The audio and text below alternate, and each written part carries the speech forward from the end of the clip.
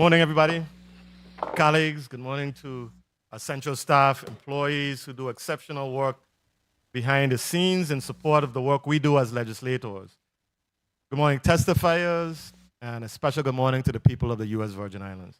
The Committee of the Whole meeting of Friday, June 26, 2026 is hereby called to order. But before we proceed with the agenda, I would be remiss if I did not express my deepest condolences to Muriel, Marie, Merle, and the entire Fenton family on the recent passing of community activist, faith leader, and radio personality, Mr. Wingrove Fenton. We also express our condolences to the family and friends of longtime St. Thomas resident, radio personality, and community activist, Mr. Samuel Sam Tapp, on his recent passing. Colleagues, we are losing giants. These men significantly impacted the cultural landscape here in the U.S. Virgin Islands. I'll ask Virgin Islanders to join me in honoring their memory, and I call on the community to hold both families in prayer and remembrance. The Committee of the Whole is hereby convened as we take up a series of measures that reflect the ongoing work of this body to balance responsible development, community stability, and economic opportunity across our territory. Today's agenda addresses key issues, including land use and zoning changes on St. Thomas, St. Croix, and St. John, access and property rights, and continued support for homeowners recovering through the Envision Tomorrow program. We'll also examine a proposed development involving the island of Water Island, with implications for long-term development and public-private partnership. These matters require careful consideration as they directly impact our communities, our environment, and the trajectory of growth in the Virgin Islands. We look forward to the testimony of our invited guests and a productive discussion that ensures transparency, accountability, and sound decision-making. To my colleagues, I encourage thorough questioning. The decisions we make here will outlast any of us in these chambers. Let us proceed with the seriousness this work deserves. Madam Clerk, can we please have a roll call? Senator Marvin A. Blyden. Senator Blyden, absent. Senator Angel L. Bolkes Jr. Senator Bolkes Jr., present. Senator Dwayne M. DeGraff. Senator DeGraff, present. Senator Ray Fonseca. Senator Fonseca, present. Senator Novell E. Francis Jr. Senator Francis Jr., present. Senator Alma Francis Heiliger. Senator Francis Heiliger, absent. Senator Hubert L. Frederick. Senator Frederick, present. Senator Kenneth L. Gittins. Senator Gittins. Here. Senator Gittins, present. Senator Maurice C. James. Senator James, absent. Senator Franklin D. Johnson. Here. Senator Johnson, present. Senator Carla J. Joseph. Senator Joseph, absent. Senator Clifford A. Joseph Sr. Senator Joseph Sr., present. Senator Avery L. Lewis. Senator Lewis, absent. Senator Milton E. Potter. Here. Senator Potter, present.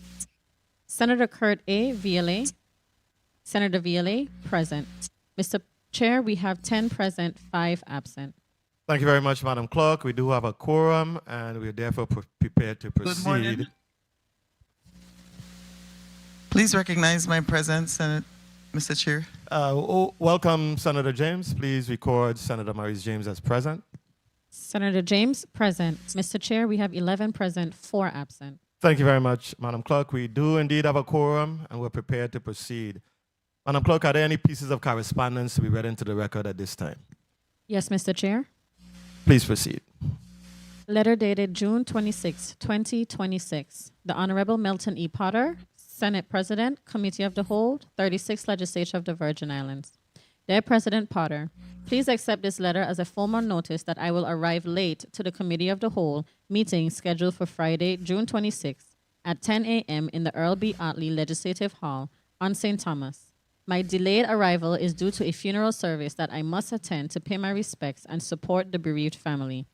Kindly mark me as excused for my delayed arrival, and forward all information distributed during the portion of the meeting held prior to my arrival to my office. I remain committed to participating in the meeting and will be in attendance promptly upon the conclusion of my prior engagement.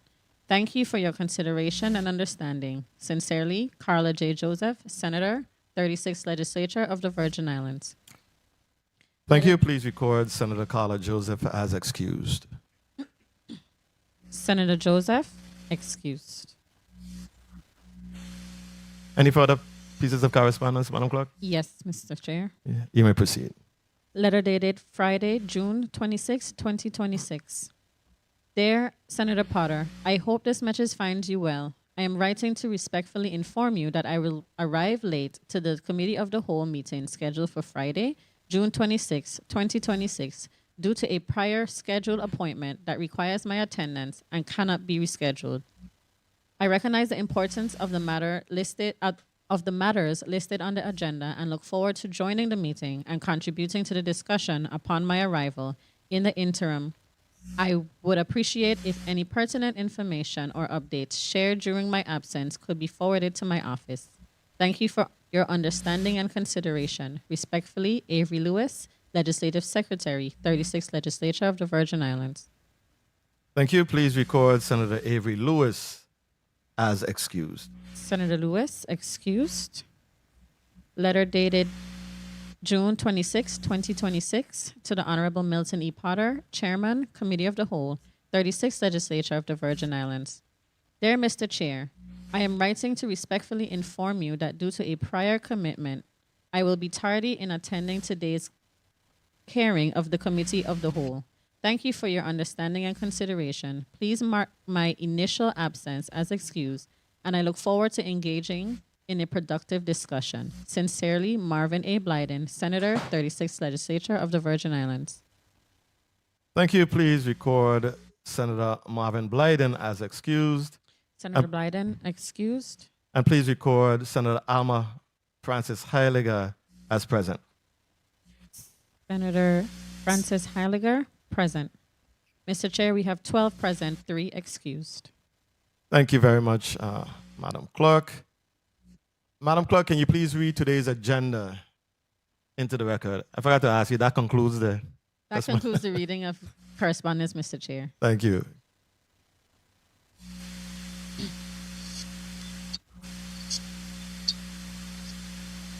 The 36th Legislature will convene in a Committee of the Whole to receive testimony for the following agenda items.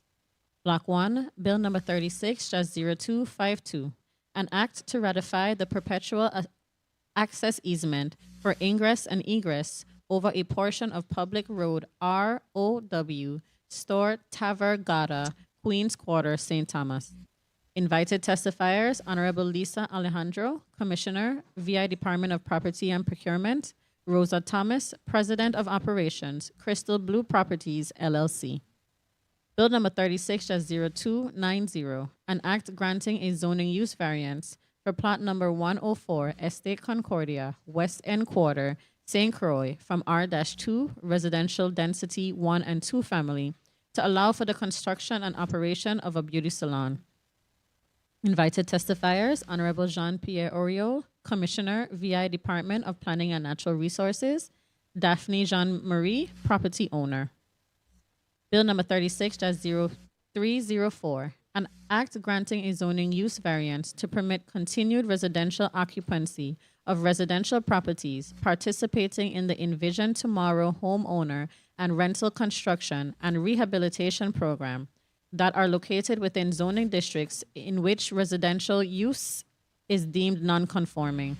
Invited testifiers, Honorable Jean-Pierre Oriol, Commissioner, VI Department of Planning and Natural Resources, Adrian Williams Octolin, Director, VI Office of Disaster Recovery.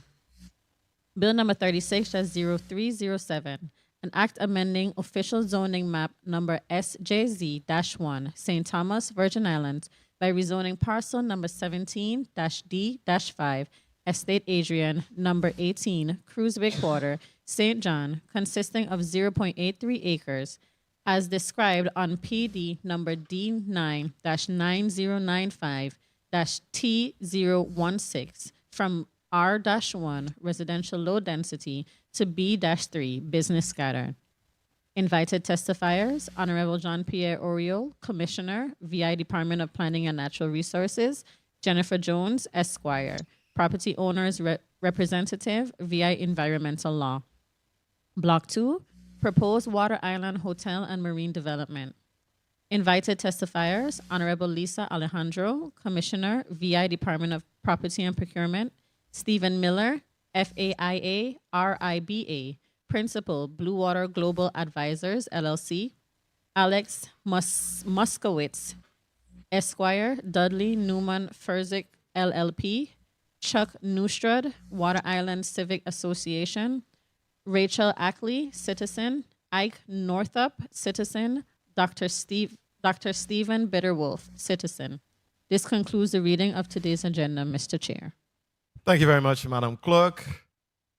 Colleagues, ladies and gentlemen, as a reminder, votes are not taken in the Committee of the Whole. We do, however, plan to vote on a majority, if not all of these items, at our next legislative session. Before we proceed with today's testimony, I'd like to ask everyone to please silence your cell phones to avoid any unnecessary interruptions.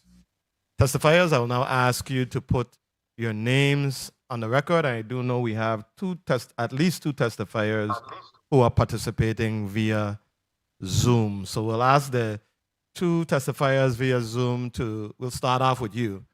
Put your names and your titles on the record, please. Good morning, Vincent Richards, Assistant Commissioner for the Department of Property Procurement. Good morning, everyone. Thank you, Assistant Commissioner Richards. Our next Zoom testifier. Good morning, Maxentius Griffith, property owner, St. John, VI, St. John Maintenance and Water Delivery. Thank you. Thank you very much, Mr. Jones. Now we'll proceed with the folks in the chambers right now, beginning from my right. Attorney Jones, can you put your name and your title on the record, and we'll proceed to the other testifiers here in the St. Thomas chambers, and then we'll move to St. Croix. Yes, good morning, Senate President Potter. Jennifer Jones on behalf of Maxentius Griffith, who you just heard over Zoom, and I'm testifying with regard to the application for rezoning, which was mentioned earlier on St. John. Thank you. Thank you, Attorney Jones. Morning, Kishore Samuel, DPNR. Thank you, Mr. Samuel. Good morning, Rosa Thomas, President of Operations, Crystal Blue Operations, LLC. Welcome, Ms. Thomas. Good morning, Joseph Sibley, Vice President, Construction Facilities, Crystal Blue Operations. Welcome, Mr. Sibley. St. Croix. Good morning, Gail Pagan, Planning Technician at the Department of Planning and Natural Resources. Welcome, Ms. Pagan. Good morning, Leah Laplace Matthew, DPNR, Territorial Planner on behalf of Commissioner Oriol. Welcome, Ms. Laplace Matthew. Good morning. Good morning, Daphne Jean Marie, owner, Hair Plus Beauty Supply and Salon. Welcome, Ms. Jean Marie. Is that everybody on St. Croix? I think so. All right, thank you. Thank you very much. We want to acknowledge the presence of Senate Secretary, the Honorable Avery L. Lewis. Welcome, Senator. Please record Senator Lewis as present.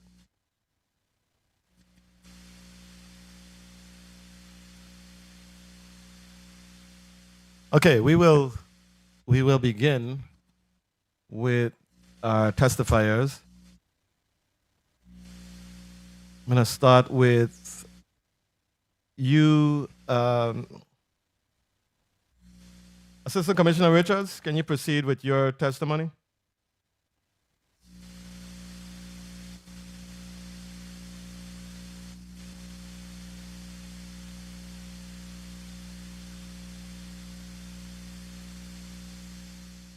Assistant Commissioner Richards. Attorney Jones, do you have a testimony? Yes, I do. Okay, we'll let you go ahead and Okay, proceed. wonderful, thanks. Good morning again, Senate President Milton Potter, distinguished members of the 36th Legislature of the Virgin Islands, and representatives of the Department of Planning and Natural Resources, as well as members of the public. My name is Jennifer Jones, and I am an attorney licensed to practice in the Virgin Islands. I appear here today on behalf of Mr. Maxentius Griffith and Mr. John D. Griffith regarding the application to rezone parcel number 17D-5, Estate Adrian, St. John, from R1 residential to B3 business scattered. At the outset, I would like to acknowledge the concerns expressed by neighboring residents and the recommendation of denial issued by the Department of Planning and Natural Resources. We respect those concerned and appreciate the importance of protecting the quality of life, character, and stability of residential communities on St. John. This application, however, presents a broader issue regarding the availability of locations for businesses that provide essential services to the residents and businesses of St. John. The Griffiths operate a business that provides heavy equipment services, transportation services, and water delivery services to residents, contractors, and businesses throughout the island. These services support housing construction, infrastructure, improvements, property maintenance, and other activities necessary to the continued functioning and development of the community.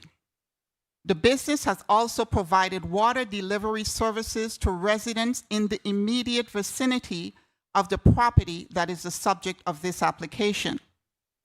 We are not asking this legislature to approve rezoning for a new business.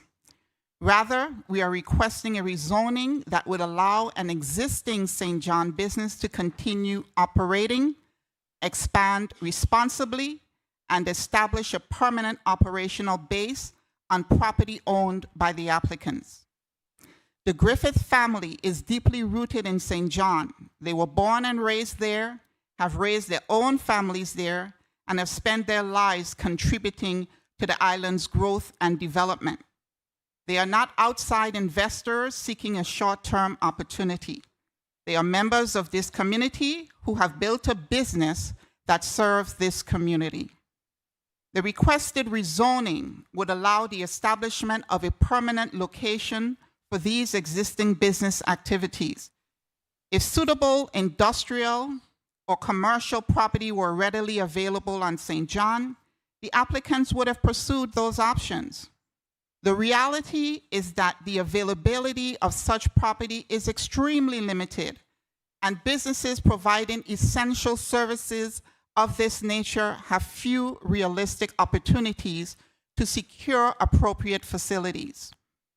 The proposed development consists of a single enclosed building containing a 3-bay garage, administrative office space, storage areas, and related support facilities. The site is not proposed as a retail operation, commercial storefront, or public-facing business. More importantly, no industrial activity is proposed. The need for this rezoning arises from the practical realities of operating a service-oriented business on St. John. The applicants currently lack adequate enclosed storage and secure facilities to protect equipment from weather, theft, and deterioration. A permanent facility would allow them to better maintain their equipment, improve operations, and continue providing services to the community. The proposed rezoning also provides broader public benefits. The business supports construction activities throughout St. John, contributes to the local economy, provides water delivery services to residents, and reduces the need to store and transport equipment from other locations, including other islands. The applicants recognize that neighboring residents have raised concerns regarding traffic noise, safety, and compatibility with surrounding residential uses.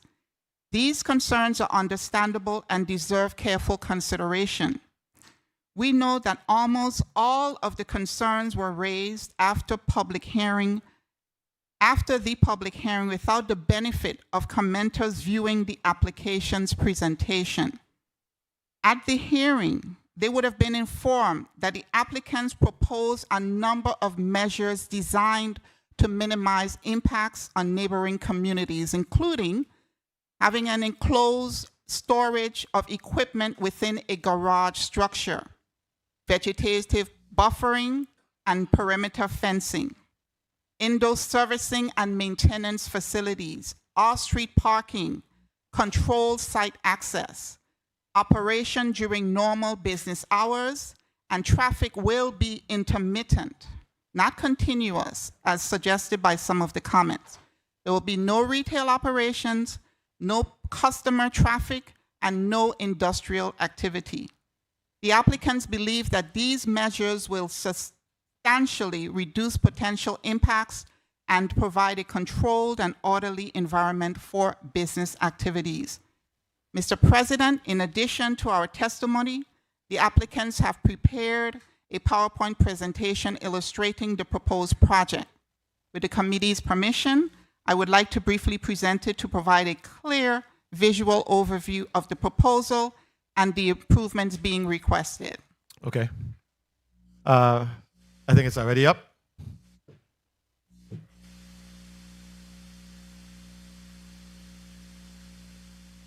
Thank you, Senate President. So this, again, this is a proposal with regard to 17D-5 Estate Adrian on St. John. I want to make sure that we understand who the applicants are again. Mr. Maxentius Griffith and John D. Griffith. They're from a multi-generational St. John family with deep community roots. The business have been operating for over 34 years on St. John. And in addition to that, they have multiple businesses. So these are two very hardworking gentlemen who are lifelong residents, who are born, raised, and continue to live and work on St. John.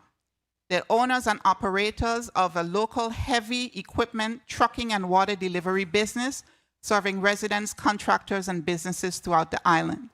And they provide, as we discussed, critical portable water delivery services to homes, business, and construction projects. And we know in this particular climate at this time how critical water delivery services have been within these past couple of months. They support housing construction, infrastructure improvements, and local economic activity. They are committed to remaining on St. John and continuing to provide essential services to the community. I want to give you an idea of an overview of where this property is located. This is from MapGeo, and you can see the yellow portion is the property location. We wanted to give you a view of what it looks like with the broader island perspective and where the property is located with respect to other activities. You see on the top portion of the slide, you will see a lot of commercial business activities on that portion of Center Line Road on St. John. This next slide shows you a closer up portion where you could see where the property is in relation to Center Line Road. There's a property directly in front of it that has frontage on Center Line Road. You can see where the existing residential properties are in relation to the property. And there are other parcels around there that are also zoned residential. So this is the view from Center Line Road, directly from that parcel that we saw that was adjacent to the subject parcel. This is the frontage for that parcel on the left-hand portion. And on the other side of the road, you can see the beginning of that other type of commercial-like activity, which would be, we believe there's an area for storage of containers in that area. This is off of Center Line Road. This is the Estate Road that leads up to Estate Adrian.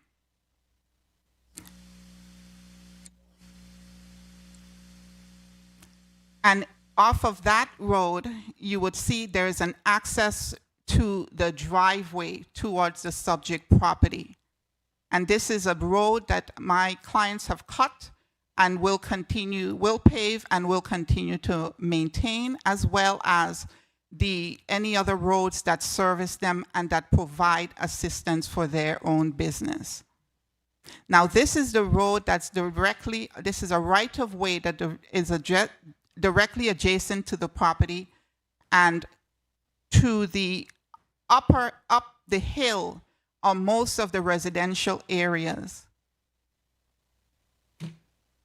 And this expansion, as we discussed before, is needed because the heavy equipment, wherever they're leasing right now, is not adequate because the equipment are exposed to the elements. And that's not good. And that requires more frequent maintenance. That would not be the case if the proposed development goes through. So the heavy equipment is currently stored in locations that do not provide adequate enclosure or security. They're valuable equipment, and they're exposed to weather, theft, and premature deterioration. And the lack of controlled and covered space limits the ability to properly maintain, protect, and organize the equipment. The existing facilities certainly do not provide that. As we indicated before, there's nothing covering the equipment.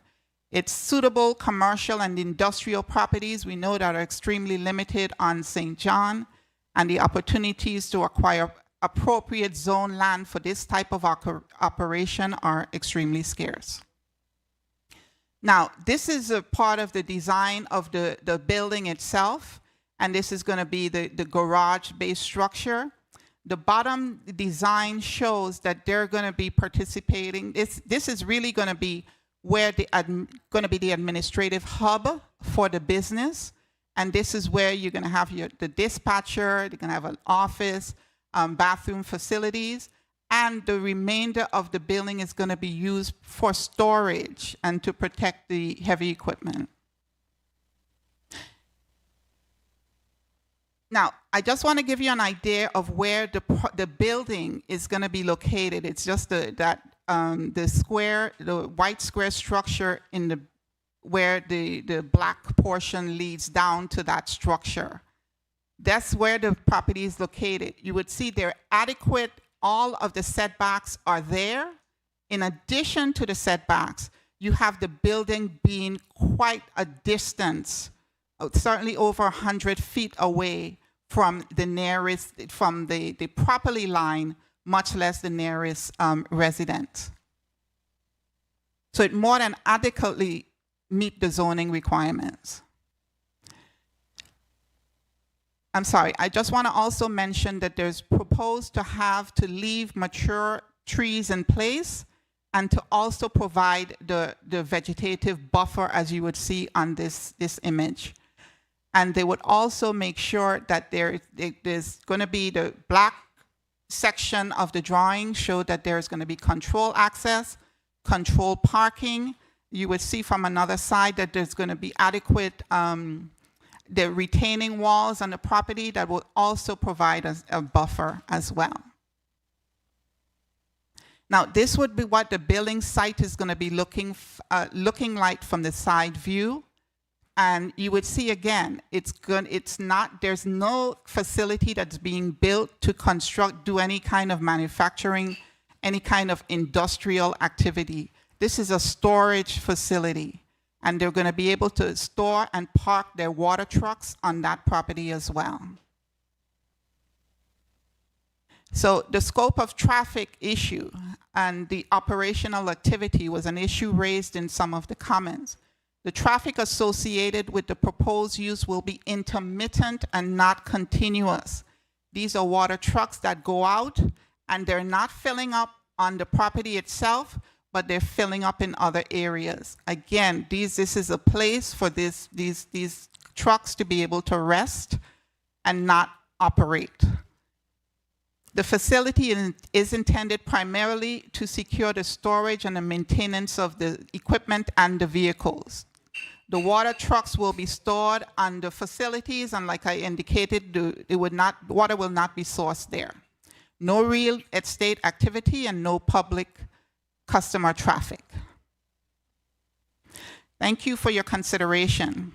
In conclusion, this application requires balancing two important public interests: preserving neighborhood character while ensuring that essential service businesses have a reasonable opportunity to operate within the limited land resources available on St. John.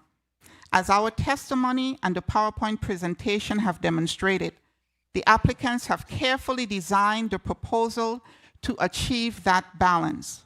While we understand the concerns that have been expressed, we respectfully submit that the proposed operation, together with the mitigation measures offered by the applicants, represents a reasonable and responsible accommodation of both interests. For these reasons, the Griffiths respectfully request that this honorable body approve the requested zoning amendment and allow the long-standing St. John business to continue serving the community for generations to come. Thank you for your time, your consideration, and the opportunity to present our case here today. We would be pleased to answer any questions the committee may have. Thank you. Thank you very much, Attorney Jones. Ms. LaPlace from DPNR, I know normally you would have gone first. You may proceed with your testimony on behalf of the department. Thank you, Senate President Potter. For this particular application, which was CCZP 0011-26, I will ask our planning technician, Kishore Samuel, to put the testimony on the record.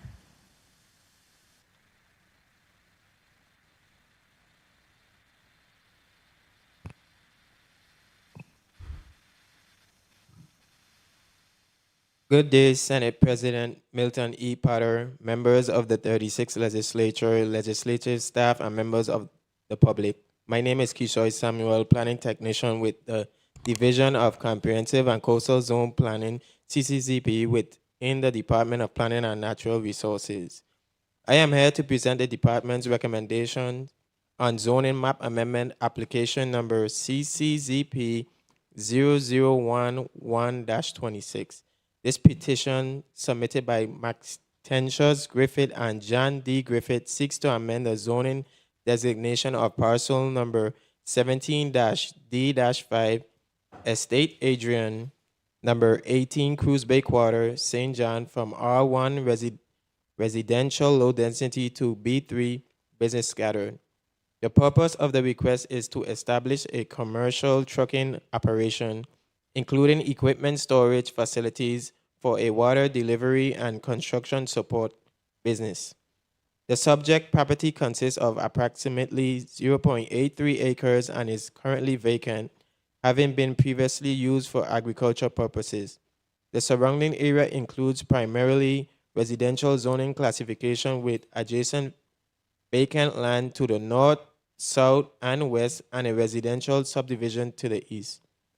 DPNR has conducted a comprehensive review of the application, including an analysis of surrounding land use, pattern, zoning history, project details, infrastructure capacity, public input, and consistency with the comprehensive land and water use plan. The department notes the following key findings. The surrounding area reflects a predominantly residential character, although prior rezoning and use variants have introduced some mixed uses over time. However, these approvals have contributed to a pattern of incremental encroachment rather than a coordinated land use strategy. The proposed project includes the development of a single-story, 3-bay garage for the storage of water trucks, dump trucks, and heavy equipment, as well as a small administrative office. Operations would involve approximately 6 to 8 trucks and 4 employees, with typical hours between 8 a.m. and 6 p.m. The site will rely on cistern water and an independent sewage disposal system and includes proposed buffering, fences, and stormwater management measures to mitigate impacts. at the DPNR CCZP public hearing held on April 20th, 2026, and through 22 written submissions, there was strong and unified public opposition to the proposed rezoning. Key concerns raised by residents included incompatibility of heavy equipment storage and trucking operations within a residential neighborhood, noise, traffic, fumes, and safety impacts associated with heavy vehicle activity, strain on private estate roads not designed for commercial traffic, negative effects on quality of life, property values, and neighborhood character, concern regarding spot zoning and precedent for further commercial encroachment, inconsistency with the comprehensive land and water use plan, particularly policies protecting residential areas on St. John. The department carefully evaluated the request against the 2024 comprehensive land and water use plan. The comp plan established a clear policy direction to discourage ad hoc rezoning and explicit emphasizes no more spot zoning as a guide principle. The proposed rezoning would convert a single residential parcel to a commercial designation within a residential subdivision without a broader planning context, which is inconsistent with the comp plan requirement that zoning changes occur through coordinated area-wide planning efforts. Additionally, the St. John specific policies of the comp plan emphasize protection of established residential communities, recognition of limited infrastructure capacity, and concentration of the commercial and service industrial uses within designated commercial or mixed-use areas rather than through piecemeal rezoning of residential land. Service industrial uses such as trucking operation and equipment storage are intended to be located in planned and appropriately zoned areas where land use compatibility, infrastructure, and access can be addressed comprehensively. The introduction of such use within a residential neighborhood is inconsistent with both territorial and island-specific planning policy. After through analysis of the applicant's request, the surrounding land use, public input, and application planning policies, the department finds that the proposed rezoning constitutes spot zoning and is incompatible with the surrounding residential area and is inconsistent with the comprehensive land and water use plan. According to the DPNR, Department of Planning and Natural Resources recommends denial of application number CCZP 0011-26. Pursuant to Title 29, Virgin Islands Code, Chapter 3, Section 238, the report of the Planning Office regarding this proposal includes a detailed basis for our recommendation, is incorporated into the record submitted prior to the Committee of the Whole hearing. We respectfully request that the PowerPoint presentation for CCZP 0011-26 now be displayed.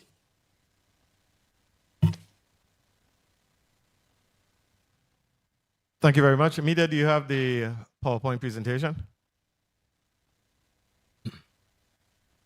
Queued up.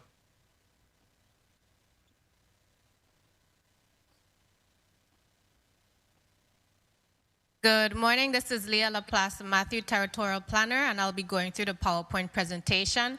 So on the first slide, as Attorney Jones also showed, this is a map geo aerial photo. The site is the yellow highlighted site, and as you can see, it's accessed off of the Centerline Road. There's a road that goes into a residential subdivision. So the property is basically within a residential subdivision. Next slide. This is the official zoning map for the area. Estate Adrian, original zoning is R1. Next slide. And the conceptual site plan layout of the applicant. This concludes the department's presentation. Thank you.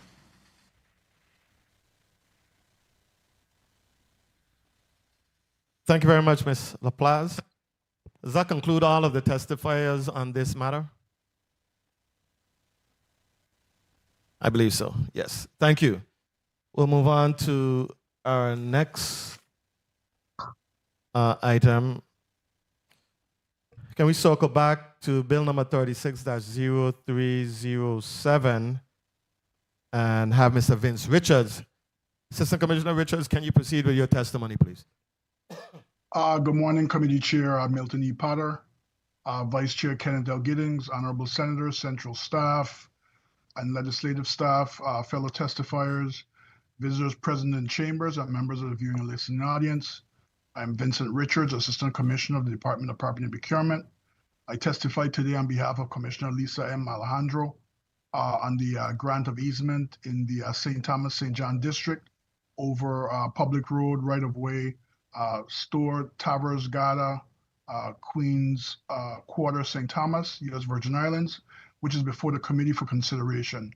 The Department of Property and Procurement requests this committee's approval in accordance with Title 31 VI Code subsection 205C of this grant of easement on behalf of 18 Dronnigan's Gade LLC.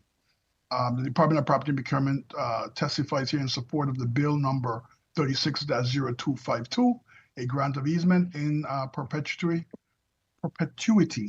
over Public Road right-of-way, store Tvaer Gade, Queens Quarters, St. Thomas, U.S. Virgin Islands, consisting of 156 square feet, more or less. The government of the Virgin Islands owns the public road and right-of-way. Number 18 Dronnigan's Gade LLC owns the adjacent parcel number 18 Dronnigan's Gade, Queens Quarter, St. Thomas.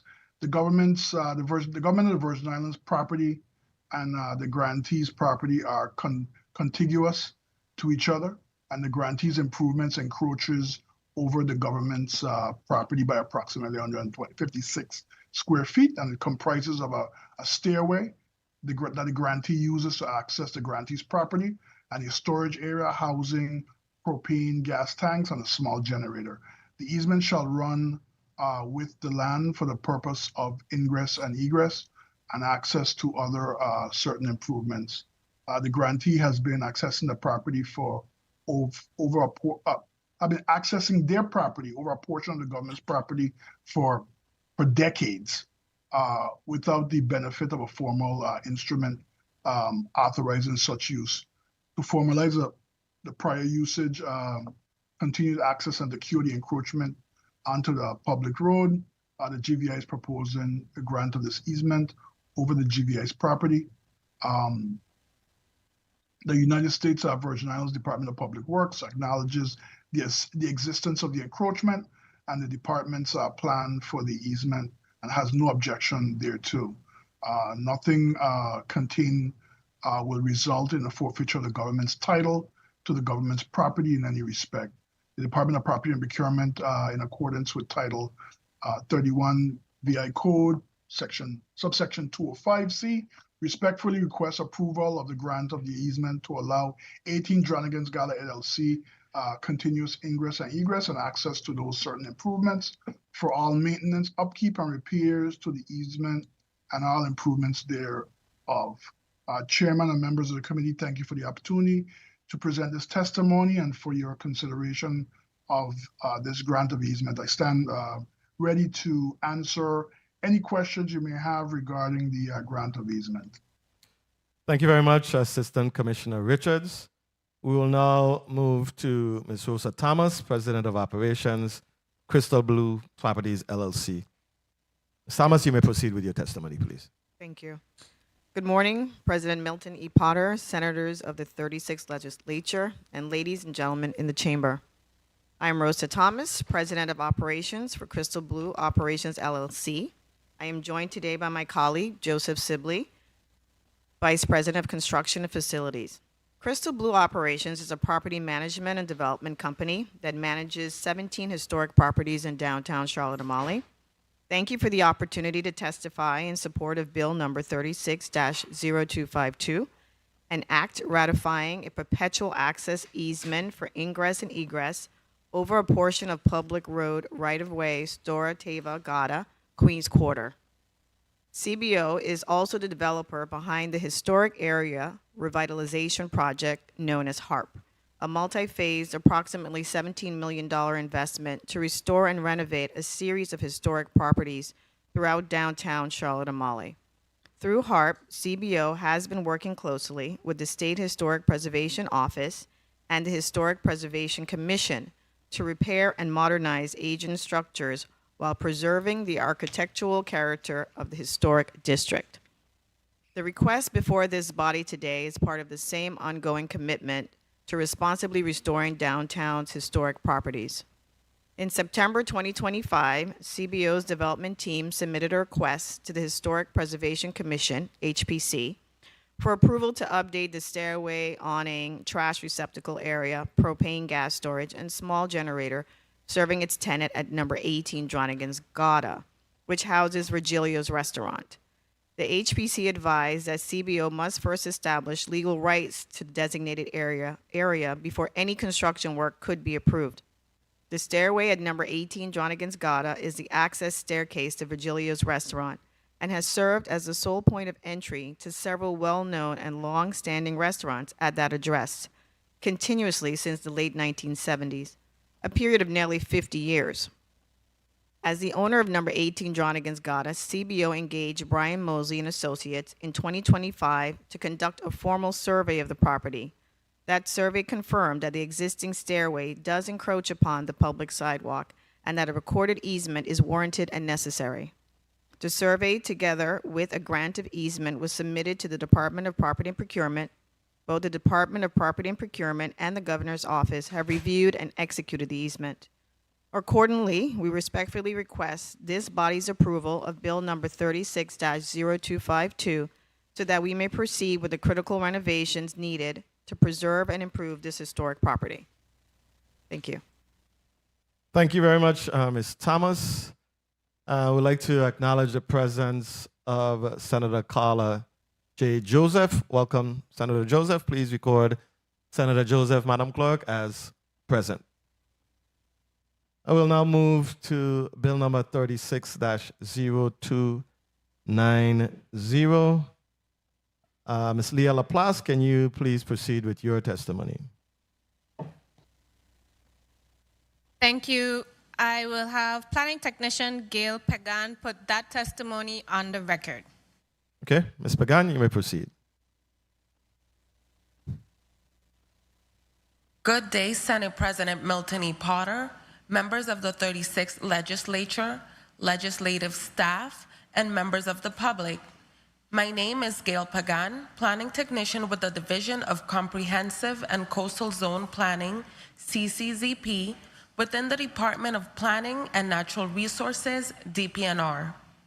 I'm here to present the department's recommendation on zoning map amendment application number CCZP 0109-25. This application, submitted by Ms. Daphne R. Jean-Marie, requests a use variance to the R2 residential low density 1 and 2 family zoning designation for plot number 104 Estate Concordia, Westend Quarter, St. Croix, consisting of 0.256 acres.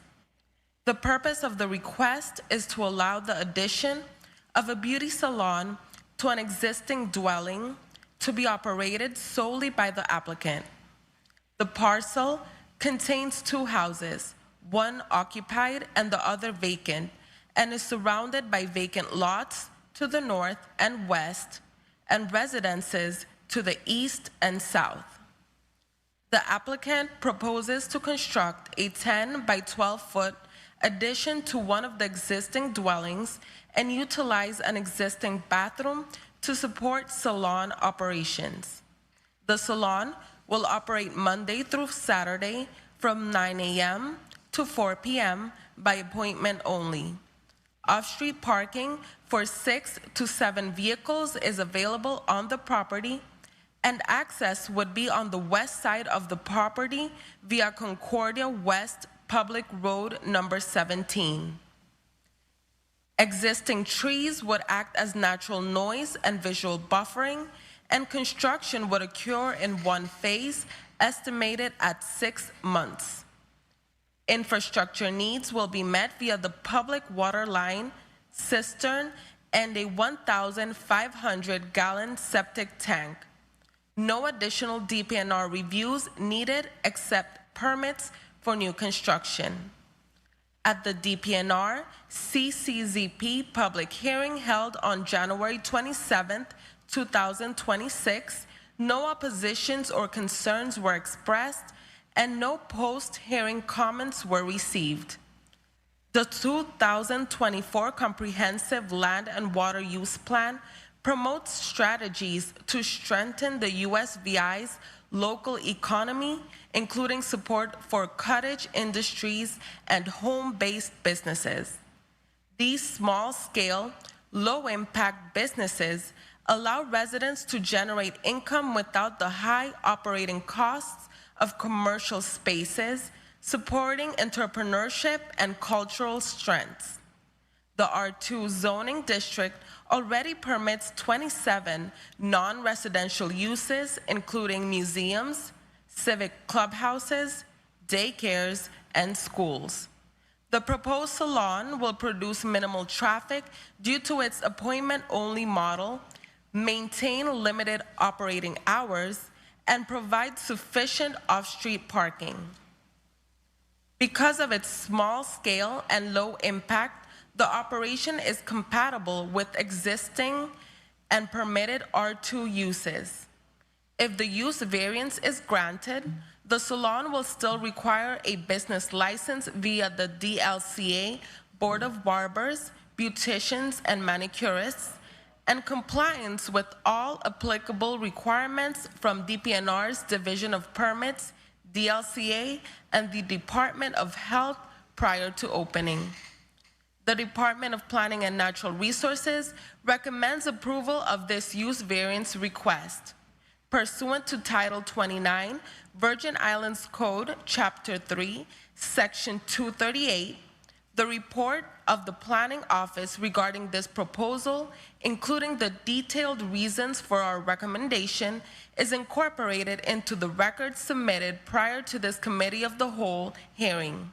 We respectfully request that the PowerPoint presentation for CCZP 0109-25 now be displayed.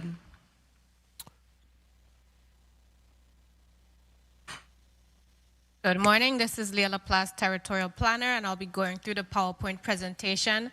This is a photo of the site, which has 2 homes on it, one occupied, another vacant. Next slide. This shows the map geo-aerial view. So this property is near the Queen Louise home on St. Croix. Next slide. And on the zoning map, you'll see that it's within the R2 zoning district. Next slide. And this is the proposed addition. So the existing residence has a bathroom, and a 10 by 12 addition would be surrounding the bathroom to allow for the salon operation. That concludes the department's presentation. Thank you. Thank you very much, Ms. Leah Laplace. I think we have one final bill to consider, bill number 36-0304. Ms. Laplace? We have the applicant. Sorry, we have the applicant, Ms. Jean-Marie, as well. Oh, I'm so for, sorry. The testimony. And yes, Ms. Daphne Jean-Marie, you may proceed with your testimony.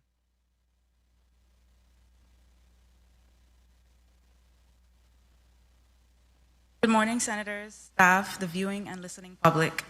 My name is Daphne Jean-Marie. I appreciate the opportunity to speak with you all this morning with respect to Bill number 36-0290. I have been a small business owner since 2015. Currently, my husband and I own a beauty salon and supply store on St. Croix. However, as a result of the rising cost of doing business on a slower economy, we have decided to put into motion a plan to downsize. I am requesting a use variance for our property at 104 Concordia, Frederiksted. We are now in an R2 zone, and I would like to be classified as B2 or B4 in order to operate a small hair salon from home. I would not have any employees, and the business would be strictly by appointment to limit traffic in the area. Our property has 2 houses. We would construct a small room dedicated to the hair salon as an addition to one of the houses. The area we are in also has a gas station and daycare center nearby. It seems, however, that the commercial zoning stopped just short of our neighborhood. In accordance with DPNR's requirements, we have spoken to the neighbors and everyone supports us. This, in addition to the DPNR approval recommendation, lets us know that the request is reasonable. I respectfully request that you vote favorably for Bill number 360290 so that we may accomplish our goals. Your consideration will be most appreciated. I remain available to answer any questions. Thank you.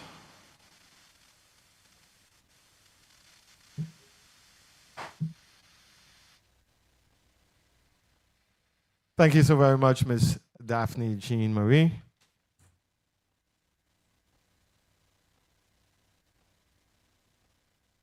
Yes, she said Jean Marie. I pronounced it wrong the first time. I said Jean Marie.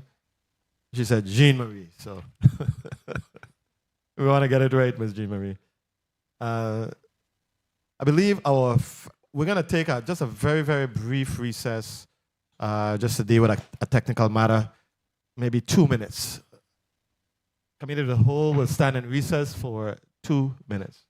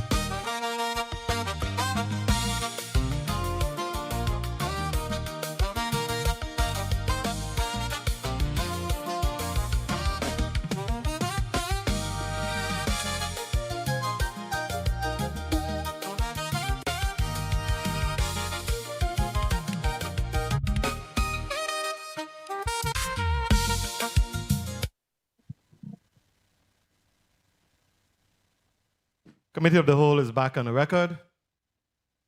Colleagues, before we move to our 3-minute round, I just want to advise you that Bill number 36-0304 will be removed from today's Committee of the Whole agenda and will be placed on a future agenda if necessary. Thank you, Mr. Minority Leader. I appreciate that. Senator Alma, well, before you go, Senator Alma Francis Heiliger, before I recognize you, I wanted to ask Attorney Jennifer Jones regarding the last bill on the agenda, Bill number 36-0307. DPNR issued a recommendation of denial, right? Yes. Can you walk us through specifically each basis for that denial and explain to us why you believe the legislature should reach a different conclusion than the territory's own planning agency? Yeah. I absolutely respect the decision of the Department of Planning and Natural Resources and the staff. But I do believe that I just want to at least offer some context to some of the comments. There were quite a bit of opposition. There were about 12 letters in opposition. But to clarify, I mean, absolutely everyone who comments is respected. But it is clear from the comments that most of the comments are one format, one letter that was signed by multiple persons. So it gives the impression that there was a lot of opposition. I think what speaks mostly to the opposition are the people who were there at the presentation. There was people who spoke, they asked questions, and certainly not at that time, no one expressed any direct opposition. They expressed concern. We spoke to each of those concerns, and I think that we did it adequately. With regard to the issue of spot zoning, this is no different than any other issue that has come before the legislature. Until we have an adequate structure in place that removes the legislature from that equivalent, that is something that you can also say to every application that comes before it, because there's no organized. You can have a land and water use plan, but you need to have the infrastructure to be able to support it. So then rather than these things coming before the board, then they come before a planning board. In the interim, you have the very same policies in that plan that already exist in the law. And those are judgments that the legislature makes individually. So that is a law in its current state. The legislators make the individual decisions with regard to zoning. So when you say spot zoning, it makes it seem like there's something really ominous going on. But technically, that is something that always occurred. That is your job to make those decisions logically, carefully, and with the absolute information, the best information that you could have to make those decisions. So what we have provided, these projects, no projects is absolutely perfect. The other thing that I take issue with is that making it sound, there is that subdivision that is to the right with existing homes. But what you have, if it's a large swath of land on St. John that is sitting there and has been sitting there for many, many years. And so we're asked to understand that it is on paper a subdivision. It isn't in terms of planning because they're all zone 1. But this body has the ability to make sure that, and one of the critical issues that you raised in your testimony, your introduction, was that we got to project into the future in terms of the growth that's going to occur We understand that it is a policy to have residential homes on St. John. We also have to make sure that we look at that realistically and to have services and the infrastructure to support the construction of those homes, the residents while they're in those homes, and to look realistically at those. We showed you in the presentation the property that is a frontage property. That property is ideal for commercial activity. This property is directly behind that. So while it's now zoned residential, part of your job is to be able to look at it holistically and look at the entire and decide based on what the policy issues are, how you believe that that area should be able to look. And we want to also make clear that that area sits in a low-lying area. There are no views. As I said, it's going to be, if that frontage property is ever changed to zoning property, which is right off the commercial road, if that is the case, then this property would sit right behind it. So we ask you not only to look at what's there, we wish we can provide you, and I know the senators usually do site inspections, and that's good. So you could see that there's nothing there, but the residences that are off to the other side, I'm not sure if those residents were the ones, because a number of those showed up at the hearing, but I'm not sure who the persons were that submitted the letters. As again, there were a number of them, just someone else signed, but it's the very same testimony. So I do understand, I see how it looks, but we're asking the legislature to do what you do best. You imagine not only for this specific parcel, but what St. John and that area needs to look like, considering the tensions, the challenges in terms of space, and also what is going to be occurring in the future, particularly the development that we expect to be a lot of construction activity that we expect to be coming online on St. John. Who supports that? Thank you, Attorney Jones. You certainly made a very strong closing argument in a courtroom. I must give you credit. Thank you. I want to give Ms. Leah LaPlace of DPNR an opportunity to offer a comment if she chooses to. Regarding your argument about the spot zoning and the role of the Senate, it seems that you're saying that there is always going to be some level of spot zoning simply because of the role that the Senate has to ultimately give the final until we have a land use plan that not only spouts policies, but one that offers a plan. It sets hearings, it sets an infrastructure, there's an enforcement process in place, there's a review process in place.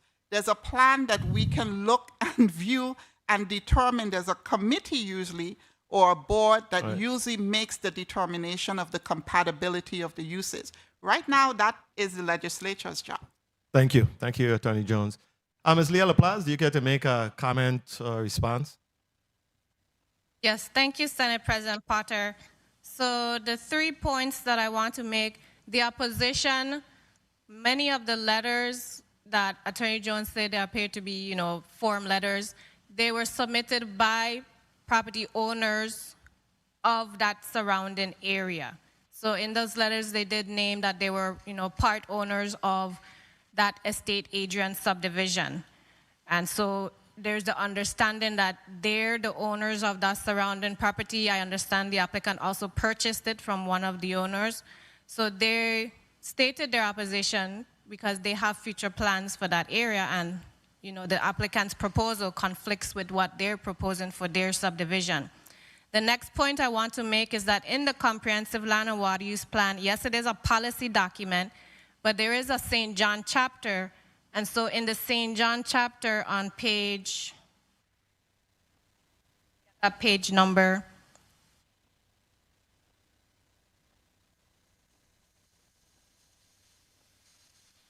it's 97 ideas for Susannaburg.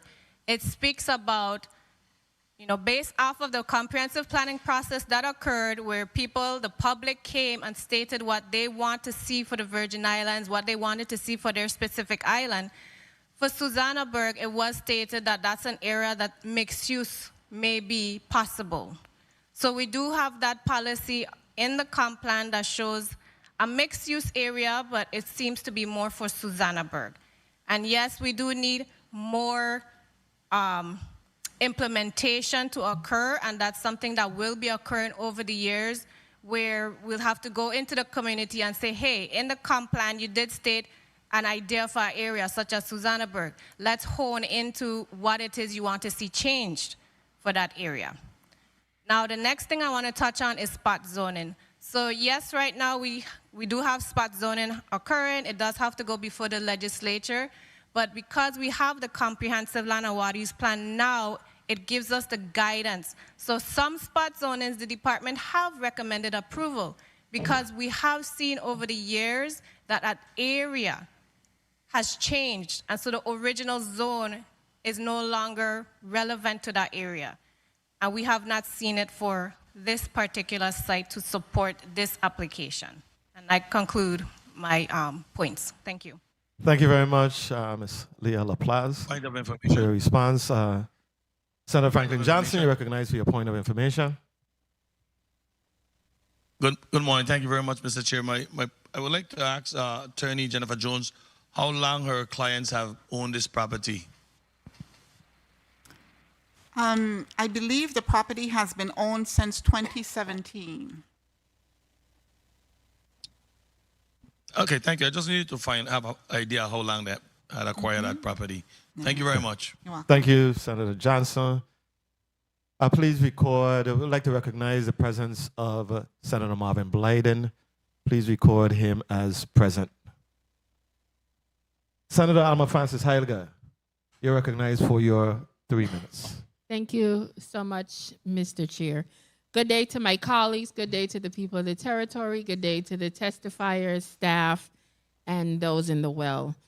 As it relates to Bill number 360252, after listening to the testimony, reading through the documents, this seems more of a cleanup in regards to easement that has been utilized for many years, and we're just trying to document it properly. Is that a proper assessment? Correct, it is. Thank you. Okay, so no harm, no foul. I have no problem.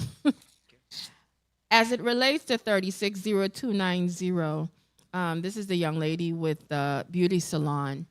I do understand what you're sharing with your concerns in regards to potentially high economic cost. Your decision to relocate to where you plan to put this home, do you think with the accommodations and the time for your customers will still yield the necessary economic footing that you are anticipating, or would this be a complete decrease for you? Well, yes, it will be a decrease. Oh, sorry. Oh, it will be a decrease? Okay. And you, I heard when you were testifying, you said it would take about 6 months for this project, roughly? Okay, so sorry, Daphne Jean Marie speaking. I was saying earlier that I anticipate it being a decrease, but also I know that with a lower overhead, we wouldn't need as much income as well. Okay. And I don't anticipate that much of a decrease for it to not be worth it, because Okay. I have so far a steady clientele that I can maneuver myself. Okay, well, I'm happy to hear that. And you said you had spoken to your neighbors and they all seem to be amenable to this adjustment in the zoning. 1 minute. Okay, well, Yes. thank you. I want to move over to 360307. This one is for the parcel in St. John. I know land in St. John is very scarce.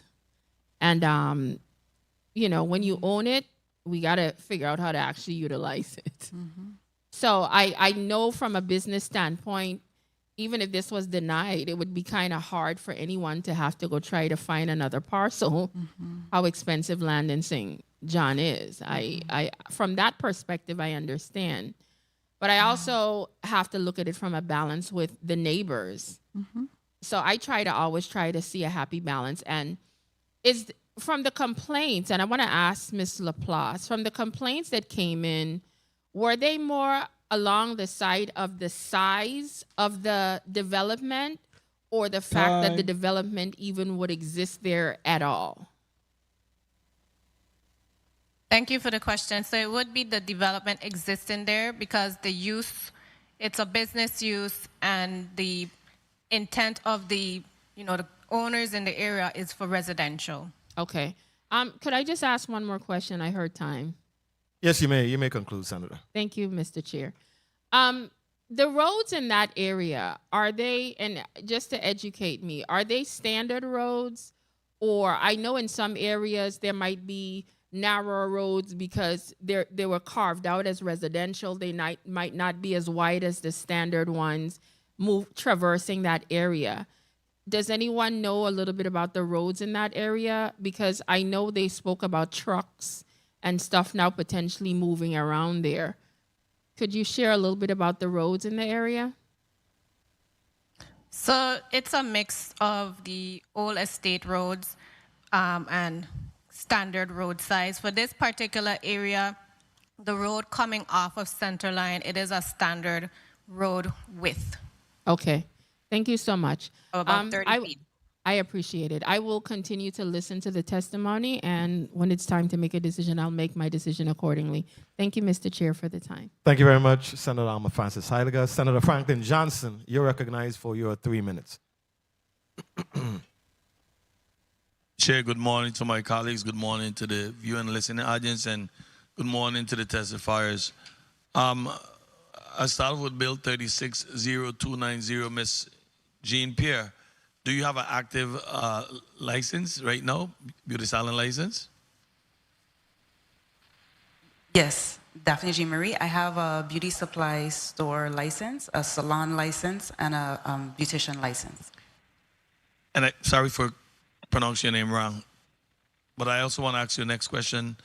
Where was your business located before? Right now, the business is located at 2B Mount Pleasant in Frederickstead. Okay. Yes. So you're taking all the business out at all? No.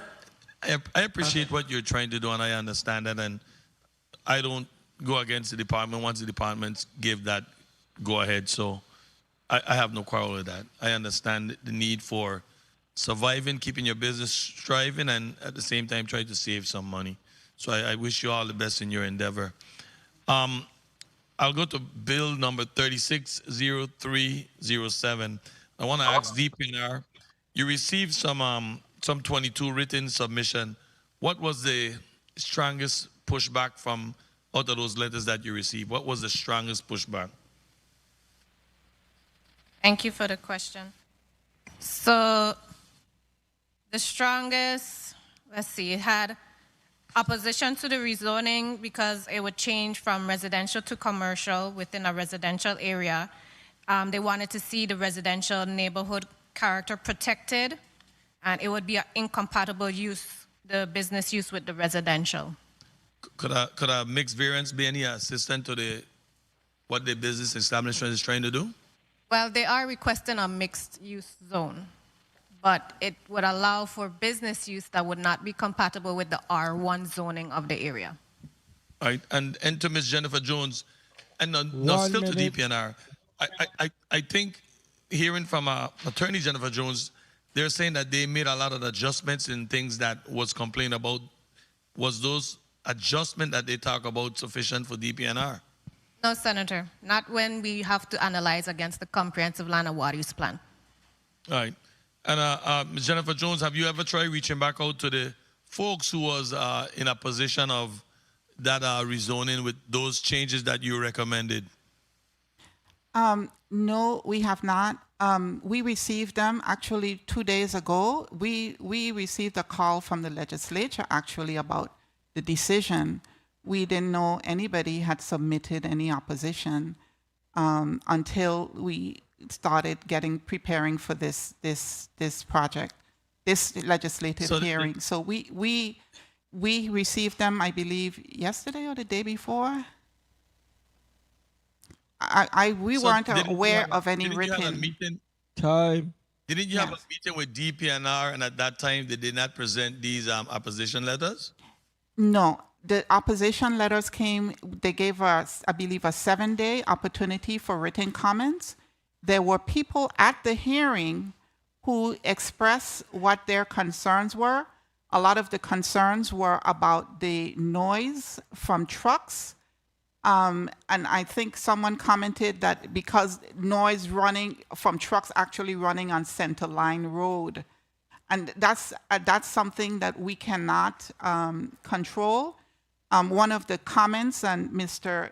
Griffith explained that in terms of safety, you would actually want a noisy truck as opposed to a truck that's that size and silent. So those were the types of comments we received there at the hearing, not about the compatibility issues.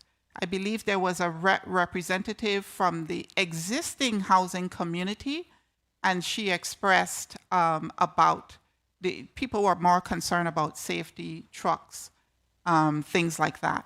But we explained where the project was, and it's not, I believe there was some idea that the road will be going through the residential community that exists now, but that's not the case. So for those comments that were at the public hearing, we certainly addressed those, but not the written ones. And as we speak right now, where exactly is the business being run from at this point? And are they in a lease agreement where they are right now? They are in a lease agreement. Mr. Griffith can speak to exactly where they are. Mr. Griffith, if you're still. Good morning. Yes. Morning, Maxentius Griffith, St. John Maintenance.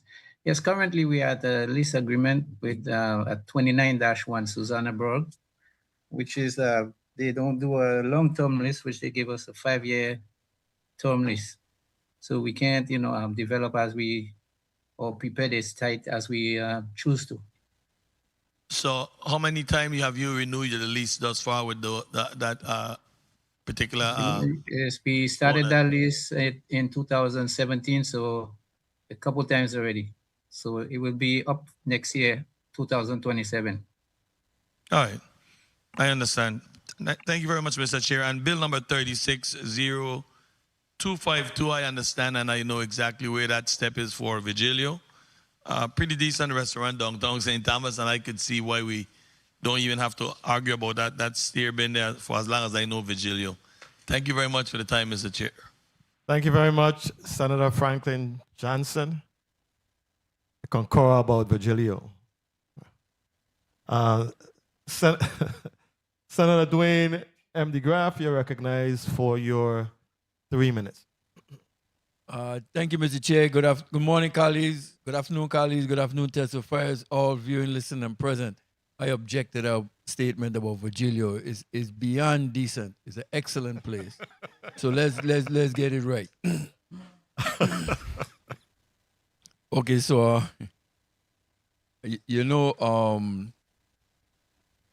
Attorney Jones, Yes. with all due respect, your commentary to me is moot, and I'll tell you why. One, all the opposition have the right to oppose anything. As U.S. citizens, they have the right to oppose it. Two, your client and you have the right to try to do what you're doing, because you're doing a legal process. And this body, without a doubt, we know what job is. We know we have that authority to make it right or change it or do whatever. I don't consider it spot voting. I think when you have 15 heads to make a decision, it's going to be a lot better than 1 or 2 people making the decision. So with all due respect, that's why I think it's a moot situation. It's a very funny situation to be in because St. John needs those services. The gentleman has an existing business. His lease is about to be up. But take it into consideration wherever you're gonna have big trucks and things park up. I don't care where you contain them. You're gonna have some kind of maintenance going on. You're gonna change a tire. You might change your oil. I think that's what residents are afraid of. I think that's where I probably would rather see bush across the street from me than to see a big water truck will hit them every day and stuff. So it becomes a decision where we have to make a determination, and I'm ready to make my decision. It's just a matter of it becomes a ticklish situation when you're throwing the land and water use situation plan that we have now. We're trying to get where the territory moves in a direction.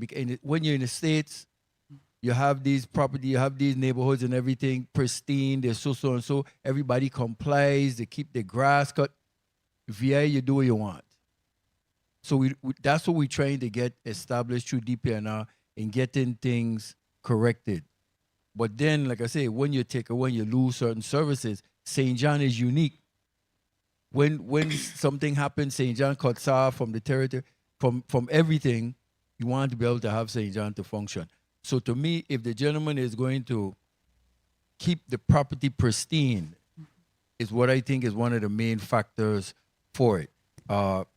You say you're going to have the vehicles contained in the building. I'll wrap up, Mr. Chair. You have the vehicles contained in the building. That has to be paramount. You know, I see you have a lot of blacktop on it. Maybe you're putting some more vegetation, some more green space and things like that to keep it looking more residential than commercial. And I think that would probably go a long way versus just fighting the fight that, hey, I own this property and I'm going to put this in. So that's all I'm saying in regards to that bill. All the others, I support. That one, we're going to take into consideration. We're going to make a decision.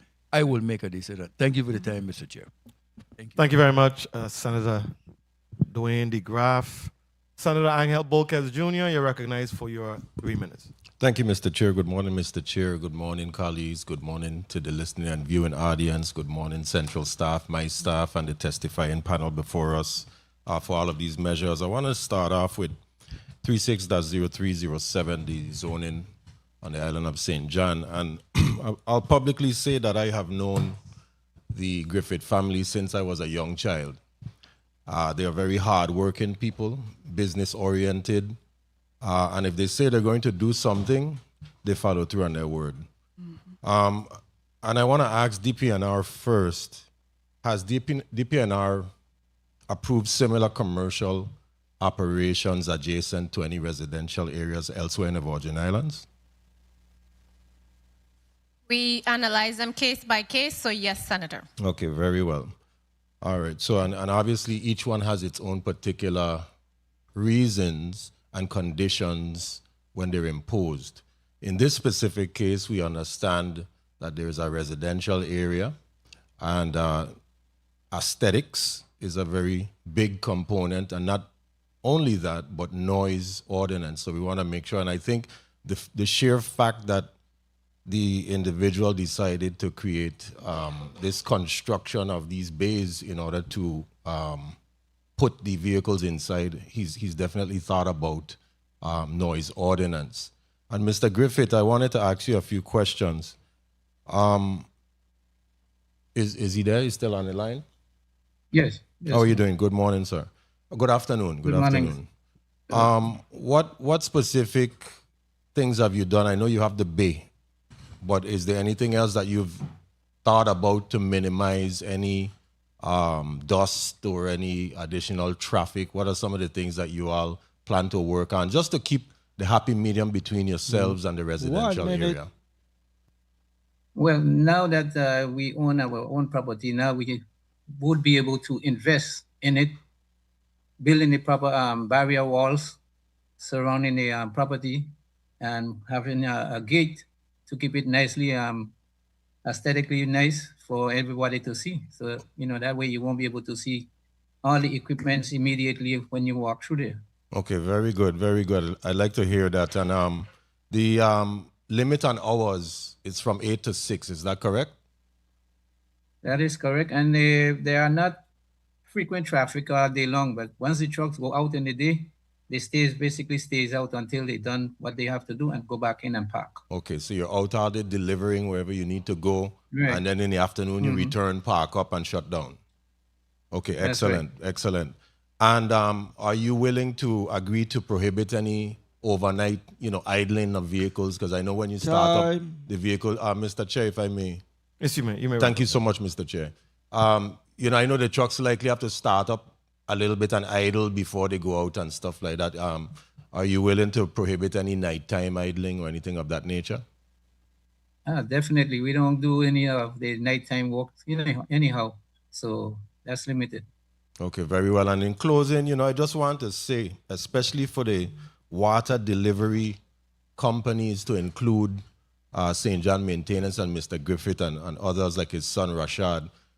These are the individuals when there's emergency situations, especially with our Virgin Islands Fire Emergency Medical Services, and they're the ones who are called upon or even just come out without the fire service even asking, and making sure that the firefighters have water for some of these emergencies. As you all may know, on the island of St. John, we don't have as many fire hydrants as the islands of St. Thomas and St. Croix. So predominantly, in some cases, we have water trucks having to deliver water to some of these emergencies. So I want to publicly thank them for their service, and I look forward to listening to the conversation. Thanks for the time, Mr. Chair.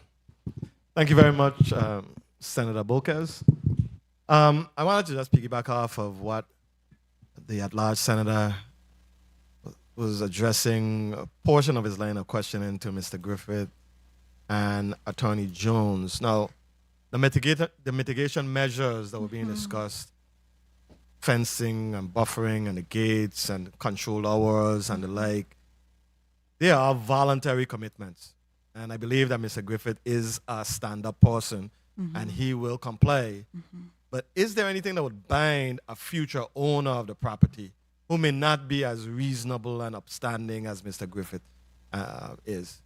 Is there any means or any measure or anything that would bind a future owner to these voluntary commitments that Mr. Griffith has agreed to comply with? Yes.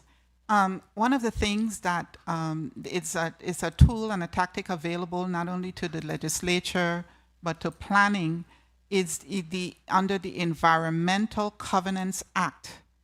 You can create covenants that are going to be recorded in the recorder of deeds against the property, and those covenants do the same as if they were private individual covenants concerning an estate. That you can limit, you can do pretty much anything as opposed to something against the law or against the Constitution. But you can create an environmental covenant that can be enforced and that would attach to the land. I know in past years DPNR used them, CCZP used them to make sure that, particularly for the heights of buildings, to make sure, because some zones allow for, the use, but they also allow for 6-floor buildings. So you don't want to be able to do that. So you can have a covenant to restrict to 6 floors. You can also have covenants to do that. I wish those would be used more widely. With regard to the comment about what's offered, those are also industry standards. Those are standards to mitigate projects. As I was saying before, no project is expected by law to be perfect, but you gotta have a mitigation measures to mitigate against those impacts. And that's how all of the zonings are judged. Thank you very much for your response. Senator Hubert L. Frederick, you're recognized for your 3 minutes, sir. Thank you very much, Mr. President, Mr. Chair. I appreciate the time.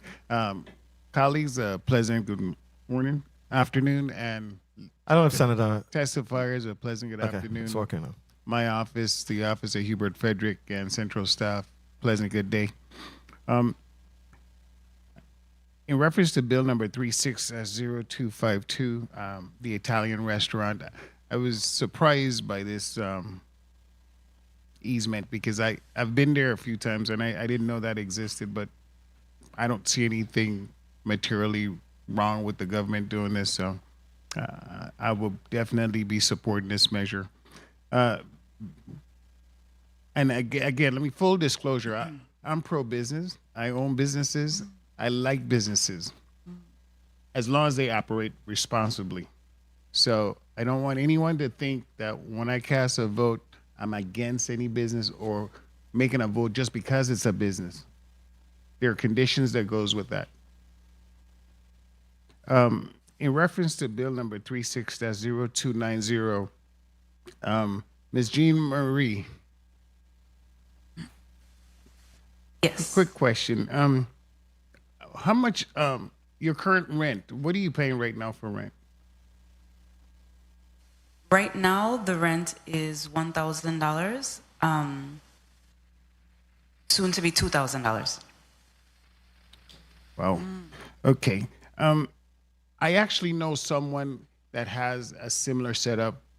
They've been operating their business. They went through the process and they've been operating their business, but they quit recently because of age. And so now the question is, what happens to the business at that location? So did you make any forethought as to after a certain period of time what your plans were? Yes, the plan that we're putting into motion actually involves selling the business in due time. And the plan to have the small salon at home is part of a retirement plan. So they would be operating, another operator would come in and operate that location?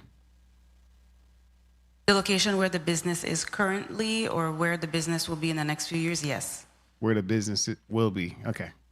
Thank you very much.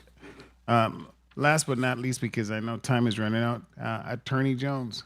Yes. Very compelling argument about the restrictive covenants. I think that's something we should have done with every exemption because that's the only way you could hold the party, truthful to the agreements. Yes. A variance is a variance. It's an exception, and the exception, Mr. Chair, if I could just, the exception should come with some controls.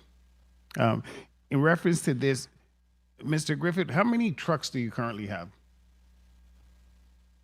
I personally have 3 water trucks, and my brother has currently one, and a couple dump trucks. So you have a total of 5 large trucks? Yes. 6 total?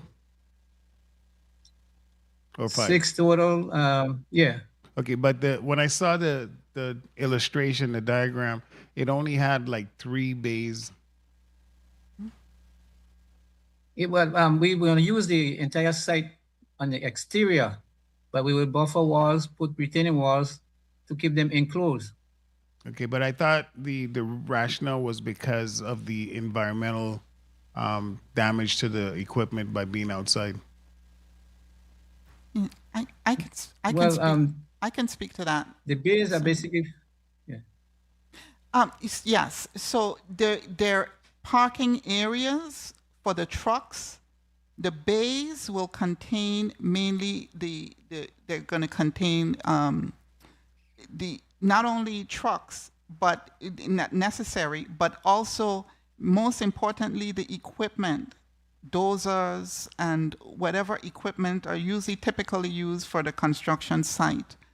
They're going to be additional. I spoke to the parking areas around the property that are going to be designated for parking for the trucks. The trucks can stay out, but the critical concern is the equipment being out in the open and in the environment. And small maintenance would occur within the bays. All right, my time was called, Mr. Chair. Appreciate the leniency. Thank you very much for your responses. Thank you very much, Senator Hubert L. Frederick. I wanted to ask Ms. Thomas a question regarding the easement. And I want to ask you, how does this individual easement request, how does it fit in within the larger historic area revitalization project and the broader vision to reimagine Charlotte Amalia? Well, the easement is part of, like we said, the entire broader spectrum. So it's just one step in it. We want to partner with, the State Historic Preservation and Historic Preservation Office and be in compliance with all the requirements. So that's why this, after, 40, 50 years, it's come up, because we went before them to make any renovation changes and ask their opinions, and that's why it came up. So we have, like I said, 17 properties, and you can look around and see this is going to be a transformational process, what we're going to do to those historic properties. So this easement is really critical for us, that we stay in compliance with SHPO and historic preservation. Thank you very much for your response. Senator Carla J. Joseph, you're recognized for your 3 minutes.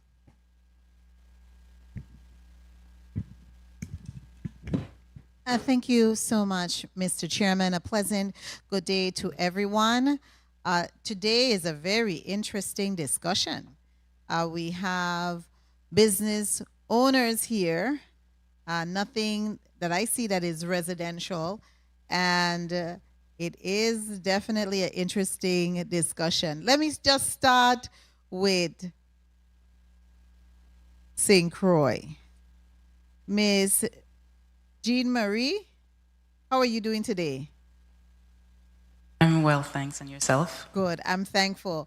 I want to commend you as a businesswoman for all that you do and for being so innovative to look at sustaining your business the best way that you possibly can.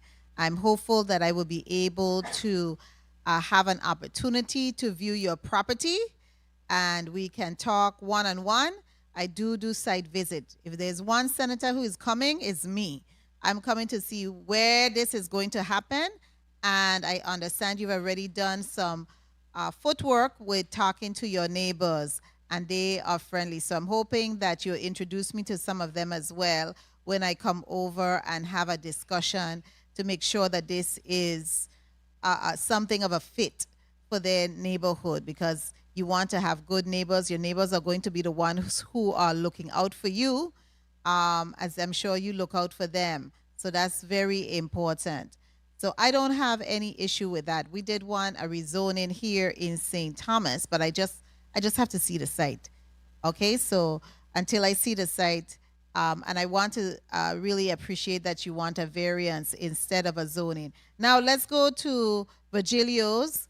I don't have any issue with that 1 minute. either. Oh, geez, I'm bad.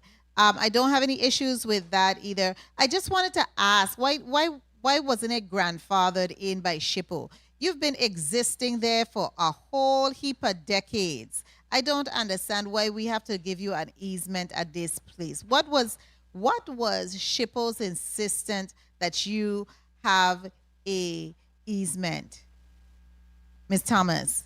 It's a good question. I don't know why they're insisting on it, but it's required because we are making changes to the historic building. So it had to be done in order for us to move forward. And so you just want to be compliant so you could go forward with the... We must be compliant. Okay. Now, finally, Ms. Jones, I have some major issues with your request. And Mr. Griffith, I got a chance to read some of these letters, and I looked in particular at the one from the Sprouls, Eugenia, Mr. Chairman, Eugenia Sproul, Geshlin Sproul. They are against this rezoning. They said they didn't have time.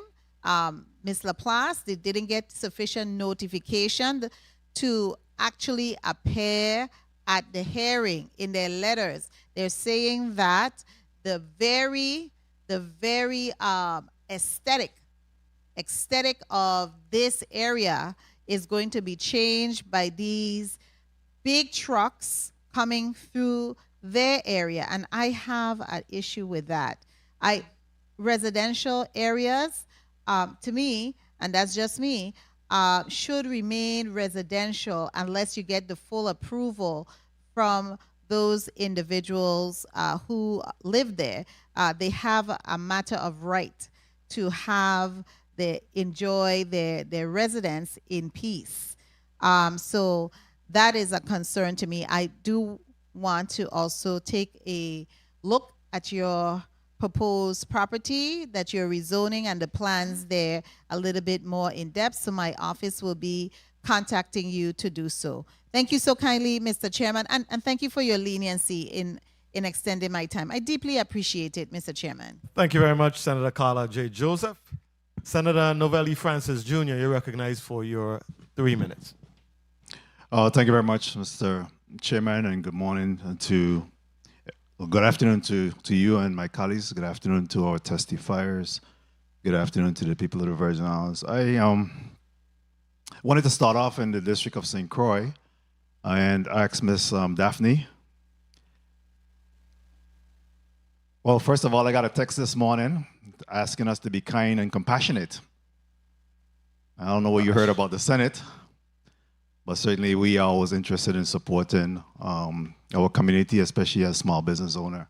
As a small business partner myself, I'm particularly concerned that if you had an opportunity to be able to access or have a discussion with the EDA or the small businesses in regards to perhaps supporting the business that you have within the current site. Were there any discussion at all to try to get some subsidies to support your endeavors? I understand the difficulties in being able to operate a business, but before you made a decision to move your business to your home site, were there any discussion in terms of trying to access any support from the governmental entities?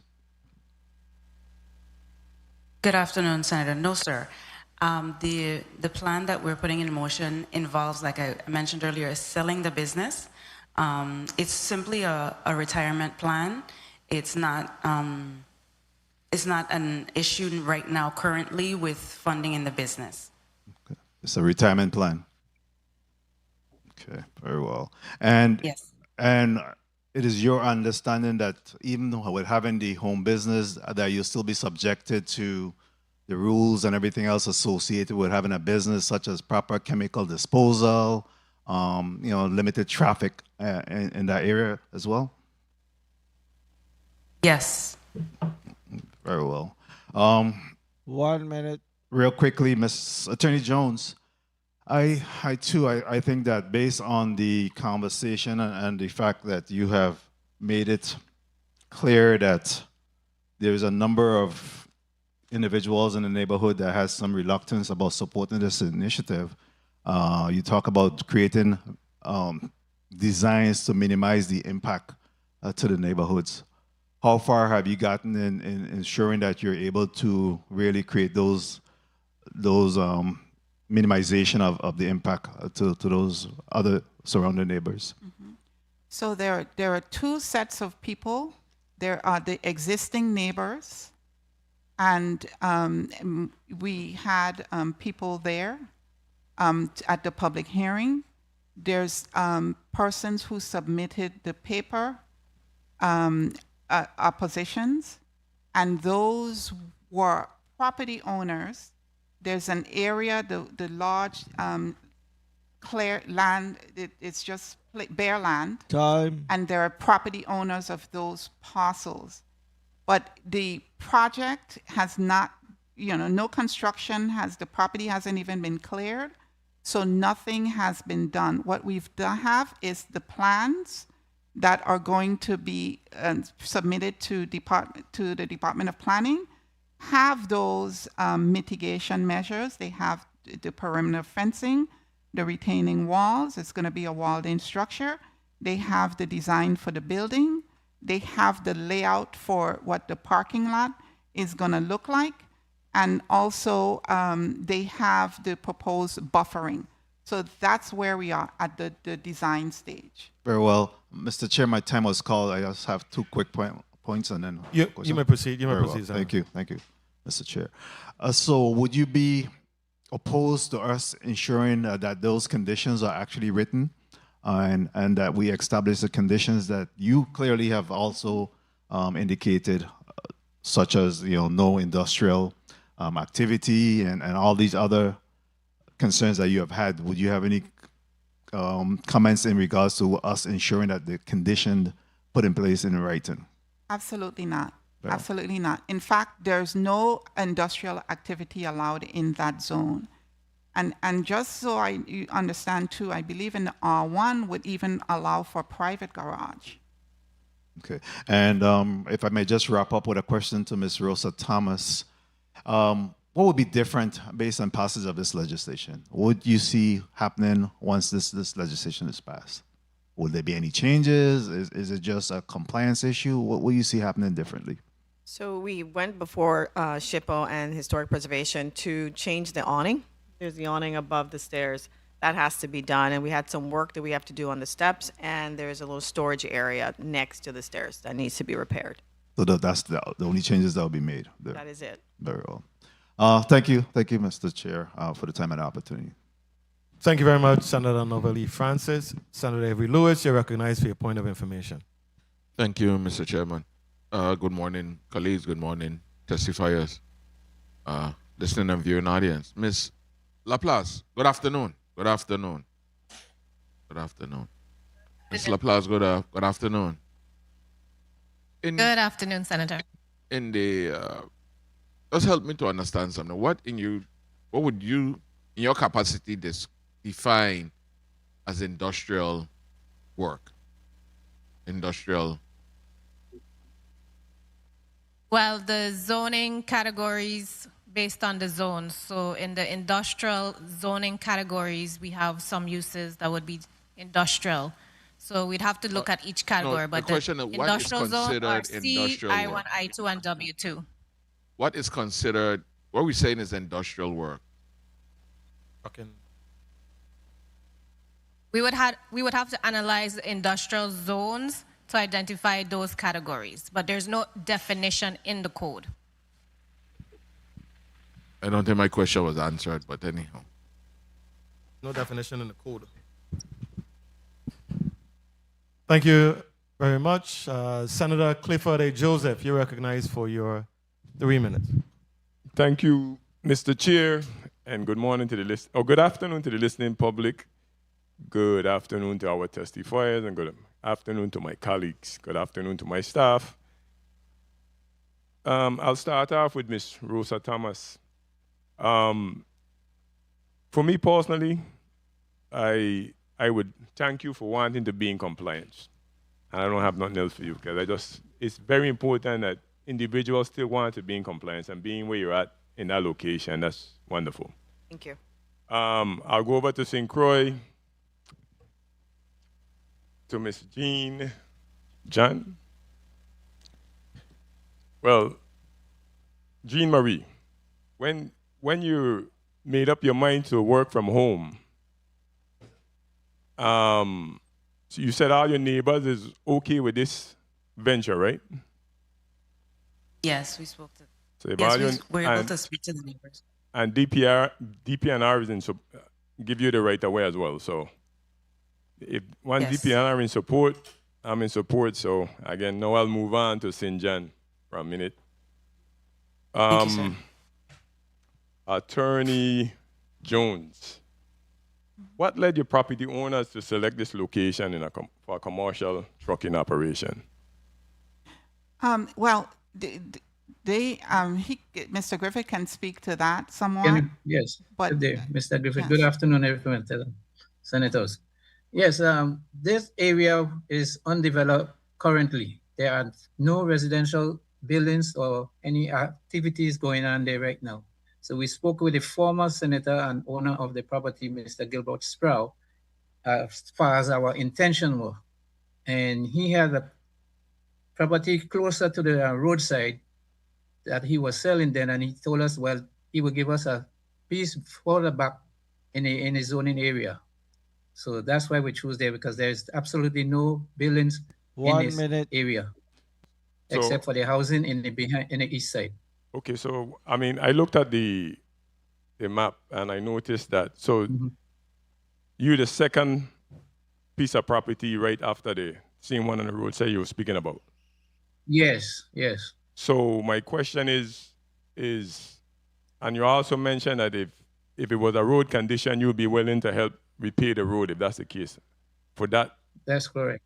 Piece that you're traversing on. Okay. as this, going back to Attorney Jones for a minute. As DPNR has recommended a denial, what planning evidence do you believe that the DPNR overlook or misinterpret? Time. No, I actually do respect the decision of DPNR. They have the right to consider all aspects of and make their own independent review. So I absolutely take no issue with it, but I do believe that the comments weighed heavily. This decision in terms of selecting the particular zoning was not done in isolation. It was done with DPNR, Ms. Laplace particularly, and she did. We understand what the challenges were, but what our job then was to make sure that this project can be mitigate some of those impacts as much as possible. And that's what we believe that we have done.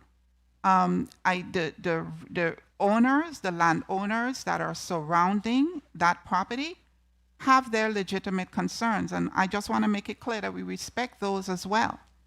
But this body makes the ultimate decision, and we want to also make sure that this body primarily understands that there is an economic aspect to this. That balancing must occur here in terms of the realities that these lands are very few and far between and not very practical in terms of making sure that you have land that you can safely have trucks ingressing and egressing on St. John without being in a very hilly area. And so I believe that Mr. Sproul had even articulated or expressed that he too would be interested in converting some of that property as well to zoning areas. What we understand is that maybe perhaps that area, that commercial area, would have to be extended. We're absolutely not talking again about the property that's on the hill. A lot of those residents and owners are on the hillside. This is down below. There's no, one of the natural views and the things that are really, you go to the panoramic views, you go to St. John looking down into that area. You're looking down into all of that commercial activity that's on the other side of Center Line Road. Okay, thank you for that. Mr. Chair, this question is for DPNR, Ms. Laplace Matthews. Being that what Attorney Jones just said, if it was in the other perspective that Mr. Sproul came in and wanted to change all those lots in that area into a commercial setting, would that been something suffice with the water use plan? Based on the policies of the Comprehensive Land and Water Use Plan, where on St. John, residential land is the vision for the people that they want to protect, and then only specific areas were identified for mixed use, we would still be against such a proposal. Thank you for your response. Thank you, Mr. Chair. Thank you very much, Senator Clifford Joseph. Senator Marie C. James, you're recognized for your 3 minutes. No? Okay. Senator Ray Fonseca, you're recognized for your 3 minutes. Yes, thank you. And good morning to everyone, all the testifiers, colleagues. Okay, I want to start with Ms. Laplace Matthew and try to, give me a yes or no because there's only 3 minutes. Okay, so of these 3 bills, how many of them receive objections? The 3 bills, how many of them receive objections? Only 2 are part of my purview, the 2 rezonings. 1 received opposition. Okay. Let's go to Bill 360252. And I want to ask the principal. So this is there where you're going up right across from 7th Day Street before you reach Goat Street. Going up north is on the left, right? Those steps go up there? No, we're downtown by Virgilio's. Virgilio's restaurant. Okay, I got the wrong map. Okay, I got a wrong map. Okay, so the steps, right? The concrete stairway. What's the condition of it now? They're in good condition. In good condition? Yes. It's the major thoroughfare for the restaurant. Okay. The generator, is it enclosed, sound protected, et cetera, et cetera? We haven't installed it fully as yet because we have to get a permission. So we're building just the enclosures for it. Okay. Well, DPNR recommended that, so that's no big deal. I want to go quick to Jean Marie on St. Croix. Okay, so it's it's commendable. 1 minute. A black female business. I admire that. How soon do you plan to get this done once it's if it's approved? Good afternoon, sir. We have a plan to start within the next 3 years to redo I guess you could say make the modifications to the property. Okay. Okay, let's go to Bill 360307 St. John. Mr. Griffith, how are you doing? Good. Good afternoon, Senator. Good. So I want you to explain something to me. So the parking, or is it going to be the full blown? Because I received testimony where you get the water from someplace else, right?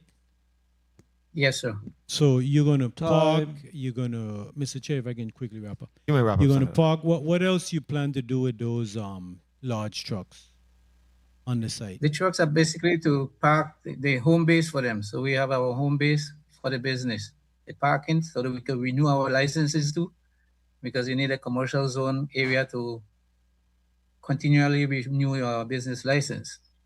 So yeah, it's basically for parking the trucks. Okay. How long you been in business, in the water truck business? We have been in business for 32 years on this island of St. John. 32 years. Well, Sir Popa. Thank you very much, Mr. Chairman, for the time. Thank you. Thank you very much. I wanted to just ask a technical question to Ms. LaPlace. Regarding bill number 36-0290, is the variance tied specifically to this applicant operating the saloon herself or the salon herself, or does it run with the land? Meaning a future owner could expand it or operate it differently without coming back before the legislature? Thank you for the question, Senator. So use variances are tied to the land. Okay. Okay, you answered the question. Thank you very much. Senator Marvin A. Blyden, you're recognized for your 3 minutes.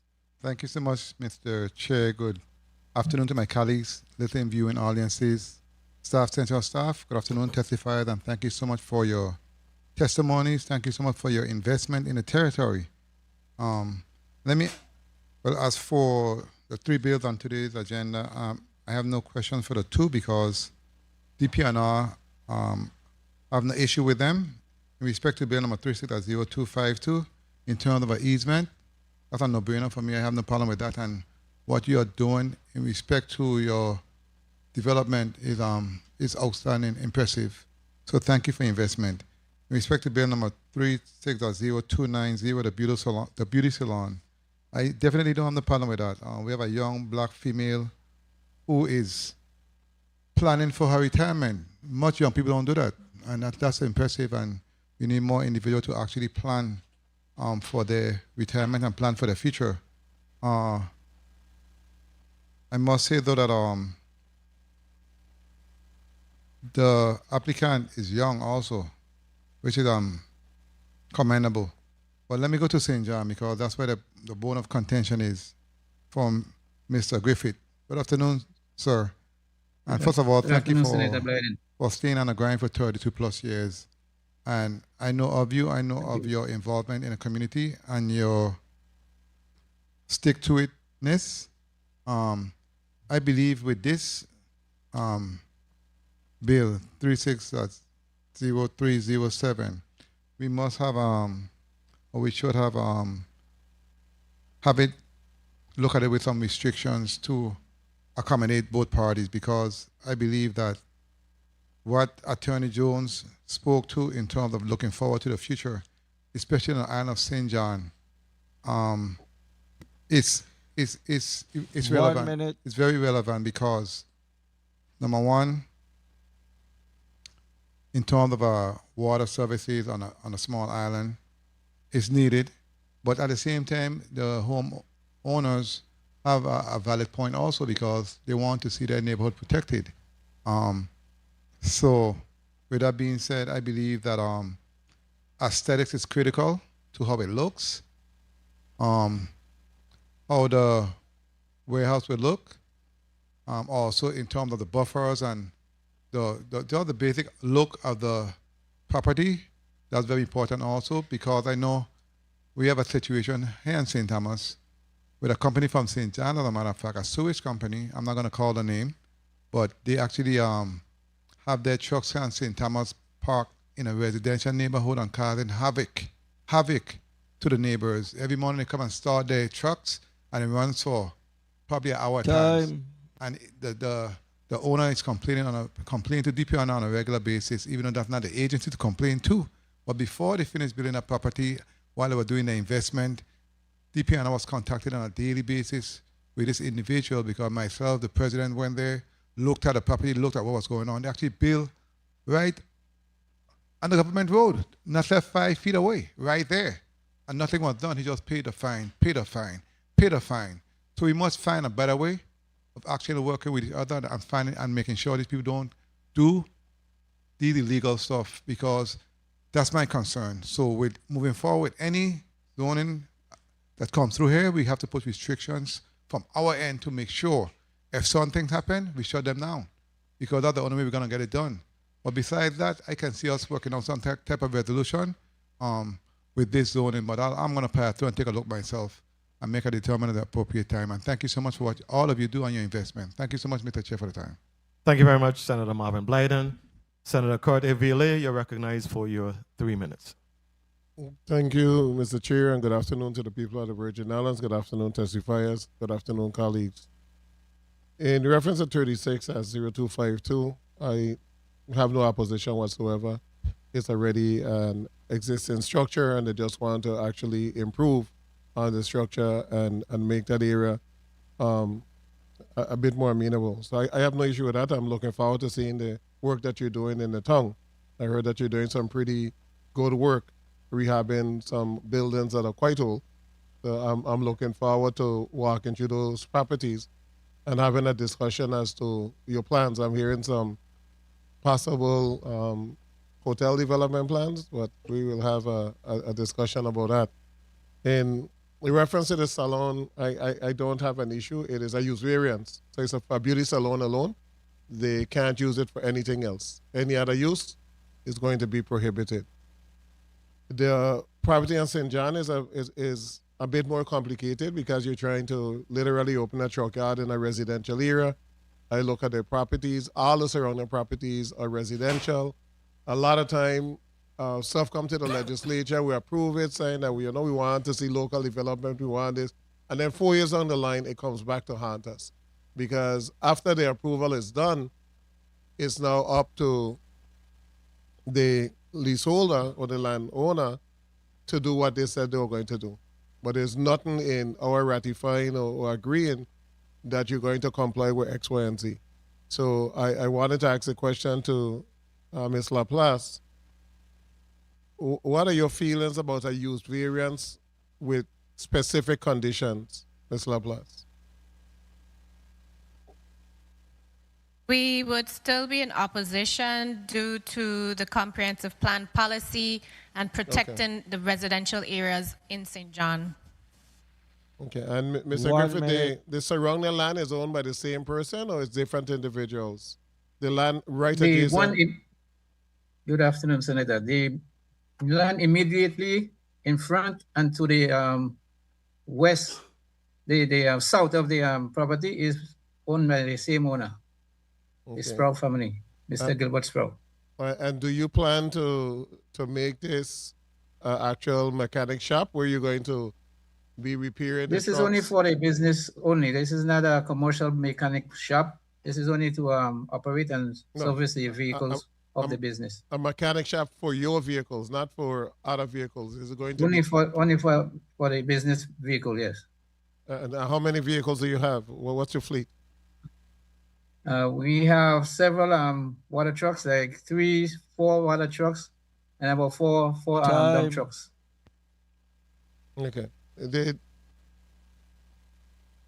We have to take a serious look and see exactly what we're going to do, because we got to make sure a lot of times, these truck yards become just a truck parking lot. Trucks are not working anymore. They park on the side. They park all over the place. So it is, how do you prevent that from happening in the middle of a residential area? And that's a concern that we have to work out. If we can't work it out, I find it very hard to be able to proceed. Thank you so much, Mr. Chair. Thank you very much, Senator Kurt Violet. Senator Avery Lewis, you're recognized for your 3 minutes. Thank you. Thank you, Mr. Chairman. Again, good afternoon to everyone. As it pertains to Bill 36-0252, the Public Road Right-of-Way. What else are we doing there? Does the staircase is the issue? There's an awning. There's an awning over the staircase that has to be replaced. And we're enclosing the area for the propane tanks and a possible generator. Okay, so no other aesthetics, nothing else happening. No, nothing else. Okay. And ahead of time, let me just say there's great work going on downtown. Thank you. Really bringing a breath of fresh air, revitalizing the place and so forth. Thank you for that. Especially, I like the work that was done down by the old ice plant area. Burns Alley. Burns yes. Alley, real good. And the old Pizza Hut alley. When is that going to open? That's 80% complete. The one by 21 Dronigans. Potential clients already? Yes, there's some potential clients. Okay. That's right. Keep Joe busy, man. Keep him busy. He's very busy. As it pertains to 36-0272, I have no questions about that. The St. John property, I have some mixed views about that. Let me tell you why. Sure. From my personal experience, from time I was administrator, and when we allow these businesses in the neighborhoods, right? I understand it. You have your land, you want to enclose your trucks, you want to store your trucks, so many elements. You want to do little light repairs and so forth. I get it. But here's the other part to it. We get up in the morning, we start these trucks. They run 1 for minute. 10, 15 minutes to a half an hour before they turn off. All the fumes killing the neighbors. I've had complaints when our administrator, please. And those are things that I have to take into consideration. The fumes are going right across the street up into somebody's bedroom. Got the muffler up top, extended pipes and so forth. So those are some of the things I look into. I'm not talking about this individual that he's going to do it.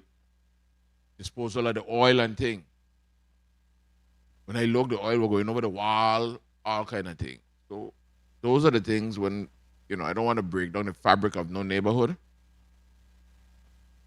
But I'll definitely take a little tour on St. John and make my vote at the appropriate time.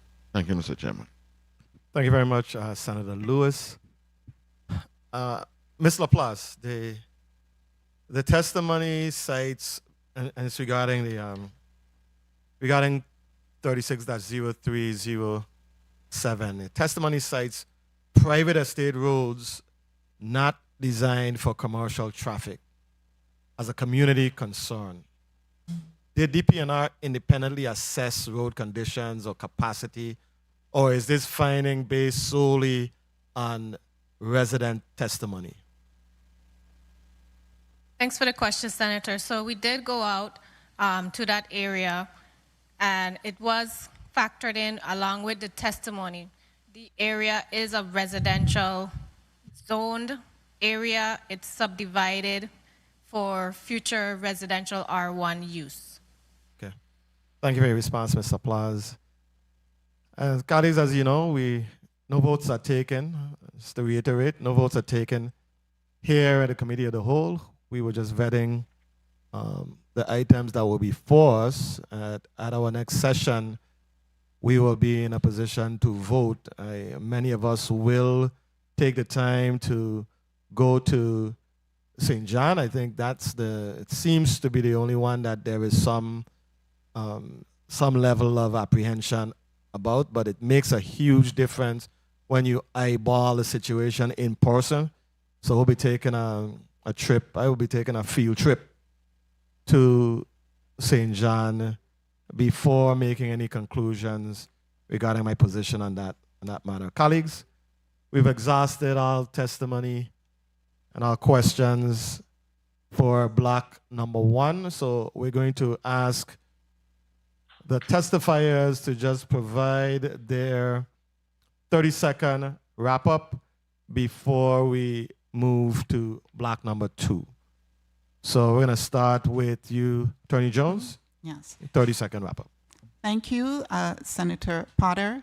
Thank you, all the other honorable senators of this body. Thank you for your listening ears. Thank you for your the questions that you asked were extremely probing, and also gave us food for thought as well as to any other ways that we can assist this body, whether it's with devising covenants or doing whatever it takes to make sure that this body is comfortable with the applicants, Mr. Griffiths. There's a reason they've been in business in these islands for 32 years. And there's no reason to indicate that they won't continue to service the island of St. John, make sure that they do so in a responsible way, and protect the aesthetics of this area by implementing those specific mitigation measures that are part of the design. So we just thank you, and we of course request that once you have the opportunity to look at the property, look at the road, look at the access, and determine that they're of adequate size and width, that you will see that based on what we're presenting to you, this is something that's going to be viable. This is something that's going to be protective of the area, and something that would allow you to make a proper balance between the aesthetics and the needs of the prospective residents of the area, as well as the existing residents, as well as what the overall community of St. John needs. Thank you again. Thank you very much, Attorney Jones. You're a strong advocate for your client. Is your client interested in making a 30-second closing remark, or would your... Yes, sir. We can. Mr. Griffith, you may Good proceed. afternoon, Mr. President. Yes, I thank you very much for your consideration. And I just want to say that now that we own the property, that we will not be short of investing in it to make sure that we take all the necessary precautions and steps to mitigate all of the concerns of the residents and citizens of the island. Thank you very much.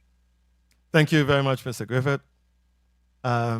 Next, we're going to ask Assistant Commissioner, who has transitioned from virtual to in-person, to just proceed with your 30-second closing remarks. Mr. Chair, on behalf of the Department of Property and Procurement, I'd just like to say thank you for the consideration of the easement.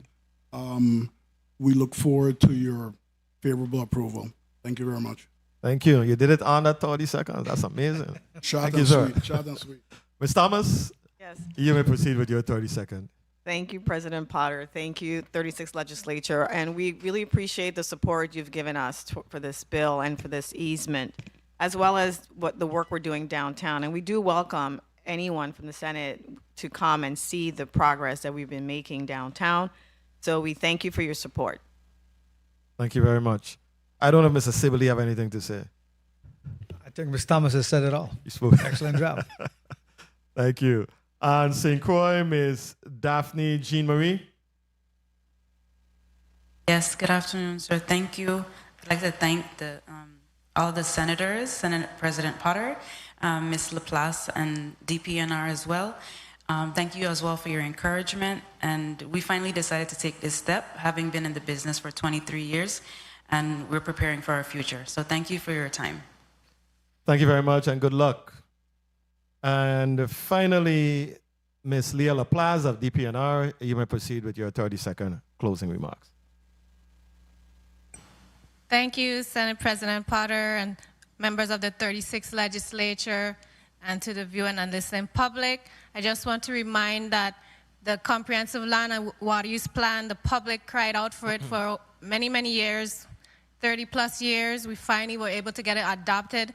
The department is going to continue to be a champion of this policy document, and we will be moving forward with implementation little bit by little bit.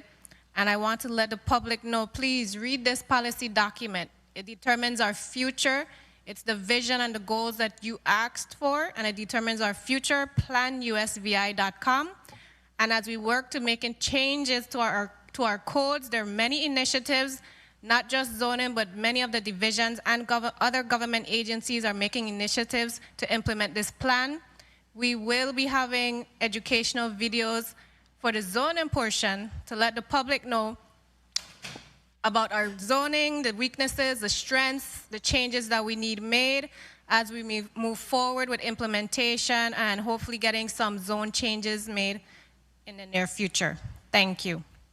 Thank you very much, Mr. Plaza, to you and your team. Thank you for all that you do. That concludes block 1 of today's Committee of the Whole session, and we will stand in recess for 5 minutes as we transition to block 2.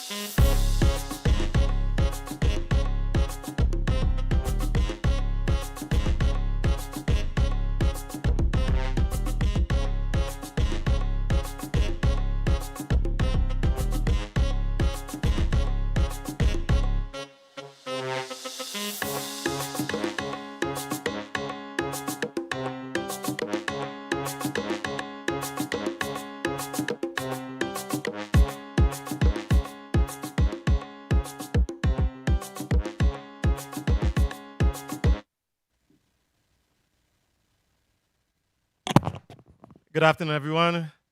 Committee of the Whole is back on the record. Madam Clerk, can you please read the agenda into the record?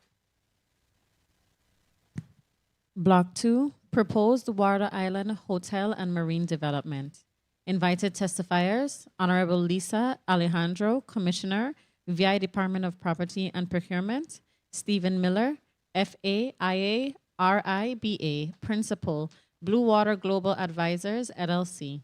Alex Muskotwitz, Esquire, Dudley Newman Furzik, LLP. Chuck Neustrud, Water Island Civic Association. Rachel Ackley, citizen. Ike Northup, citizen. Dr. Stephen Bitterwolf, citizen. This concludes the reading of Block 2, Mr. Chair. Thank you very much, Madam Clerk. We're going to ask the testifiers to put their names on the record. That will also constitute a mic check. So we're going to start from my right, and we're going to move to my left, beginning with Attorney Dudley. Good afternoon, Mr. President. My name is George Dudley. Welcome. Daniel Knoll. Stephen Miller.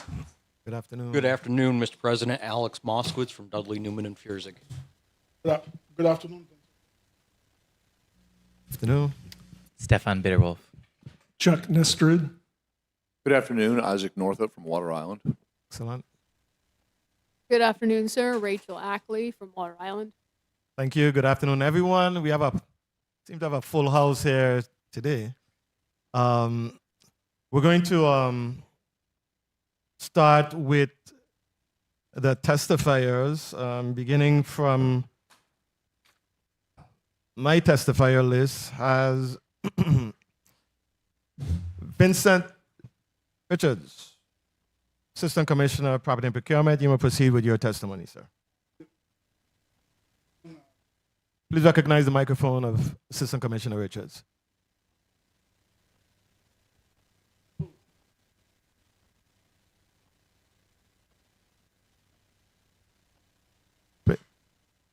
Speak one more time. Okay. Some technical help is coming, Assistant Commissioner.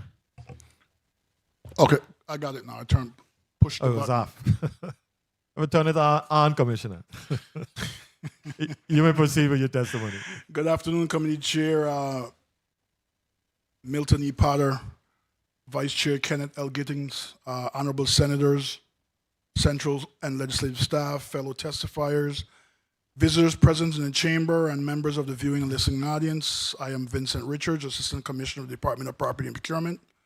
I appear today on behalf of the Honorable Commissioner Lisa M. Alejandro to offer testimony on the amended lease agreement between the Government of the Virgin Islands and Water Island Development Company, LLC, in St. Thomas, St. John District for Water Island, U.S. Virgin Islands, which is before this committee for consideration. The Department of Property and Procurement requests this committee's and ultimately the full sentence approval of this amended lease agreement.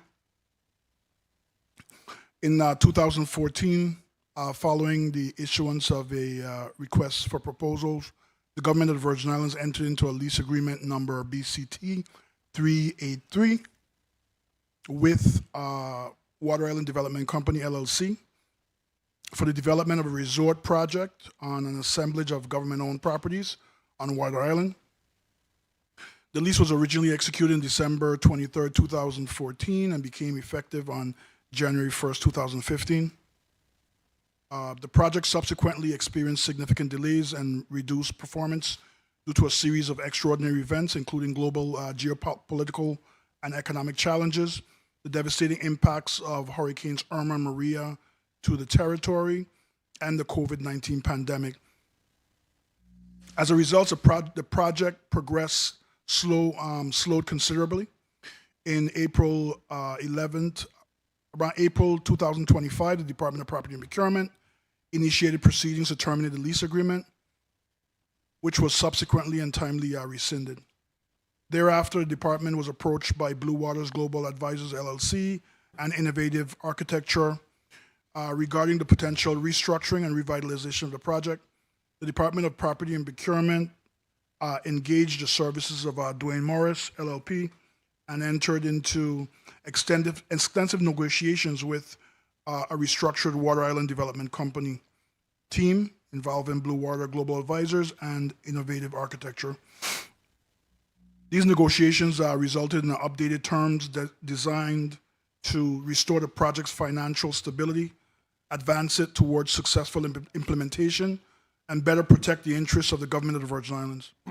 Under the proposed amendment, the government will lease Track B, Water Island, consisting of approximately 32.335 acres, lots 24 and 25, consisting of approximately 1.492 U.S. acres, Flamingo parcels totaling 1.194 acres, and additional acreage in areas V, Y, Track E, areas W, X, I, L, M, N, M1, K, O, and P, Tracks A and D, areas R, S, T, Track F, and Lot D, consisting of collectively and approximately 144 U.S. acres, more or less.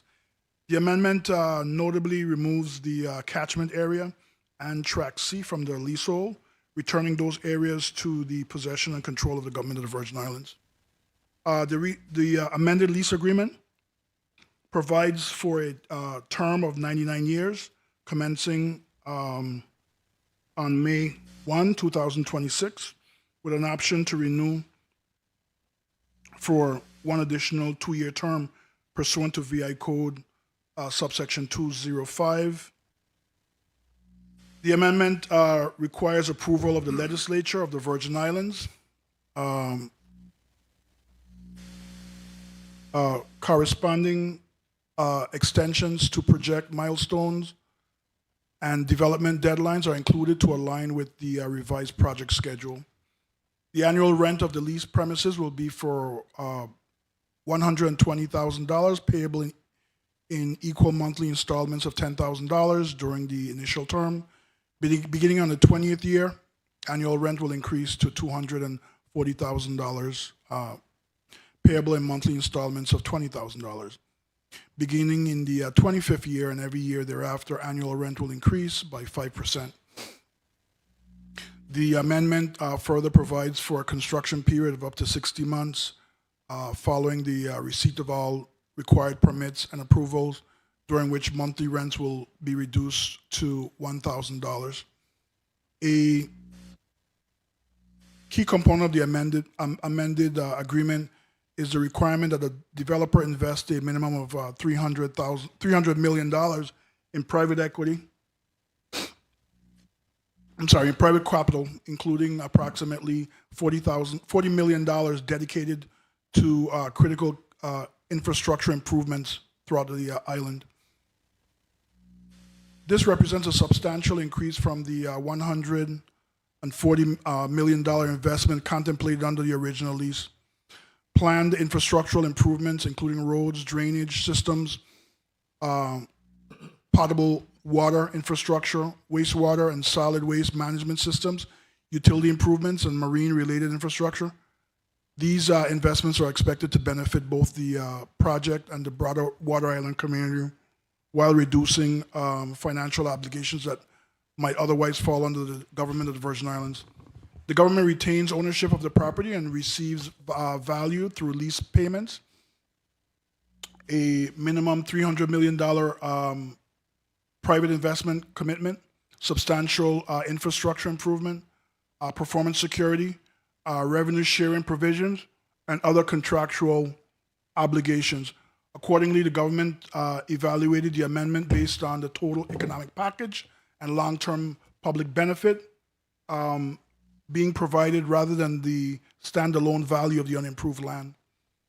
The proposed development consists of a 5-star resort destination featuring an 88-key branded hotel, marina, spa, and restaurants. The project also includes approximately 90 branded residential units consisting of condominiums, townhouses, and villas.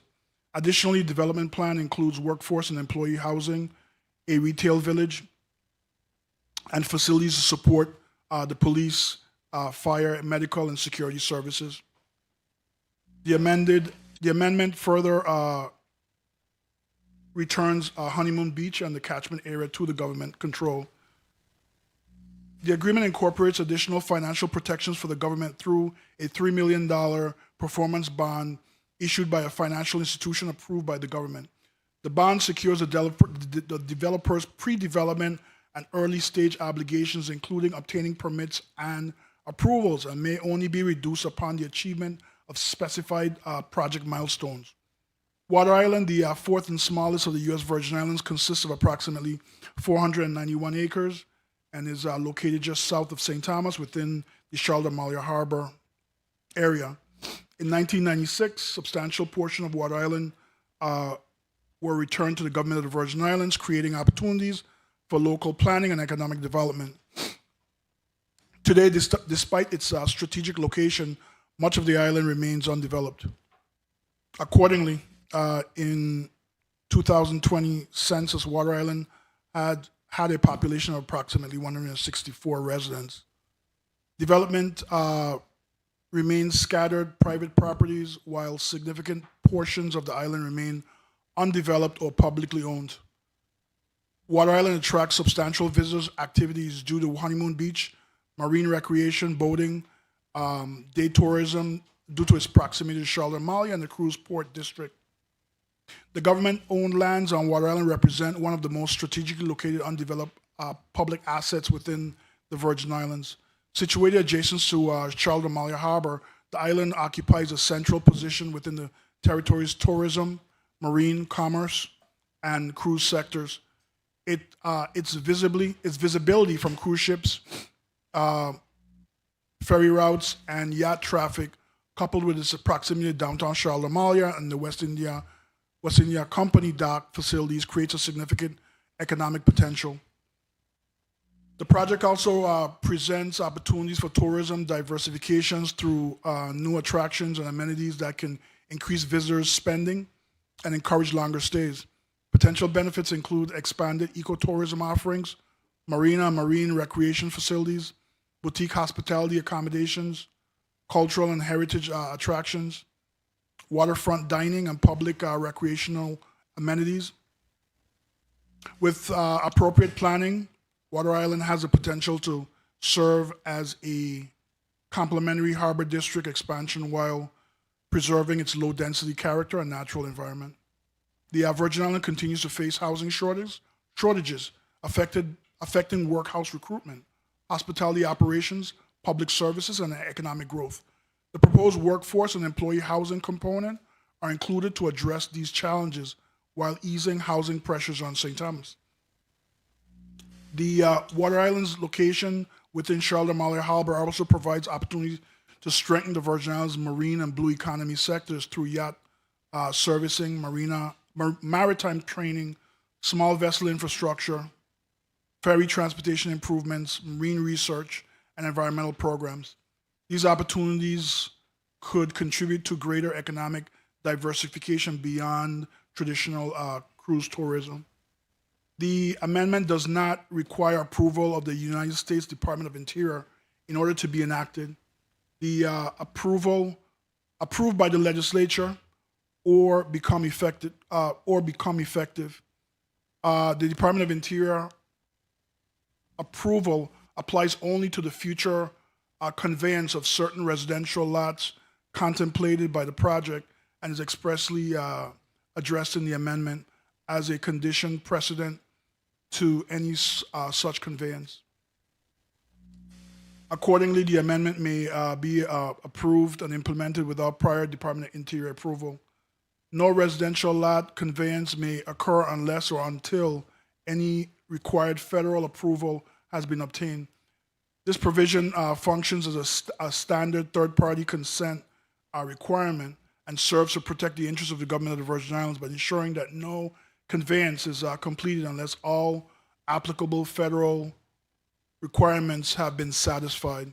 The Department of Property and Procurement has undertaken community outreach efforts regarding the proposed amendment, including a virtual town hall meeting that was made available to approximately 200 interested residents and stakeholders.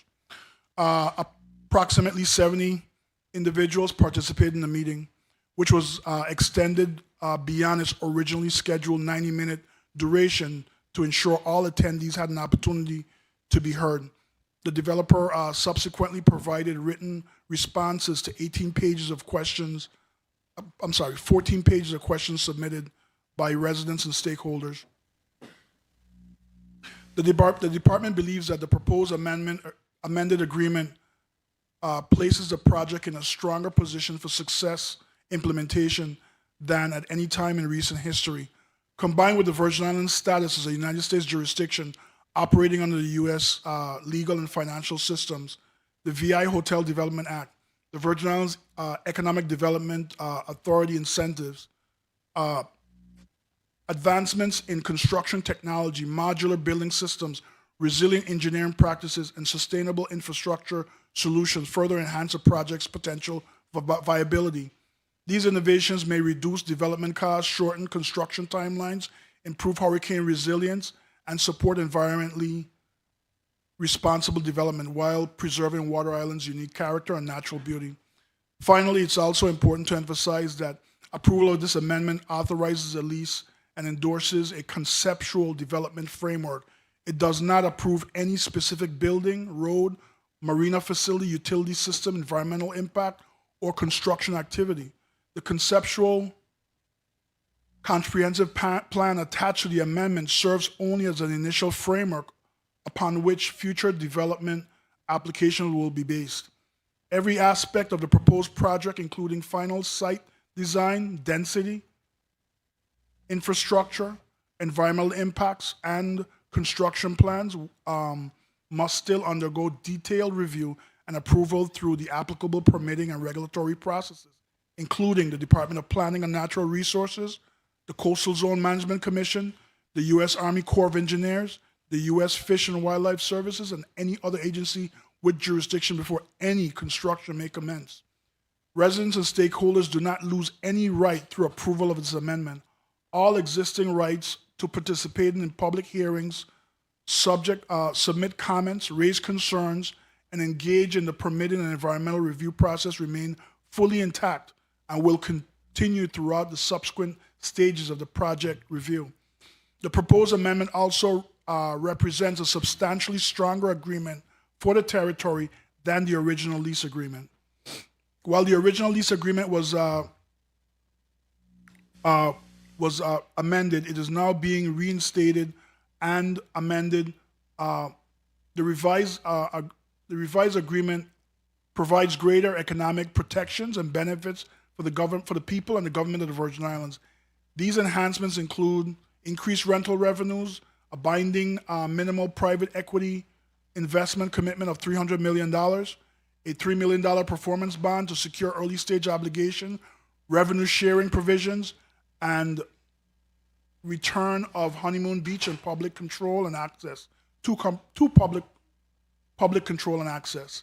The project has also been significantly reshaped in response to public input and stakeholder concerns. As part of the revised development framework, Honeymoon Beach and the Hillside areas of the catchment have been removed from the leasehold and returned to government. In addition, the proposed hotel program has reduced from 157 hotel keys to 88 hotel keys. While those hotel units were eliminated, the development program was rebalanced by allocating those development rights together with limited numbers of additional units towards residential use. As a result, the overall development concept was shifted towards a greater residential component of condominiums, townhouses, and villas, while reducing the scale of the hotel component originally contemplated. Chairman and members of the committee, thank you for the opportunity to present this testimony and for your consideration to this lease amendment. This concludes my testimony, and I'm prepared to answer any questions the committee may have regarding the proposed lease amendment. I'm available for any questions the committee may have. Thank you very much. Thank you very much, Assistant Commissioner Vince Richards. We'll now proceed with the testimony of Mr. Stephen Miller, Principal Blue Water Global Advisors, LLC. Mr. President, good afternoon. My name is George Dudley. I'd like to introduce the three people who are going to be testifying this afternoon on behalf of our client. To my immediate right is David Knoll. I'm sorry, Daniel Knoll. Sorry about that. To his right is Mr. Stephen Miller, and to his right is my partner, Alex Moskowitz. The gentlemen are the principals in for water development, which is a parent company to Water Island Development Company. So that when we are here this afternoon, we're speaking on behalf of both the parent company and the developer, and these two gentlemen are the principals who will be responding to any specific questions that you might have. But we're going to begin with a presentation by my partner, Alex Moskowitz, who has been the person who has been leading the negotiations with the government of the Virgin Islands. Okay. You may proceed. Thank you, President. Good day, honorable senators, legislative staff, members of the executive branch, and those in attendance. I'd like to thank everybody for participating in this process today. It's been a long process, but one which we believe has reached a crescendo here with the excellent presentation of the Assistant Commissioner on behalf of the Department of Property and Procurement. Thank you for scheduling this hearing on the proposed amended lease between the Government of the Virgin Islands and the Water Island Development Company. This amended lease was thoughtfully and carefully negotiated by the parties to reflect the changing resort development parameters, revise the financial terms, and to heed the lessons from the post-2017 storms to account for the housing needs of the contractors, and then here later, the resort employees. This redesigned hotel, marina, and residential project concept is supported by a minimum investment by the developers of $300 million and an anticipated final budget of $400 million, and this represents a significant investment into the Virgin Islands. The economic benefits to the government of the Virgin Islands under this amended lease are substantial. Annual hotel occupancy taxes of $5 million, $16 million in residential sales commissions that could exceed $25 million, $8 million in transfer stamp taxes on those sales, $2 million in annual property taxes on the residences, $200,000 in fuel taxes from the marina annually, $120,000 in rent annually, and adding 200 new jobs with an average salary of $75,000, not including benefits, that will generate between $14 and $15 million in direct wages to Virgin Islanders. It'll stimulate millions in consumer spending, provide a vital boost to reducing unemployment in the territory, and expand the territory's tax base and drive localized spending. All critically important in these current budgetary constraints that the territory is currently facing. In 2014, the government of the Virgin Islands sought proposals from interested companies to redevelop the hotel and marina on Water Island, which was destroyed by Hurricane Hugo in '89. More than 10 firms issued proposals and 8 heritage hotel companies expressed interest in the property. On November 20th, 2014, Water Island Development Company, LLC, and the GVI concluded lease negotiations and signed the current underlying lease, ground lease for the approximately 48 acres of leased land on Water Island, and another 54.5 acres of land for the construction of private residences to be sold in fee simple without any additional payment to the VI by the developer, which is in direct contrast to the current amended lease, which contemplates a 6% commission to the government of the Virgin Islands on third-party sales. Water Island Development Company was selected by the GVI through a rigorous public selection process as a developer for the site owned by the territory. Redevelopment of a hotel on Water Island was stipulated as a condition for transfer of Water Island land from the U.S. Department of Interior to the USVI in 1996. The development site includes Flamingo Bay, Honeymoon Beach, and the site of the former Sugarbird Hotel, which was destroyed by Hurricane Hugo and subsequently closed. The GVI also requested that the U.S. Department of the Interior release the development and release the development and conveyance restrictions on areas K, L, M, N, B, Y, and the catchment for the construction of private residences and villas by the developer after finding that the private residences promoted the economic development of Water Island and thereby promoted the public purpose. The original lease was ratified by the legislature in December of 2014, and Water Island Development Company began commissioning environmental and feasibility studies for the Water Island development, engaging the U.S. Fish and Wildlife Services, Virgin Islands Division of Fish and Wildlife, U.S. Army Corps of Engineers, the Virgin Islands Department of Planning and Natural Resources, Coastal Zone Management Commission, and the Coastal Zone Management Commission. During that time, Water Island Development Company was also seeking financing for the project and a flag for the hotel. Unfortunately, 2 Category 5 hurricanes hit the islands in 2017, causing tremendous damage to the islands and crushing VIDC's development plans.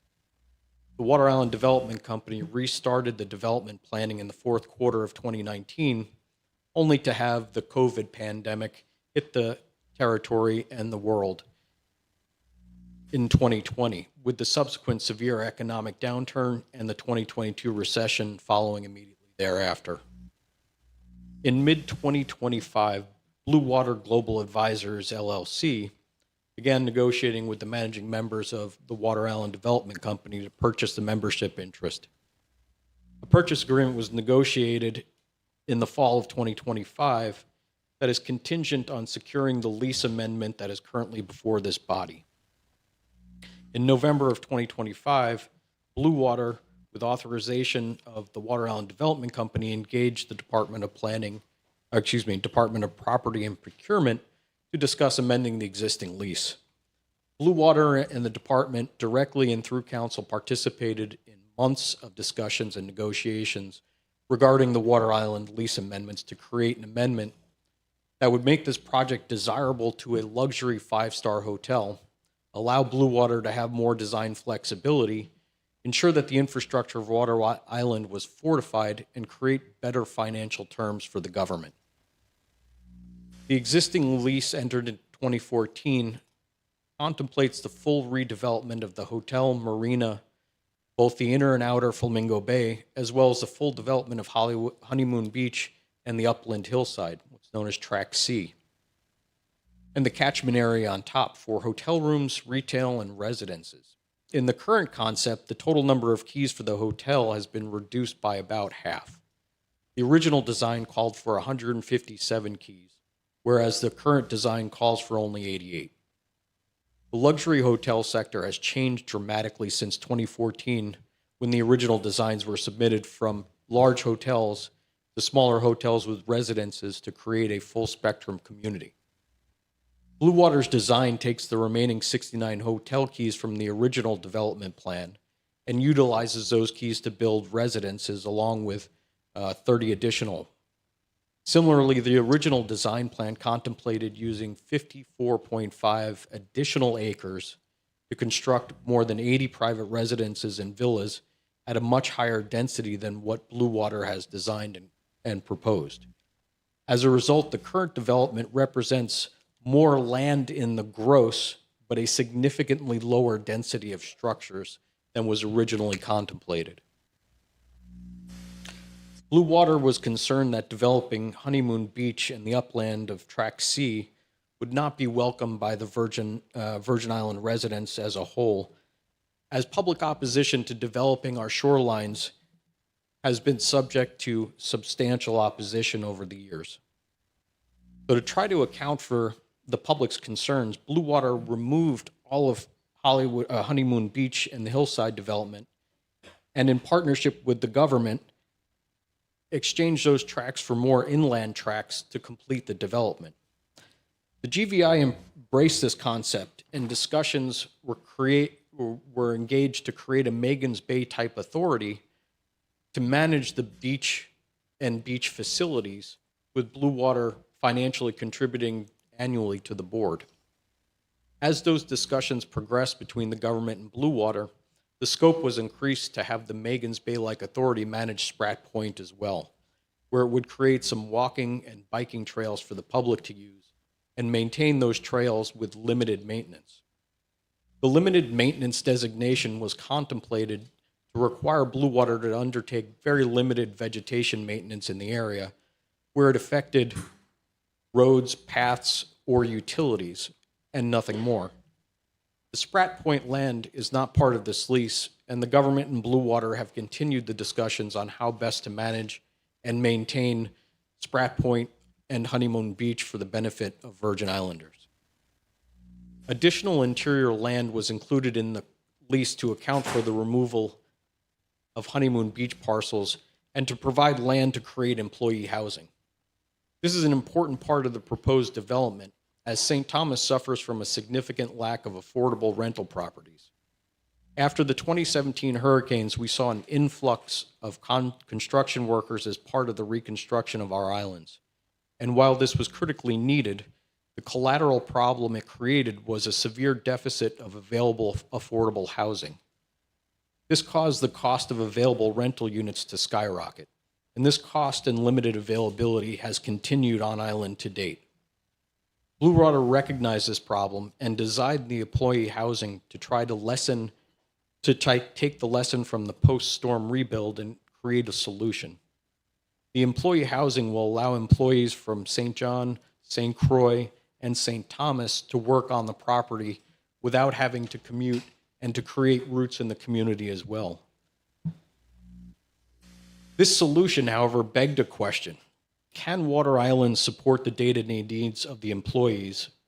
And if not, what can Blue Water do from a design standpoint to anticipate that problem and answer the question? The answer was to incorporate a retail center so the employees and residents of Water Island can get their groceries, medication, and daily needs right on island without having to ferry back and forth to St. Thomas. The retail center can also support other businesses that will benefit the island, such as a doctor's office, daycare, possibly a nursery school, a gym. The options really depend on what the Water Island residents need. And Blue Water believes that the market can determine what businesses are needed and wanted on island. Blue Water also thought that housing the new fire, police, and emergency medical services facilities in the retail center was logical as it centralized the activity in one area. Blue Water is also proposing to rebuild the marina in Flamingo Bay to create dockage, provisioning, and fuel services, as well as pump-out stations. Blue Water has engaged Amy Dempsey of BioImpact to analyze the inner and outer bays to determine what's both feasible and appropriate from an environmental standpoint. The marina will be open to the public. It'll be open to the residents of Water Island as well, who will have full access to the facility, and Blue Water is proposing leasing dockage space to Water Island residents at a reduced rate. Indeed, Blue Water wants all of the Water Island residents and the broader general public to utilize all of the facilities it's building, including the marina, the spas, restaurants, and beaches with discounted day or annual passes for locals. As part of the amendment to the lease, the government would add land that Blue Water would build and maintain the municipal service stations, fire, police, and emergency medical services at its cost, and provide those municipal services priority access to the docks and helipads so that they will have first use of the docks, helipads, and other facilities for the benefit of the public. Blue Water will also be upgrading the infrastructure of the island to the tune of $42 million. That's an infrastructure upgrade that will not be borne by the residents of Water Island or this government in order to find funding for such undertakings. The infrastructure that will be upgraded will include roads that we anticipate utilizing concrete so that there are less repair needs, wastewater management, solid waste, electrical transmission lines, and desalination to provide water access on island. Blue Water wants the Water Island residents to tie into the water, waste, and electrical systems it's building, as that will promote efficiencies of scale and stabilization. The challenge will be to work with the government to allow Blue Water to be accepted from the public utility designation, And that's another public-private partnership that we envision through this process. Blue Water has listened to and appreciates all of the concerns and questions raised by the Water Island residents. Once the lease is amended and approved, Blue Water will work with the Water Island residents and all of its experts, environmental, utility, and engineers to create a design that is economically feasible, environmentally sound, and works for Water Island residents and Virgin Islanders as a whole. There's no doubt that the development will change the island, and that no matter how thoughtfully Blue Water designs the properties, there will be some people that either do not like the design or simply oppose any development at all. Nevertheless, Blue Water is looking forward to working with the Water Island residents, governments of the Virgin Islands, and all the appropriate authorities to create a world-class development on Water Island. We look forward to working with the entire government, the teams that are before us today, senators, as well as the Water Island residents, to see that goal come to fruition. Thank you for your time, and we're available for questions. Thank you very much for your testimony, Attorney Moskowitz. Do we have another testifier on your side? You may proceed, Mr. Miller. I'm Stephen Miller, and I am the representative of the development company of Water Island. I'm also the architect of Water Island and this new development, which is a rather unique situation. So this side says what I want, and this side does what has to be done. You could see from looking at me, this is not my first rodeo. I've been involved in this type of organizational type of development and design on a worldwide basis. I've lived around the world. I've done work in 50 countries, and I really appreciate this opportunity. Everything that Mr. Moskowitz talked about, it's quite interesting because I happen to be an adjunct professor at the University of Miami, and there I teach. I apologize, Mr. Miller. Do you have a prepared testimony? No. You don't have a prepared testimony? No, I'm just, and I'll have one more minute, and that's it. Roll And along, roll I'm along. just, I just wanted to bring up the fact that I am a professor at the Graduate School of Architecture. I teach development and design of world-class international hotels. I also teach modular design construction, which is a very unique process that is already in access in about 150 countries and 40 states. And I'm going to take all of that expertise and we will perform on your island for you. Thank you. Thank you very much, Mr. Stephen Miller. We're now going to move to Mr. Chuck Nestrud. You may proceed with your testimony. Yes, good afternoon. My microphone on good. You got it. I have a pretty soft voice, so I need a microphone. I'm speaking today as the president of the Water Island Civic Association, which represents the vast majority of the residents on Water Island. But today I also represent my family, which has as long a history on Water Island as any family that's ever been there. In the 1950s, my aunt became one of the first full-time residents of Water Island. And she was a founding member of the Civic Association that I now serve as president. When my aunt died at 98 in 2016, she was the oldest living resident of Water Island. So I feel a sense of great responsibility to represent Water Islanders before you today. And I believe that my passion and my emotion for this issue might show through a little bit, so apologize for that. I have to start by reiterating what we said many times, and that is that we're not opposed to development on Water Island. We've enjoyed the hotel on Flamingo Bay for 30 years until it was destroyed by Hurricane Hugo in 1989. We've been patiently waiting for a replacement for 40 years now. We can afford to take the time required to properly investigate the issues we raise and for DPP to engage the community as it has promised. A public meeting where everyone is invited and all of my neighbors on Water Island and St. Thomas can speak. That's not asking for much. We endured 12 years of broken promises from the last hotel developer, and that was allowed to go on because the terms of the 2014 lease allowed that to happen. We can and we should do better this time. There are a number of issues that I've selected to address this morning, a selection from the many troubling issues that we've identified in some of our longer remarks. It's my hope that as you learn more about this proposal, you'll agree that there has been a complete lack of transparency that needs to be corrected. Too many unanswered questions, too many important issues not addressed. We only ask that you correct the secrecy, provide a transparent public forum so we can conduct the type of review that this proposal desperately needs. Then let's make sure that the lease that you ultimately have in front of you actually protects the public interest. So let's talk about the project development team. The developer which will take over the Water Island project, Blue Water Global Advisors, has no project experience whatsoever. None.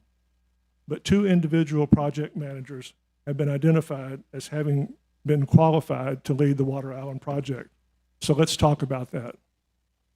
2 projects were identified in their brochure as providing the qualifications that they tell you that they can make this project work.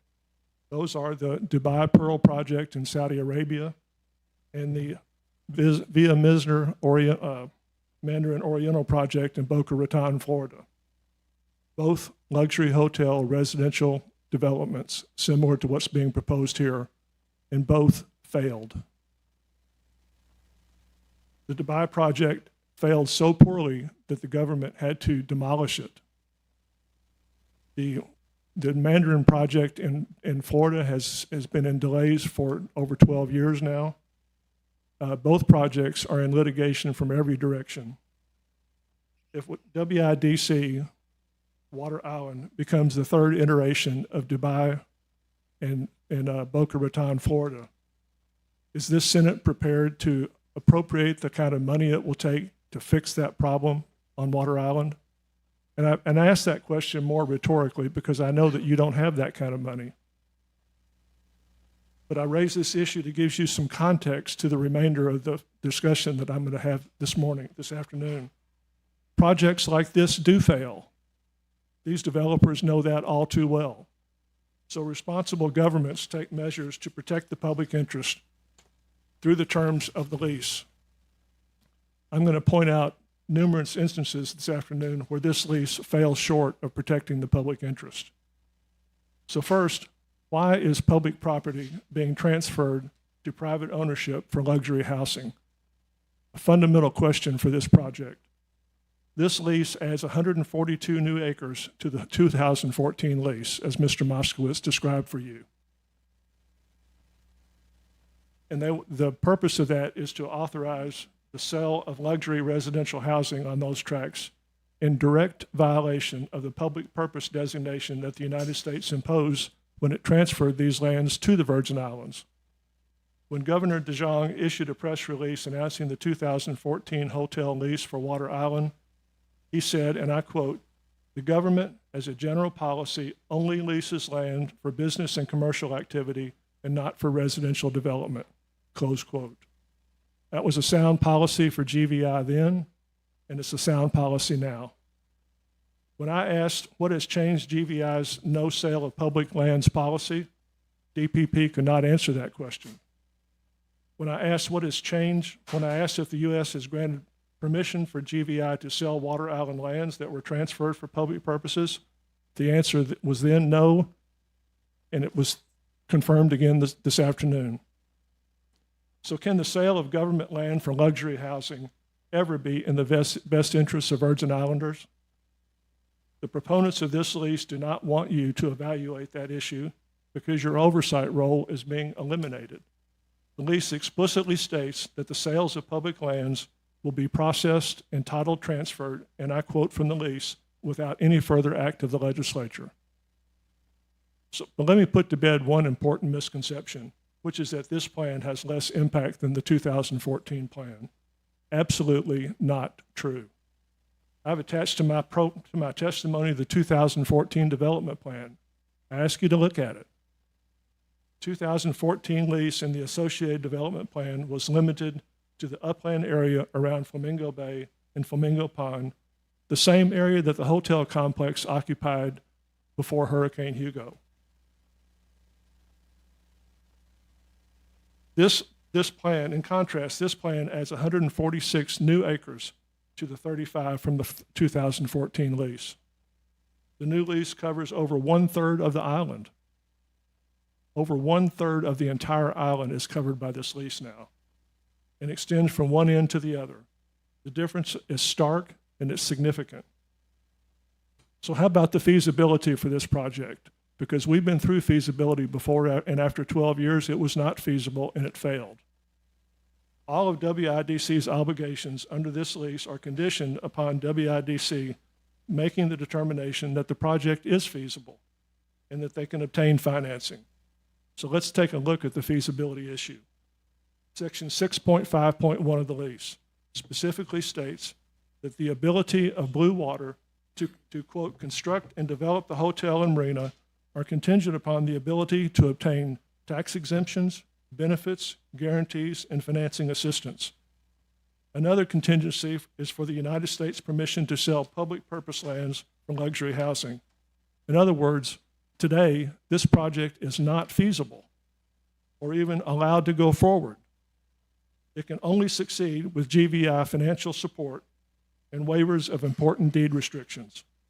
All of your constituents pay taxes. We pay taxes. Why not this developer? Interesting, this same issue came up 10 years ago. Exact same issue came before you 10 years ago.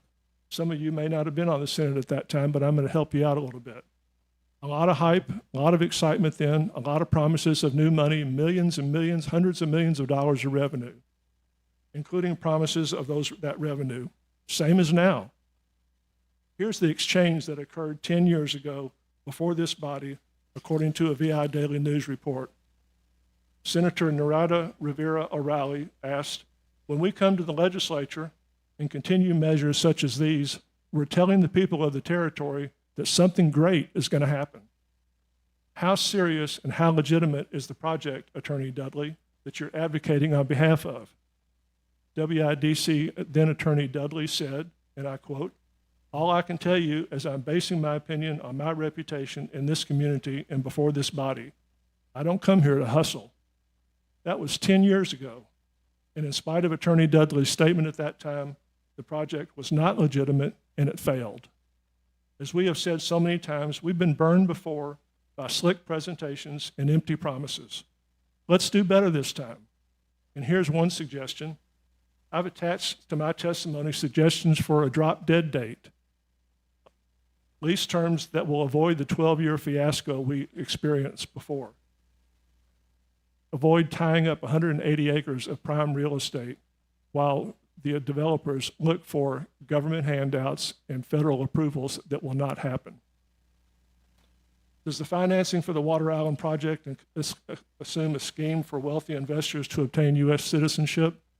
I've included some information about that in my packet. I won't go into detail about that, but I think you should try to find out if the EB-5 green card program is part of the funding for this project, because that funding mechanism was contributed to the failure in the Boca Raton, Florida project.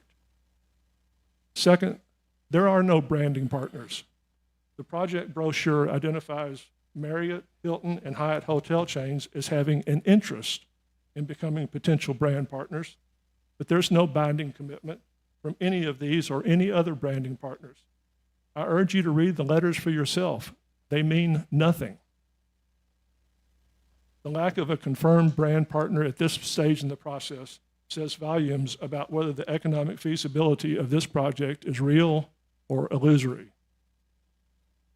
The lease fails to address many issues that are fundamental to assessing the public interest, which is the role of this body. Hotel sequencing. We all agree on one fundamental issue: DPP, the developers, and the community. The hotel must be completed before the residential construction begins. So why is there nothing in the lease requiring that result? All I can find is a construction schedule through 2029 that's incorporated into the lease, which schedules the residential development land to be cleared in the first month, and also provides that the hotel and residential development construction will occur simultaneously in year 3. Again, the lease does not track what we're being told. Comprehensive development plan. We've heard a little bit about that this morning. The comprehensive development plan is attached to the lease. It's the only plan that the developers have presented to us or to you, the one you're being asked to approve if you vote in favor of this lease. Numerous problems and even conceded errors have been identified with the plan. Many of them have now been conceded and acknowledged by the developers. DPP and the developers will tell you that the plan is only conceptual, or their newest term, aspirational. They ask us to trust that our concerns will be addressed somewhere down the road. Does the plan represent what's going to be constructed or not? If the plan is conceptual and as malleable as the developers seem to suggest, then it's premature to vote. The lease has mistakes. That much has been conceded. So let's fix them. Fix the mistakes. If the plan is not the real plan, put the real plan on the table now so it can be evaluated and become part of the lease that you're being asked to approve. The Senate should not be expected to vote on a lease and a plan full of errors, or a concept of a plan that will be changed, or an aspiration toward a plan that you will never see. Performance bond. Performance bond is totally inadequate and terminates prematurely. The performance bond covers nothing but the obligation to obtain permits. It has so many exceptions and pauses to never be really enforceable. A performance bond for the lease of public lands typically will address the financial risk that the project presents to you, the government, in the event of default, such as completing performance, restoring damaged infrastructure and land, including damage to the historical, cultural, and environmental resources on the island, cleaning up any hazardous materials that have been spilled.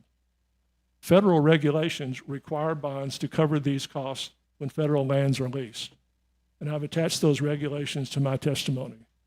None of this is addressed in this lease.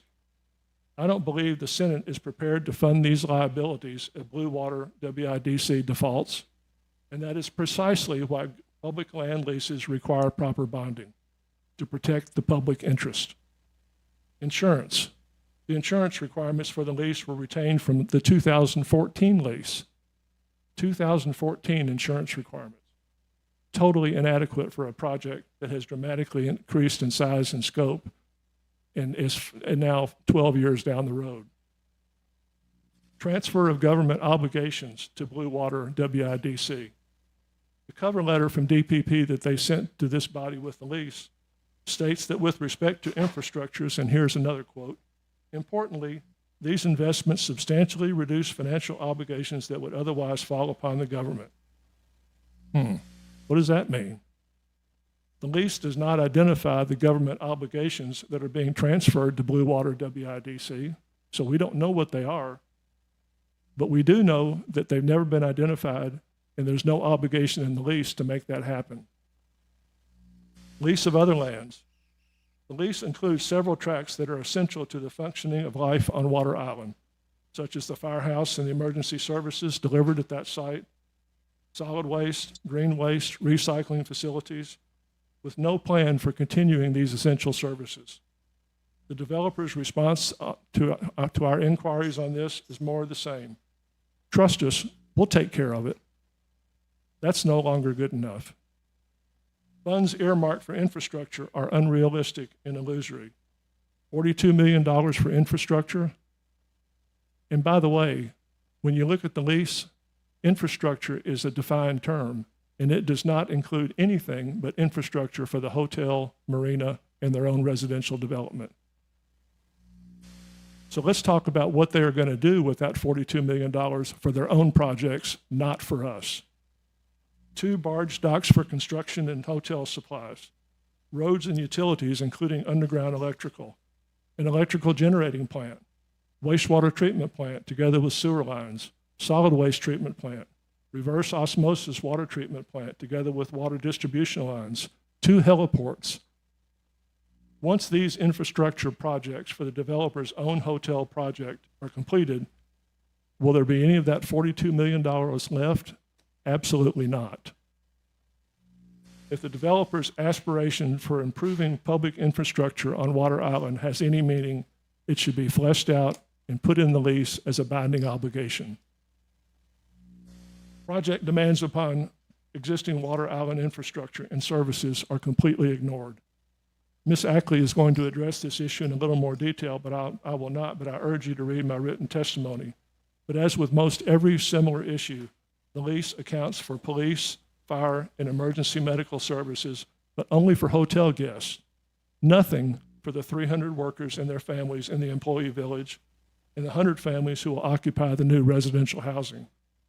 Nothing in the lease obligates Blue Water WIDC to provide essential services for 400 new families.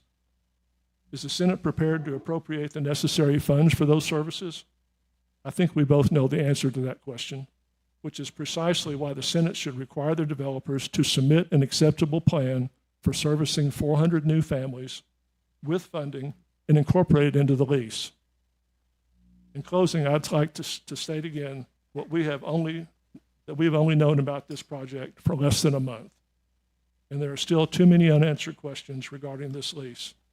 Assistant Commissioner Richards agrees that a public forum should be held where everyone can speak. Nothing has been arranged. I would like to again state that we're not opposed to development on Water Island. We support a replacement of the hotel for nearly 40 years. The rest of it, as proposed, is riddled with errors, is poorly conceived, and much of it is outright prohibited. The size and scope is simply too much for this tiny island. The 2014 lease, with all of its flaws, was never enforced and was finally terminated by DPP last year. We had hoped that that would lead to a public solicitation of new proposals to replace the hotel and marina. Had that happened, we would likely have been standing here shoulder to shoulder with a new developer supporting a new hotel and a new marina. But that's not what happened. Instead, the old lease was secretly resurrected from a well-deserved grave and modified to triple in size. After 12 years of empty promises and faced with what looks like more of the same, I think we've earned the right to ask for a little more time for GVI, the Senate, and the VI residents to construct a transparent investigation of the issues we've raised. The goal of everyone should be a proposal that truly serves the public interest. So let's work together to achieve that goal. Thank you for your time and attention. Thank you very much for your testimony, your comprehensive testimony. Mr. Nestrud. Thank you very much. Is that a 6-point font? Pardon? Is that a 6-point font? Yes. Thank you. It was challenging for these old eyes that I have here, but thank you very much for your testimony. Point of information. Senator Gittens, you recognize your point of information? Thank you, Mr. President. I was trying to, I wasn't clear. I wanted to ask Mr. Nestrud, is his name? Well, you know, we're in the middle of providing testimonies, Senator Gittens. Yeah, but I wanted clarity. So did he just stated that the residents did not get an opportunity to be heard? I'm asking that because I know that we requested to have those residents heard before we even commit to doing this. So I just wanted that clarity whether or not it took place within the last 2 or 3 weeks. We have not had the public meeting where everybody can attend and speak that we've been promised. What we did have was a Zoom call. And initially, we were asked to provide the names of everybody who were interested so they could be invited. And the 200 names that were mentioned, I sent those names to the developers and to Ms. Monroe so they could be invited. But they weren't. The only people that were invited were people who submitted their request individually. So many of those members that I had sent names were asked to participate, called in, and were denied entry to the phone call. So we can't call that a public meeting. It was a phone call that did not work. Thank you. Thank you, Mr. Chair. Thank you very much. Colleagues, I want to discourage the point of information until all the testifiers are speak. I'll allow. Go ahead, Senator DeGraff. Thank you, Mr. Chair. Specifically to this question here, we met with the governor of this body, and that was the one question I asked. Were there town hall meetings? I was told there were 2, and they're working on the 3rd. That's what I was told. That's what we were told. So to hear now they didn't have any, again, it was my first question asked. Did we have, my colleagues could say, town hall meetings? The answer was there were 2, and we're in the process of doing the 3rd. That's what I was told. Okay. We've had 2 phone calls that had limited invitations and no town halls. Okay. Thank you. Let's complete all of the testimonies, and I'll be very flexible with you regarding your points of information.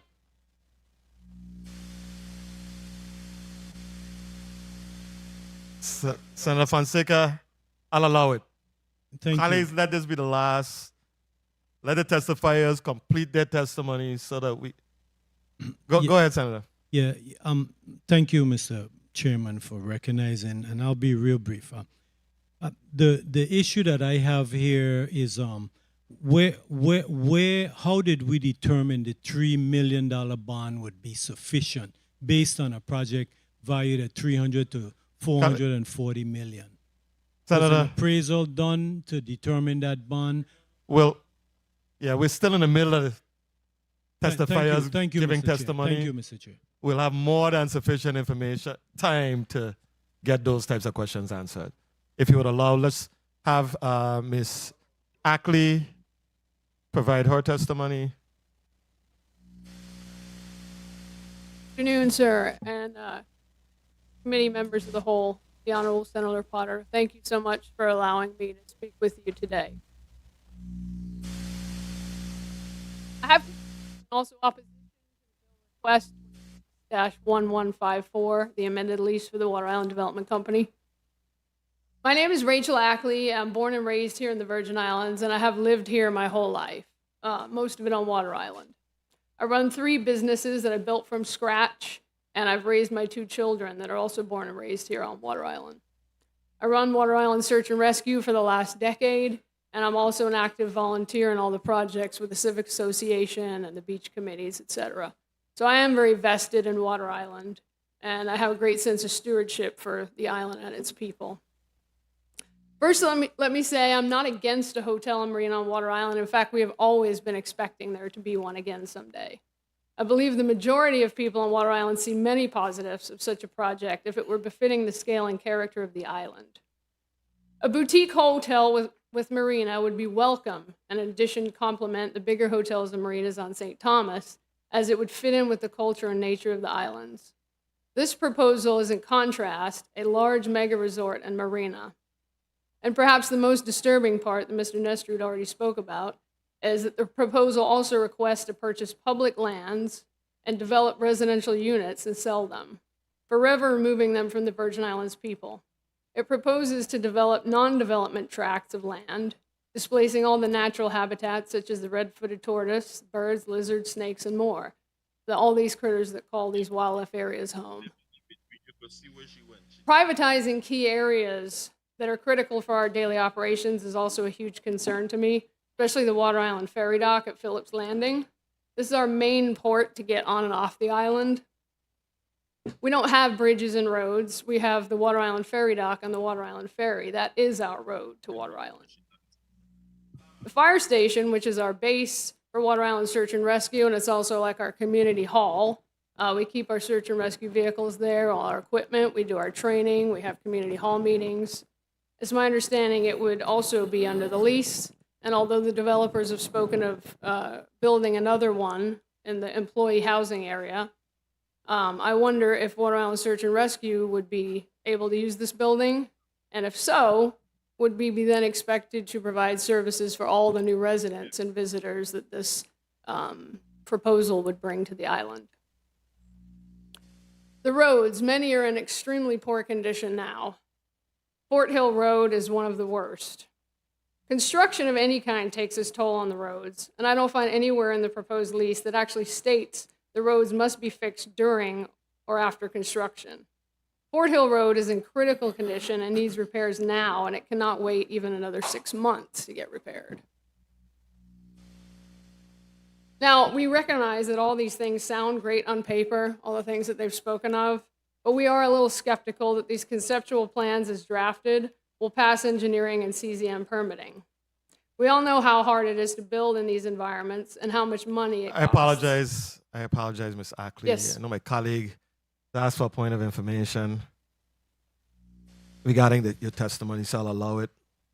What's your question, sir? Mr. Chair, I'm having a hard time following along with what Ms. Ackley is saying because it's not coinciding with the written testimony.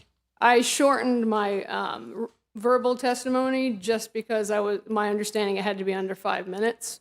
If you would like, I can read the actual written testimony. I wouldn't be able to make that decision. Only the chair would be able to. No, I think I'm just bringing it to his attention. Thank you, I Mr. appreciate Chair. it. I appreciate your observation. If the shorter version captures the essence of it, I'll allow it. Thank you, sir. You may proceed. I'm almost done. So where I was saying was, we all know how hard it is to build in these environments and how much money it actually costs. So if you think it's one amount, go ahead and double or triple it, and you might be close to what it actually costs. So one of the main issues that we Water Islanders see with the project is that it won't be able to even be completed. So therefore, public lands will be developed into residential units and sold, and then that's it, possibly. No road repair, no marina, and actually now an even greater strain on the infrastructure. One thing I did want to bring up was the undersea WAPA cable. It's from the 50s. It's already overburdened and has had issues in the past. With a further load of 100 additional homes, probably with fancy AC units and hydro appliances, this cable will likely fail and will leave Water Islanders in the dark for an indeterminate amount of time. So I'm calling on all senators here and those who aren't, please come to Water Island and visit and let me personally show you around, show you all the sites, anything you want to know and see. I'll be happy to do that. But for now, I would ask that you please vote no on this lease amendment. Before any lease is accepted, put in place the protections for the natural areas and the public access for all Virgin Islanders. Preserve the existing infrastructure and make sure the project is a fit for the culture and the community here now before it's too late. Thank you. I appreciate it. Thank you very much, Ms. Ackley. Just for the edification of the general public, again, no votes are being taken today in the committee of the whole meeting. Mr. Ike Northrop. Yes, Chairman Potter, thank you. Good afternoon to the Honorable Senator Potter and members of this committee of the whole. I appreciate very much the opportunity to appear before you today. My name is Isaac Northup, and I'm the president of the Sprat Bay Homeowners Association. My family and I have loved and owned property on Water Island for over 25 years. Following up on what some of Mr. Nezra said, I wanted to highlight for this committee some issues I think are important in the proposed lease and errors and omissions that occur in the body of what has been told to us is a conceptual program, but it's the only one before us. I have 4 points in my written testimony. The first is it concerns the map of the development. There are several errors in the development map of the proposed areas to be included in the lease. And I go into this in my written testimony. I can shorten it for convenience. There's a section called Area J on the north side of Water Island, which is not included in the lease, is shown in the developer's plot as included in the lease. Next to it is Lot 112. Now, 112, I would direct the committee's attention, the senator's attention to, because Lot 112 is where the remains of Carolina Point Plantation are. And they are the remains of the only designated or identified plantation owned by a former enslaved person in the Virgin Islands. The proposal for building submitted by the developers, and you have to look carefully in their proposal, but on their construction timeline, it says that they will be building their dock on the north side of Water Island on Lot 112. Lot 112, as I said, is not subject to the lease because it's privately owned, and it's also subject to restrictions because of those very important ruins of Carolina Point. Carolina Point was the subject of archaeological excavations by the National Park Service, and one of the exhibits attached to my testimony is a report on that. It talks about the really fascinating history of Carolina Point, the two former enslaved men who successively owned it, and how they ran it. As I said in that report, the report on those excavations concluded by saying there is wealth in these ruins. The wealth in these ruins are the windows into the past. The rich history, both documented and excavated, is only a fraction of what the plantation has to tell us. Again, I believe, as Mr. Nestor had said, the developers have now conceded they made errors in their proposed map, in their proposed conceptual plan. One of the errors they have acknowledged is including Lot 112, but there's no other land in their leased area where they can build their dock on the north side of Water Island. So my point is this: the whole area around Carolina Point, not just Lot 112, is very historically significant and has been recognized as such. And so I would ask that this committee of the whole, as you look at this, look at the errors in the submission made by the developer. The dock that they propose to build on Lot 112 in their construction timeline would cause tremendous damage to the whole area. If you can imagine all the trucks that will be coming off that dock, all the supplies for the hotel, it'll cause tremendous damage to Lot 112. So Lot 112 is the focus of my first point. My second is, it is unclear as you read this document what the developer's plans are for Spratt Point. Mr. Moskowitz touched on it today, building biking and hiking trails, but then said it would only be to maintain utilities and roads. Well, there are no utilities on Spratt Point. There are no roads on Spratt Point. So, and in my written testimony to this body, I set forth a provision from the 1998 deed from the Department of Interior to the company that created Spratt Bay. And that 1998 deed has a restriction that says grantor, that being the Department of Interior, agrees to transfer Spratt Point, Lot 279, to an agency of the U.S. government or the Virgin Islands government or a private agency such as the Nature Conservancy, and this is the critical language, on condition that the parcel shall be set aside for conservation purposes as a habitat for birds and animals. That's what the deed of conveyance says about Spratt Point. It goes on, the same deed of conveyance, and says the grantee and grantor recognize that Lot 279 is landlocked, and the grantee agrees, the grantee being Spratt Bay Corporation, agrees to permit reasonable land access across existing roads or rights-of-way. To whom is that granted? To appropriate conservation agency officials for purposes of administration and inspection of the parcel as a habitat for birds and animals. That restriction is in the deed of conveyance. If you start talking about building biking trails, hiking trails, destroying the vegetation, destroying the habitat, that which apparently the developers have included in their plan is a direct violation and a clear violation of that paragraph 10 of the deed of conveyance. That 1998 deed is also attached to the testimony I submitted to this honorable body. The whole deed is right there. You can read paragraph 10. Even the idea, though, of limited maintenance, as good as it sounds, violates the language of that paragraph 10. The third point I raised in my written testimony I want to touch on is I read Governor Bryan's recent testimony in Washington, and we all realize the economic stress the Virgin Islands is under. And that's what makes a project like this so attractive, and we all understand that. But if you read their 169-page submission carefully, and I've done it about 4 times, you will see that they talk about building a firehouse, talk about building an ambulance place. They don't say anything about who's going to pay to staff it. And so my position as I look at this lease is, and my request, is that this body simply consider how this development will increase the burden on the police, ambulance services, fire protection, and the hospital, which is a substantial part of Governor Bryan's testimony in Washington about the economic hardship being faced by the hospital because of the inequitable Medicare reimbursements that affect this government, this island, and this hospital. So there's a lot about we're going to do all this, but on the backside, even if it doesn't fail, and Mr. Nestor did a great job of illustrating that, on the backside is the funding and the continuation of whatever is built, like the firehouse. So that is also unclear in this document, that I joined my colleagues in saying we're not opposed to development. We just want careful, studied development, as was done, and this is the last point that I will make, as was done in 2014. Part of the submission by the developers in this case, beginning at page 145 of their submission, is the letter written by Governor DeYoung explaining how the 2014 lease came about to be signed. He says, we engaged a hospitality company to ask for proposals. I didn't know today until Mr. Moskowitz told us there were 10 proposals. That was narrowed down to 3. And then the Water Island Development Company was chosen. That was the kind of deliberate process that this went through before the 2014 lease was agreed to.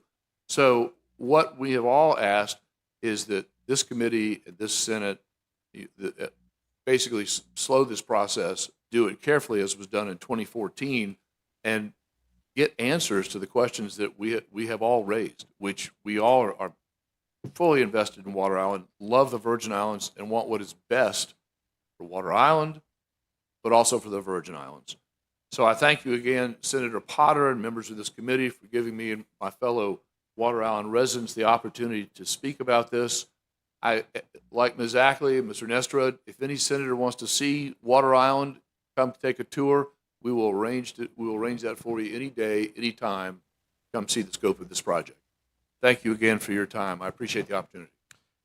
Thank you very much, Mr. Nestrud. We will take you up on the offer of the tour on Water Island. We will. I think we have one more testifier, Dr. Bitterwolf. You may proceed. Can you hear me? Okay. Yep. Yeah. Honorable members of the legislature, I thank you for inviting my testimony today, and I thank the Department of Property and Procurement for welcoming our feedback on the new development plans for Water Island. In 2025, Governor Bryan urged the U.S. Virgin Island diaspora to return to our islands to help address the many challenges we face. I took that to heart. I stand before you as a Water Island native who spent his childhood living on a sailboat in Druiff Bay. I left to earn my master's degree and PhD in marine science, and I have returned out of a deep love and respect for our islands and a desire to build a meaningful future for us all. I urge you to delay a vote on this proposed lease amendment and reinstatement, not because I'm anti-development, but because this agreement could be so much more for us, and we need input from Virgin Islanders to make this a project they will be proud of. In its present language, we are trading 180 acres of public land for luxury development, unvetted property sales, and a mostly tourism-based economic income. Yet tourists come to our islands to explore our natural shores, reefs, mangroves, and seagrass beds. They come to sail, snorkel, fish, and travel off the beaten path. How can we balance this scale of development with the preservation of what makes our home special? When I was studying at the University of the Virgin Islands, I worked as a snorkel tour guide and a boat captain. Today, reefs are a shadow of what they used to be. Snorkeling for me now is like walking through the remains of a burned down forest. While tourists exclaim their excitement at the grass that has grown, I'm devastated by the loss of the trees. The only sliver of hope for our marine ecosystems lies in the restoration activities of organizations like the Coral World Ocean Reef Initiative, the Nature Conservancy, UVI, and our government's involvement in ensuring they remain financed. These organizations pay exorbitant rental rates and energy costs just to attempt to make a difference for our waters. Yet, in this proposal, we are giving away prime real estate to a luxury development for a locked-in rate of just $666 per acre per year. I believe the developers are well-meaning people with ecological aims that align with ours. But unfortunately, those good intentions are not captured on paper. We don't currently require that they integrate our local restoration and education arms into their project by formally partnering with institutions like the Coral World Ocean Reef Initiative, the University of the Virgin Islands, or the University of the Virgin Islands.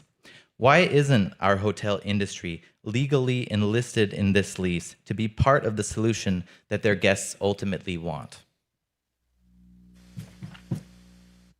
This luxury development seems great from the number of jobs it creates. But who here is excited about our youth serving guests, making beds, and cleaning rooms day after day while struggling to pay the rising rent and food costs?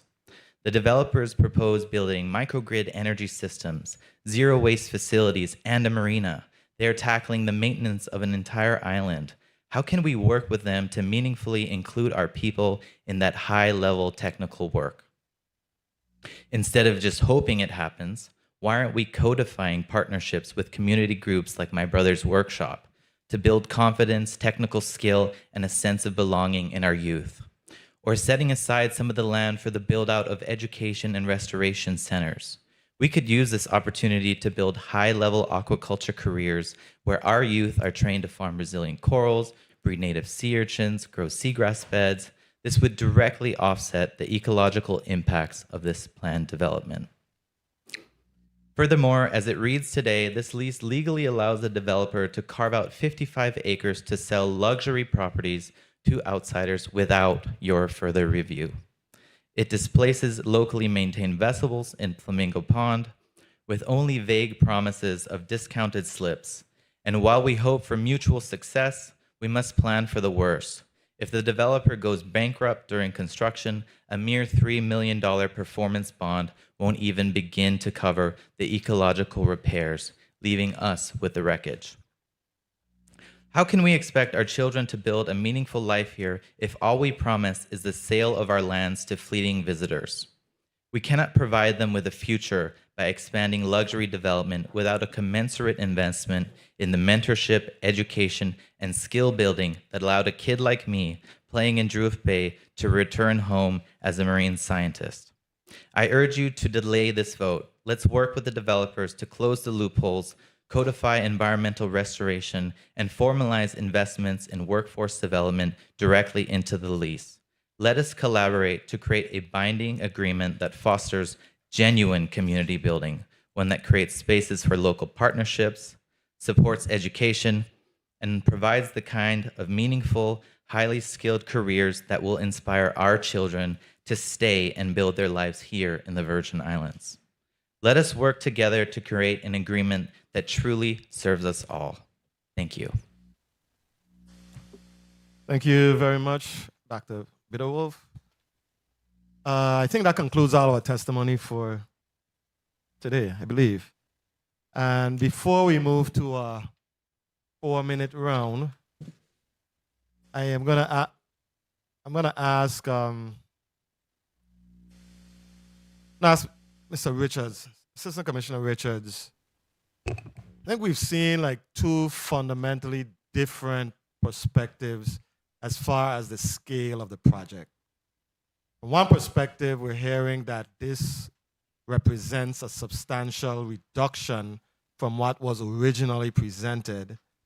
And the other side is saying this seems to be a substantial increase to what was initially presented. And I just want to get your thoughts on that. What is, why are we seeing two fundamentally different perspectives?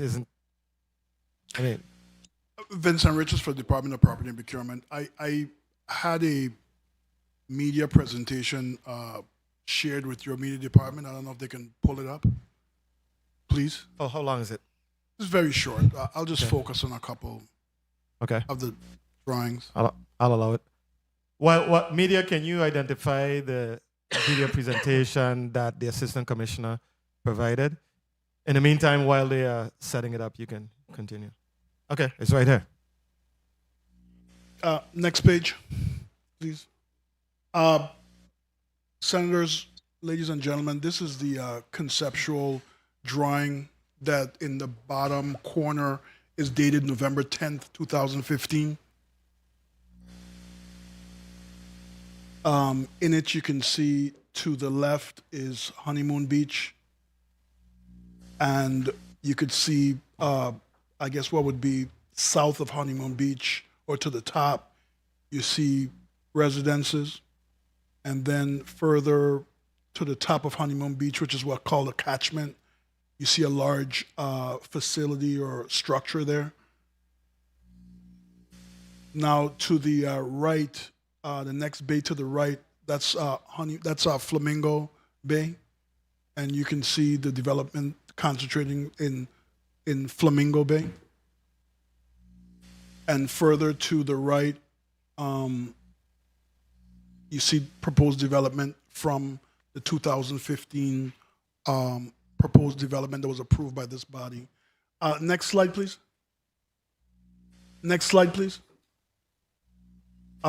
This is the proposed master plan for the current developers. And as you can see, do me a favor, can you forward all the way to the last, I believe the last 2 slides? Continue going forward, forward, forward, forward. Keep going. Right there. So this is basically the concentration of the development for the current footprint. Right now, as we see, as we're here before you for the amendment, and you can see to the left, Honeymoon Beach development and the catchment development is completely removed from the proposed amendment. Those properties are slated to return to the GVI. You can move forward to the next slide, and then you see a comparison. Back to the previous slide, please. Back to the last slide. No, forward, I'm sorry. There you go. So, I mean, this is basically where we are in terms of the concentration of development. So you're saying this is the previous? This is a previous lease plan, agreement and previous master plan to develop the properties. Now, I've shared a handout here with everybody present, and I believe I shared that same or similar handout earlier in the week when we met to discuss the project.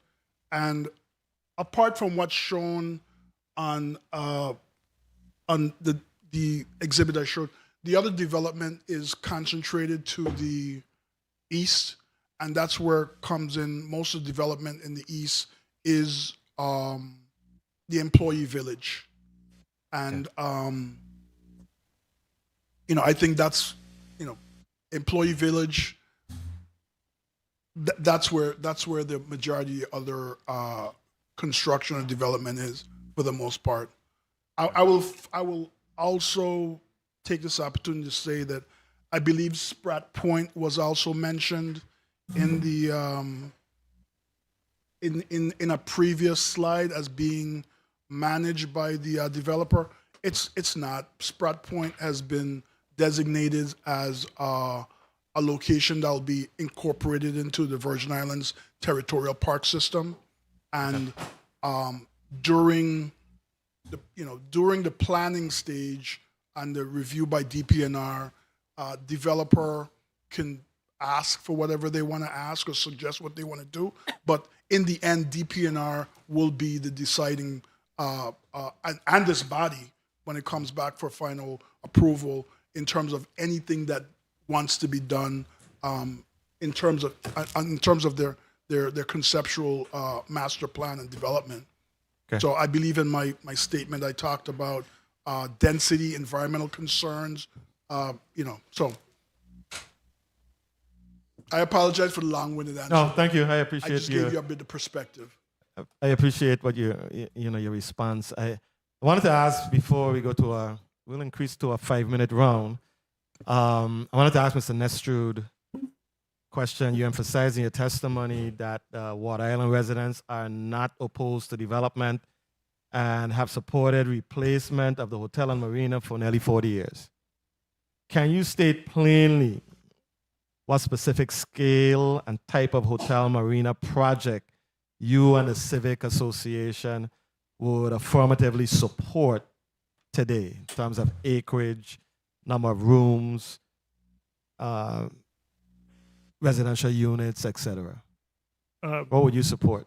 Sure. I don't know that I have. You don't speak. I don't know that I've polled everybody, but let me tell you what I have. And I've had a lot of discussion, so I have a pretty good feel for it. The hotel was written into the deed as something that the government is supposed to use reasonable efforts to replace. And we recognize that we should be working with the government to help replace the hotel. It has, 100 rooms, 140 rooms, 88 rooms. The impact of a hotel is pretty much the same. When it is kept in size and footprint to the area that it was in before. That's our main concern. It was a hotel on Flamingo Bay, and that hotel should be replaced on Flamingo Bay. Now, So you want it to be on the same footprint as the previous right, the hotel. 48-acre footprint, correct. And that was what the United States expected would happen, and they wrote that into the transfer deed, that the hotel could and should be rebuilt as a public purpose for Water Island. And the Water Islanders were involved in that process every step of the way. We went to the public meetings with the government, with the Department of the Interior, and with the then hotel owner. And so we knew that hotel would be replaced in that footprint, and it was written into the first lease, and the marina. So, what has happened here is that taking hotel rooms out and replacing them with residences on the other end of the island is not commensurate with what the United States wanted when they wrote the deed or what the Water Island residents wanted. We recognized that we would have a development of some type on that footprint. In the 2014 proposal, and we've given you the entire details of it, we supported it. Maybe it was more than some people would like, but it was generally, and not generally, but specifically in the same area that was in before. Okay. Thank you for your response. Senator Alma Francis Heiliger, you're recognized for your 5 minutes. Thank you. You don't have to take the full 5 minutes. I'm taking all of it. Thank you so much, Mr. Chair. Good afternoon to my colleagues. Good afternoon to the people of the territory. Good afternoon to everyone here, testifiers, and those in the well. Before I continue, my first concern has to go to this town hall discussion that we had earlier. And I just need 100% clarity on it because as a representative of the people, I believe that Virgin Islanders should have an opportunity to have their voices be heard. And from what I was told versus what I'm hearing here today, it's two completely different conversations. So I'm gonna ask Mr. Richards directly, was there a town hall meeting, which especially that is done by the government, you have to give public notice, the entire public should have the opportunity to come. I'm not even going to limit it even a Zoom call because Zoom calls could have 100,000 people on them. So I'm not questioning that part. What I'm trying to figure out, was there actually an official town hall meeting called that the members of Water Island could attend? Vincent Richards for the Department of Property and Procurement.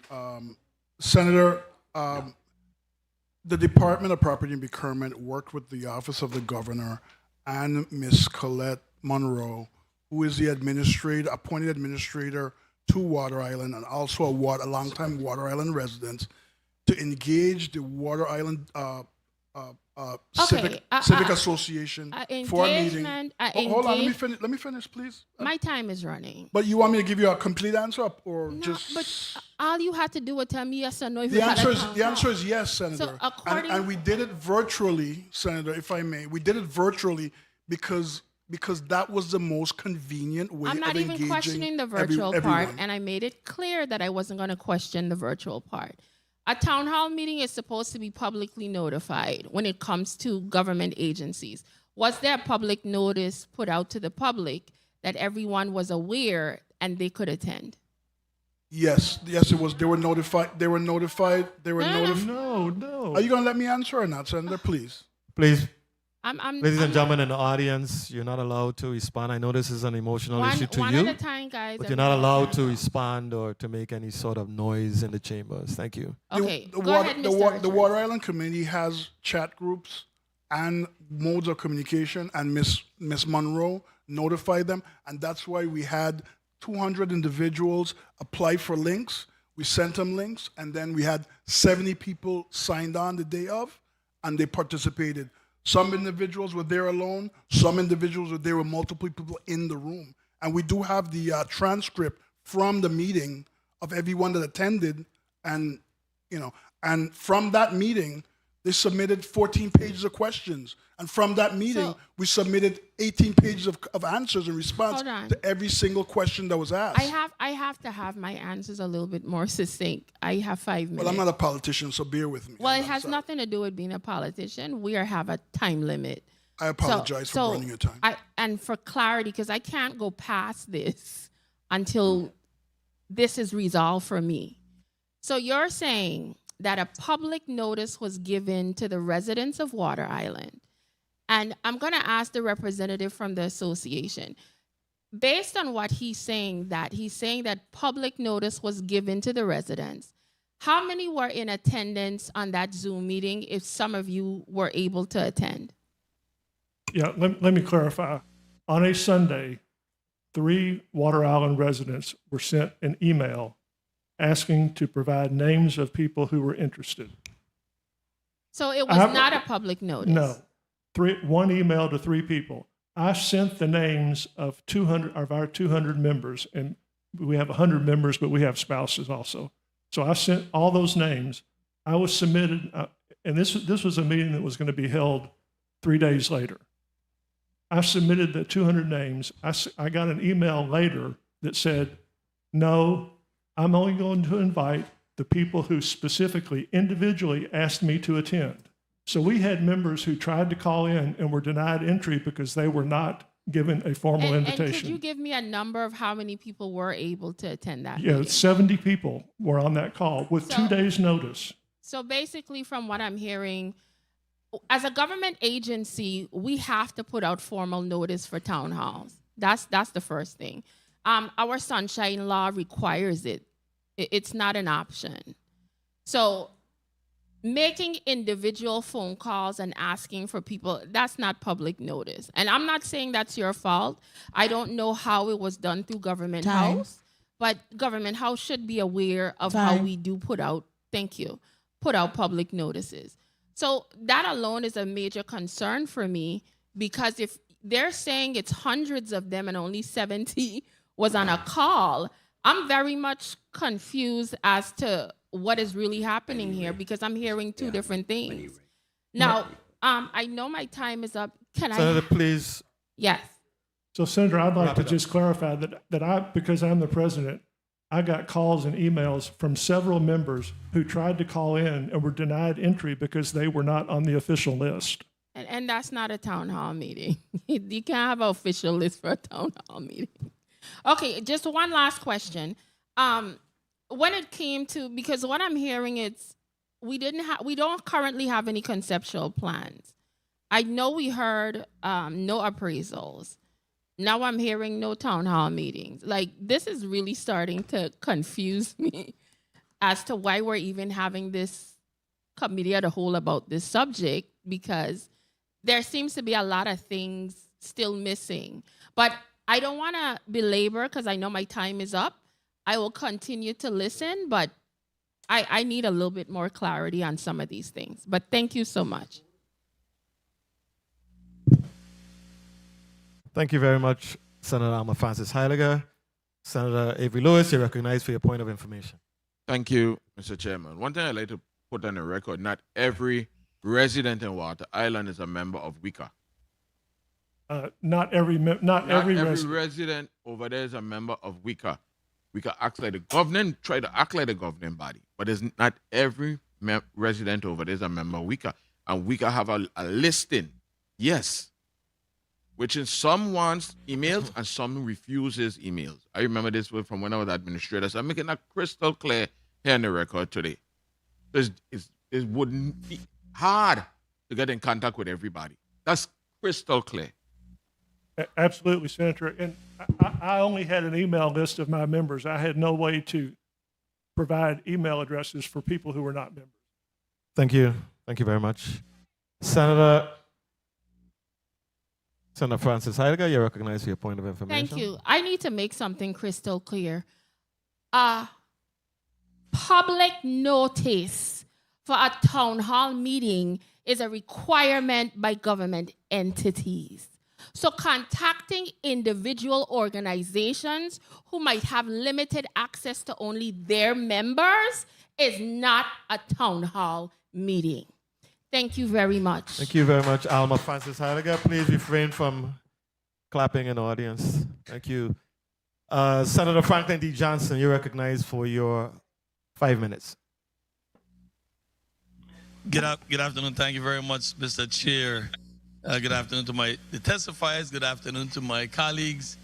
Good afternoon to the viewing and listening audience. Today is a perfect example of a story of two cities. That's the best way I could face this right now. But what I want the developer them to do is respond to something the gentleman, Mr. Chuck Nestro said. I want you to answer his claim of your two projects them that you had that he said fell to bankruptcy or was total failure. Can you explain to me from your point of view what took place with your two projects, which is the one in Boca Raton and the one in Dubai? Good afternoon, Senator, and thank you for your question. In the principal from Blue Water, that was involved in those two projects was engaged as the construction manager. His name is Terry Smith, and he was not involved in the financial side of that project. He was engaged to do the construction management, which is a completely different aspect of the development than what the allegations are coming from Mr. Nestrud. So at the end of the day, it's like blaming a contractor for a homeowner's bankruptcy. So what was the status of those two projects, and were you guys involved in it? No. Blue Water was not involved with it, just the principal in his own individual capacity as an engaged contractor. The Mandarin Hotel is in fact built and moving forward.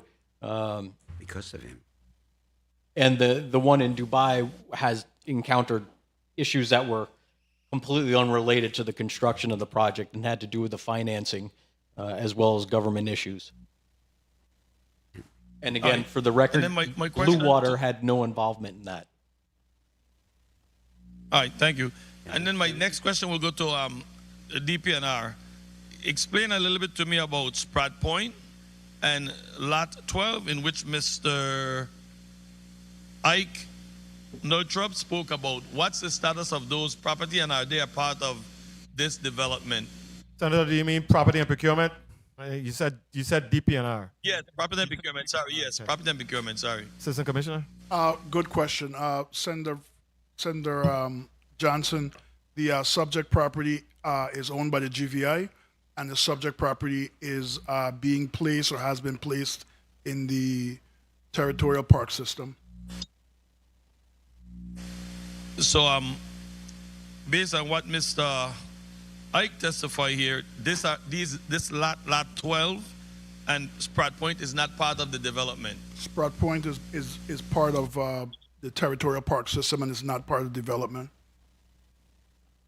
And lot 12? 112? No. It's Yes. It's not part of the development. All right. This today, I'm a little disheartened with what I'm hearing here, and I think folks really need to get a fair chance to hear fully and have their voice heard. And I understand DPNR said that they had 2 more meetings. They had 2 meetings. 1 minute, 30 seconds. And they're scheduling a third one. Do you plan to have a town hall meeting in your third meeting where the people from Water Island will get a chance to sit down, have conversation with the developers? The answer to the question is yes, Senator. Do you have a place? Yes, Senator. We are working on a place, whether to be on Water Island itself or to be on somewhere in St. Thomas. Do you have a date? No, we do not have a date right now as we sit here today, Senator. That's my concern right now. I think there's a lot of residents with very valuable concern that we need to have. And I've did some very tedious work on Water Island after the twin hurricanes down on Honeymoon Beach. I worked with both of the vendors there to make sure that Honeymoon Beach was back up. I've toured Water Island more than one time, up to the bunkers, and got a pretty much big tour of that island. So I definitely want to see a partnership, genuine partnership, where the people of Water Island get a chance to speak. And most of them are saying they're not against development, but they would like to hear and be a part of what's going on. And I think it's fair.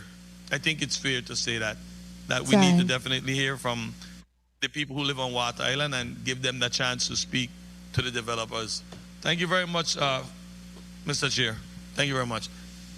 Thank you very much, Senator Franklin Johnson. Senator Court Violet, you're recognized for your point of information. Thank you so much, Mr. Chair. I just wanted to put on the record that we are not voting today. We're not voting. So we're not rushing the measure.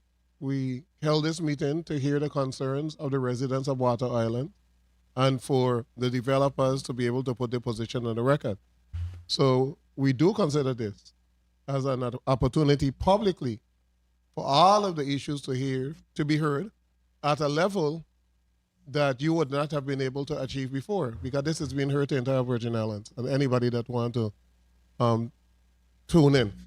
So this is an opportunity for everybody to put the position on the record. The Senate is here listening.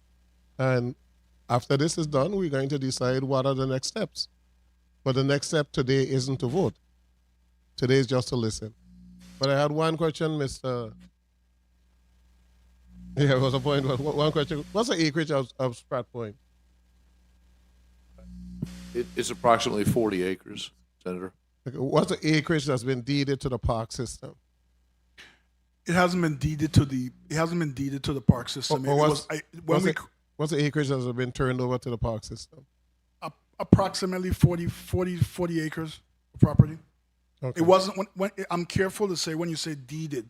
No, I took back the word deed. Just when we created the territorial park system, it was one of the parcels that was identified when we submitted the legislation and testified here on the legislation to create the system as one of the parcels that was going to be placed in the park system. And this 40 acres were part of the original 250 that was deeded to the government? Yes, Senator. Okay, thank you. Thank you very much, Senator Kurt Violet. Senator Dwayne M. DeGraff, you're recognized for your 5 minutes. Thank you, Mr. Chair. Good afternoon, colleagues. Good afternoon, testifiers, all of you listening and present. Mr. Miller and Blue Water, thank you for your interest in trying to reignite something that we could definitely use in the territory. But under this system here, I believe in hearing out everybody, both sides. And we've had a zillion emails in regards to, and I can't say they're in opposition because everybody have stated they're not in opposition, but they want to be a part of it. So I'm a part of that. We have a saying here in the territory, right? We don't buy cat in bag. I don't buy cat in bag. Meaning, I like to get all the information before I make a decision. And it's only fair. If it were you sitting and you're in opposition, it's only fair that you're heard. Now, I am a veteran, a combat veteran. I went to war for the freedoms that we have here in America globally, right? There is property designated on Water Island for veterans. Assistant Commissioner Richards, is that property identified and would it have an impact on this whole proposal right now? Vincent Richards for the Department of Property and Procurement.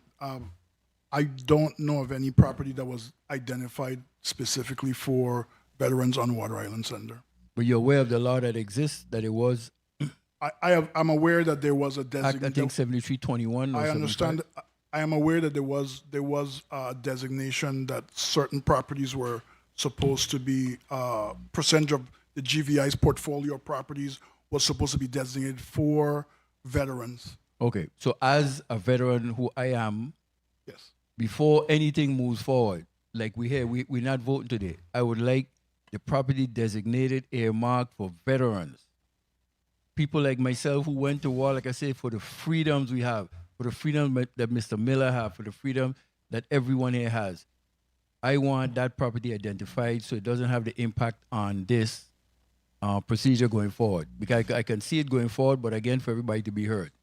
Now, another issue I have is in the agreement, Act of the Legislature. Let me just read the one part that I highlighted. Act of the Legislature of the Territory, the Legislature approving this amendment, the approving act, and delegating authority to the Commissioner of the Department of Property and Procurement, the Commissioner. The Commissioner is authorized and directed without any further legislative act to execute and record deeds for such residential units conveyance upon satisfaction of stated conditions and with the governor's written approval. I'll stop there. Once we give the Commissioner of Property and Procurement, we sign this off, they probably could sell my veteran properties. That's a problem to me. I'm not saying they will. I'm not saying they won't. But based on what's written, I relinquish my authority as a senator to the Commissioner of Property and Procurement to make 1 that minute, 30 decision to seconds. sell property. Not on my watch. Not yeah, please don't applaud. Like the president told you, you don't want to have to put anybody out, but I guess saying not on my watch. And I'm not trying to intimidate you or anything. I'm telling you what, if I were defending you, why I would be saying that is fair across the board. Now, there's some other issues that we can, in one of the emails they sent that Blue Water is an advisory firm and not a development company. Is that a fact? Yes or no? No. No? It's just, it was a LLC that myself with Mr. Smith had developed because we were doing certain type of advisory works. And when it came about that the project made sense, we said we'll use this company to be the active company to put this project together.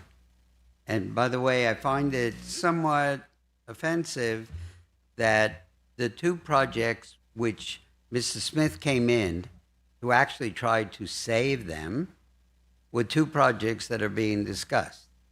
Nobody's talking about Well, excuse me 1 second. If I didn't mention about it, right?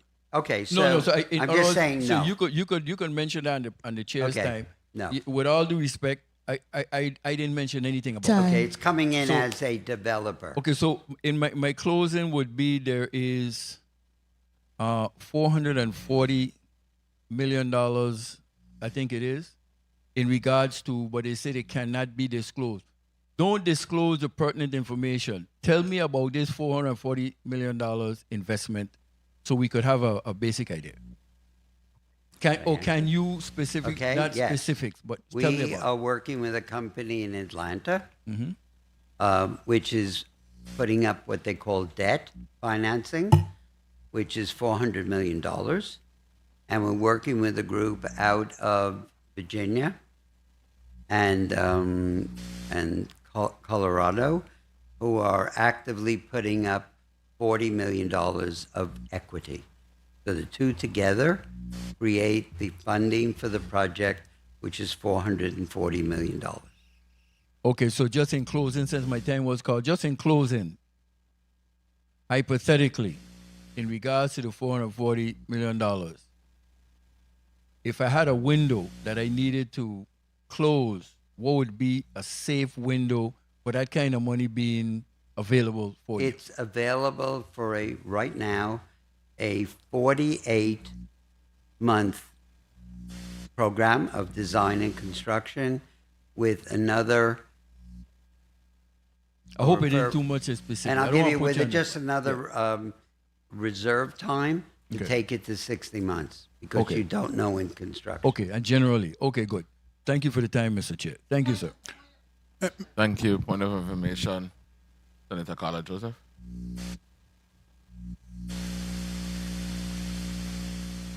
Thank you so much, Mr. Chairman. My point of information is to follow up on the question from the National Guard veteran, Senator, relative to the designation of lots for the veterans, which is in accordance to Act number 7321. 7321. This was supposed to be done from 2011. I wondered if the Office of the President had invited anyone from the Housing Finance Authority here, because we want to see if these lots and where these lots are, because that's a critical part. We don't know if these lots are included in this development, this proposed development. And I believe that's what the veteran senator is trying to get at. So I think it would be beneficial if we could get somebody from there here, or have any type of information to assure that the 15 lots, at least it said at least 15 lots were to be sold to veterans. And how can we address that? I think we need to get somebody from Housing Finance Authority here to address the situation that the veteran senator spoke about. Thank you. That's just my suggestion. Thank you, Senator Joseph. Senator Vele, recognized for your point of information. Thank you, Mr. Chair. Act number 7321 speaks of percentage, not individual lots. It's 15%. No less than 15% of the government-owned real property on Water Island. And then you have to go to the act before that, which is Act 6751, that allocated 30% of the 200 acres. So when you do the 30%, you come into 60 acres, and then you do 15% of the 60, and it's 9 acres for veterans. Thank you so much, Mr. Chair. Thank you very much, Senator Vele. Point of information, Senator Carla Joseph. I just want to inquire exactly where this 9 acres is located. That's my concern. We don't know. We don't know if it's part of the development or not. At least I don't know. 15%, 15 acres. The point I'm trying to make is where in this development is part of this 15 or 9 acres. Where is it part of this or not? I think we need to know that as well. Who would you like to answer that? Well, Mr. Richards, you can't answer that. No, I cannot, Senator. I cannot right now. So do you know how much was conveyed to the Housing Finance Authority? No, Senator. So that's another issue. Thank you. Thank you, Senator Joseph. Point of information, Senator Vele. The overall acreage was turned over to the Housing Finance Authority, the overall acreage. And then there's a percentage of that acreage that is supposed to be reserved for veterans. There's a certain percentage. Yes, it can be any place because it was never specifically marked out as to what. So the bigger question we're going to have to ask is to whether or not when you take out the cultural restrictions in reference to covenants, the environmental restrictions, and then the 60 acres as to what is left back. If the 180 would reduce that overall amount that is no longer amenable. So as we go along, we can find out that information. Thank you so much, Mr. Chair. Thank you, Senator Vele.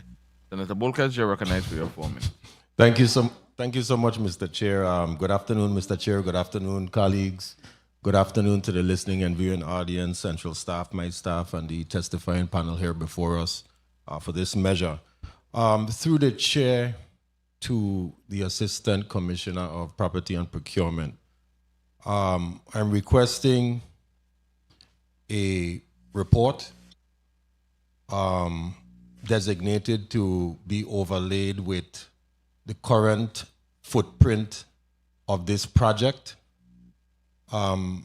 designating or showing the lots from 7321, if you have to coordinate with Housing Finance Authority to find out where they are.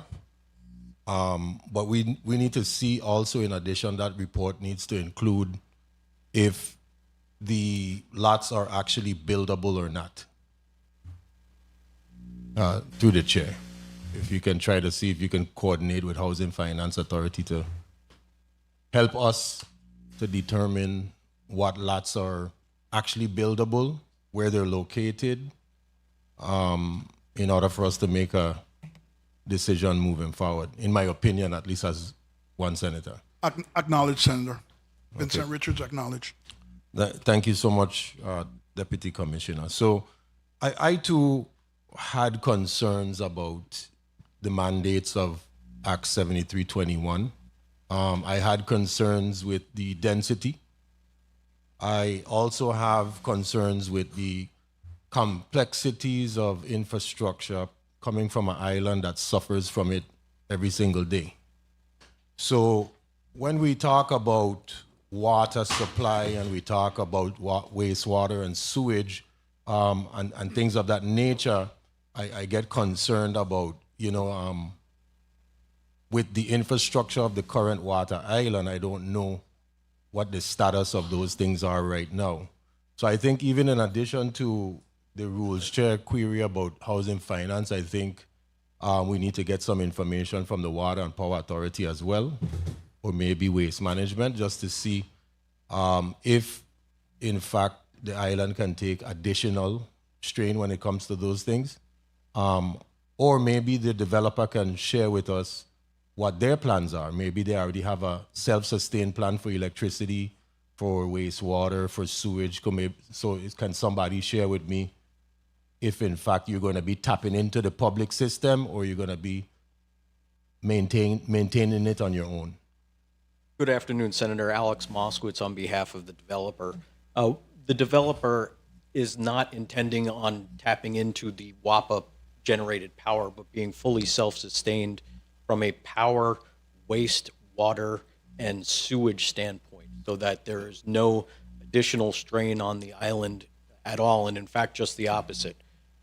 What the developer anticipates is providing enough water, sewage treatment, solid waste removal, and electricity generation that if the residents of Water Island want to tie into the system, they can do that, and we would work with them as well as the PSC. 1 minute, 30 seconds. In order to ensure that there's proper oversight and that they aren't deemed a public utility. So that means the project includes electric generation, sewage, wastewater, renewal, all of that, desalination, reverse osmosis, all of that? Correct. Okay. In relation to, because, you have all these people going and coming, there's going to be waste.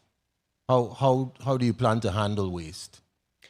So is there, I don't even know if there's even a dump on the island of Water Island, to be quite honest. There is. Yeah, Senator, if I can help with maybe answer Yes, those please. questions for you. So currently, Water Islanders have cisterns. That's how we get our water. We don't get water from the government.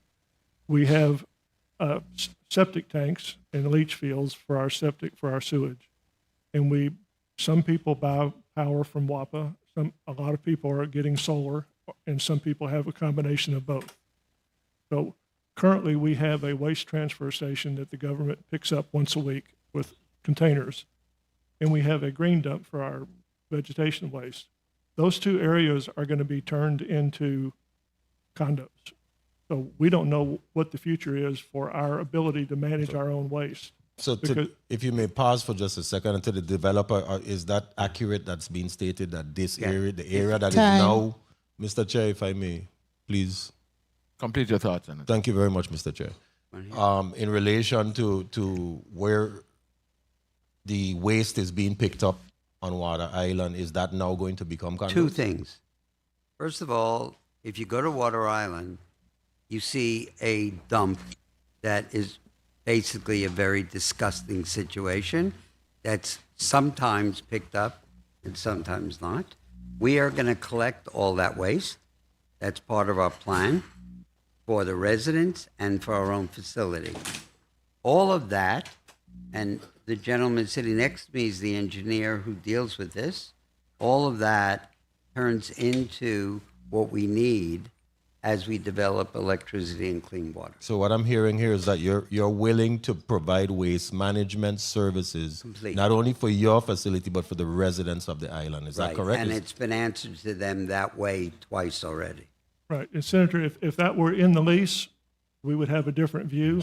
But right now, the lease says they're going to provide those services just for the hotel and the marina.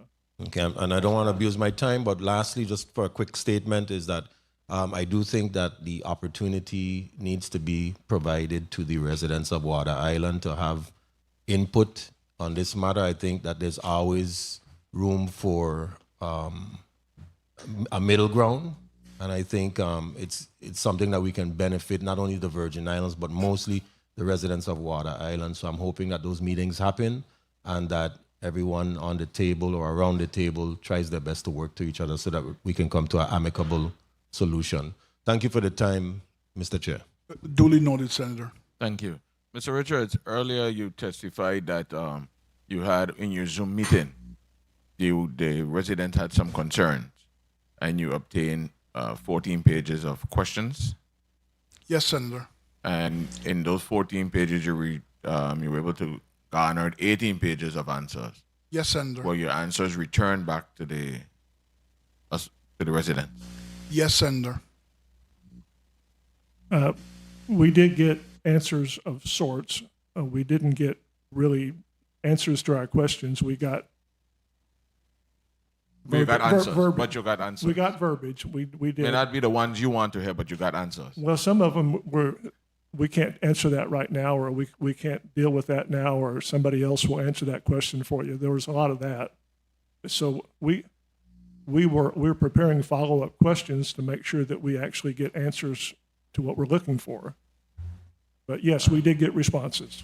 Mr. Chair, if I may, I'm willing to submit to you copies of the questions and copies of the answers that are provided. And if and when we get follow-up questions, we will continue to answer all of them in writing.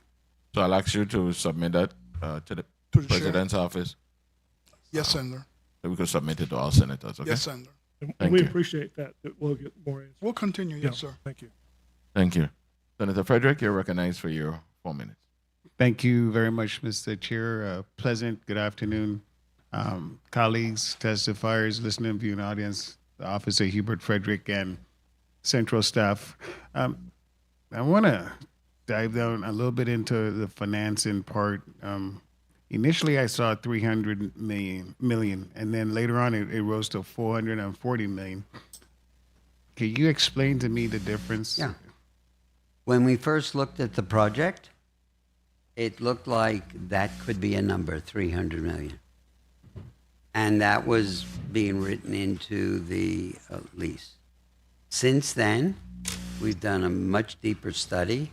There's been numbers thrown out all over all day long today. For instance, the infrastructure has been talked about 40 million. It's closer now to 60 million.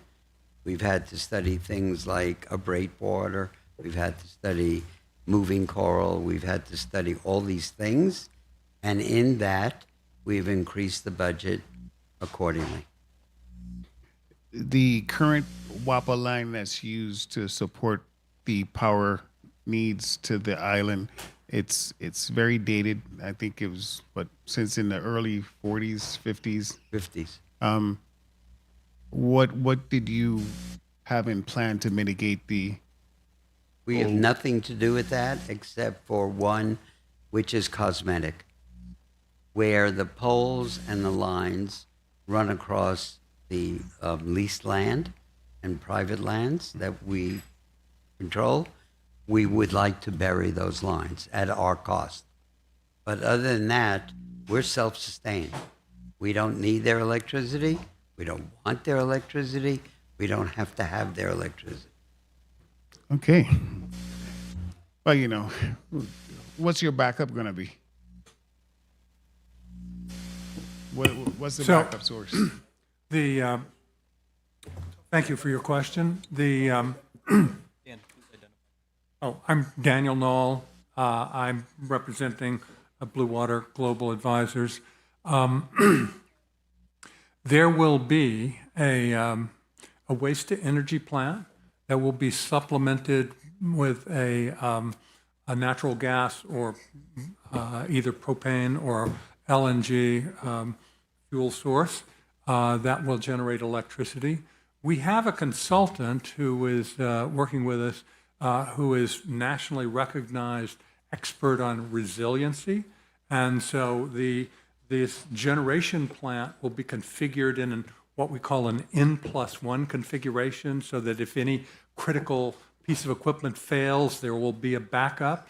So we anticipate, that power provided by this plant will be continuous. Where's that currently in operation? For this size, waste to energy requires an enormous amount of waste. Lots of places. We're Waste currently energy. working with a provider who has several operating facilities in Canada. And in Michigan and in Wisconsin. And my background is 1 minute, years 30 in seconds. Dubai. I'm in which saying we've for done the that. population that you have generating the waste, is that sufficient waste to provide the electricity needs of your development? No, I doubt that the waste fuel in and of itself is adequate. It's certainly an appropriate addition to supplement to the natural gas fuel that we will be burning. But also, so the two together, we burn the garbage essentially. We supplement the heat value of the garbage with natural gas to make heat that makes the electricity. But also on all of our buildings, we will have photovoltaic panels and batteries, all of which work together to minimize, actually they work together to make this facility, all the things that we build, the private houses, the hotel, and the employee village will be served with very reliable power that will be completely independent of WAPA. So why don't you just use the additional trash that the current residents are producing?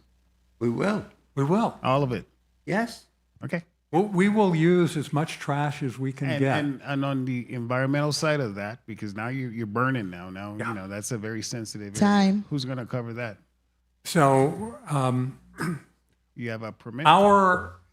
The way that we utilize the trash as fuel will conform with very strict environmental restrictions with regard to what we can emit.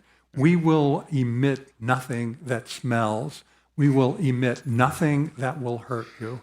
We will emit only carbon dioxide and water vapor from this plant. Thank you very much for the additional time, Mr. Chair. Thank you very much for your responses. Thank you very much, Senator Hubert Frederick.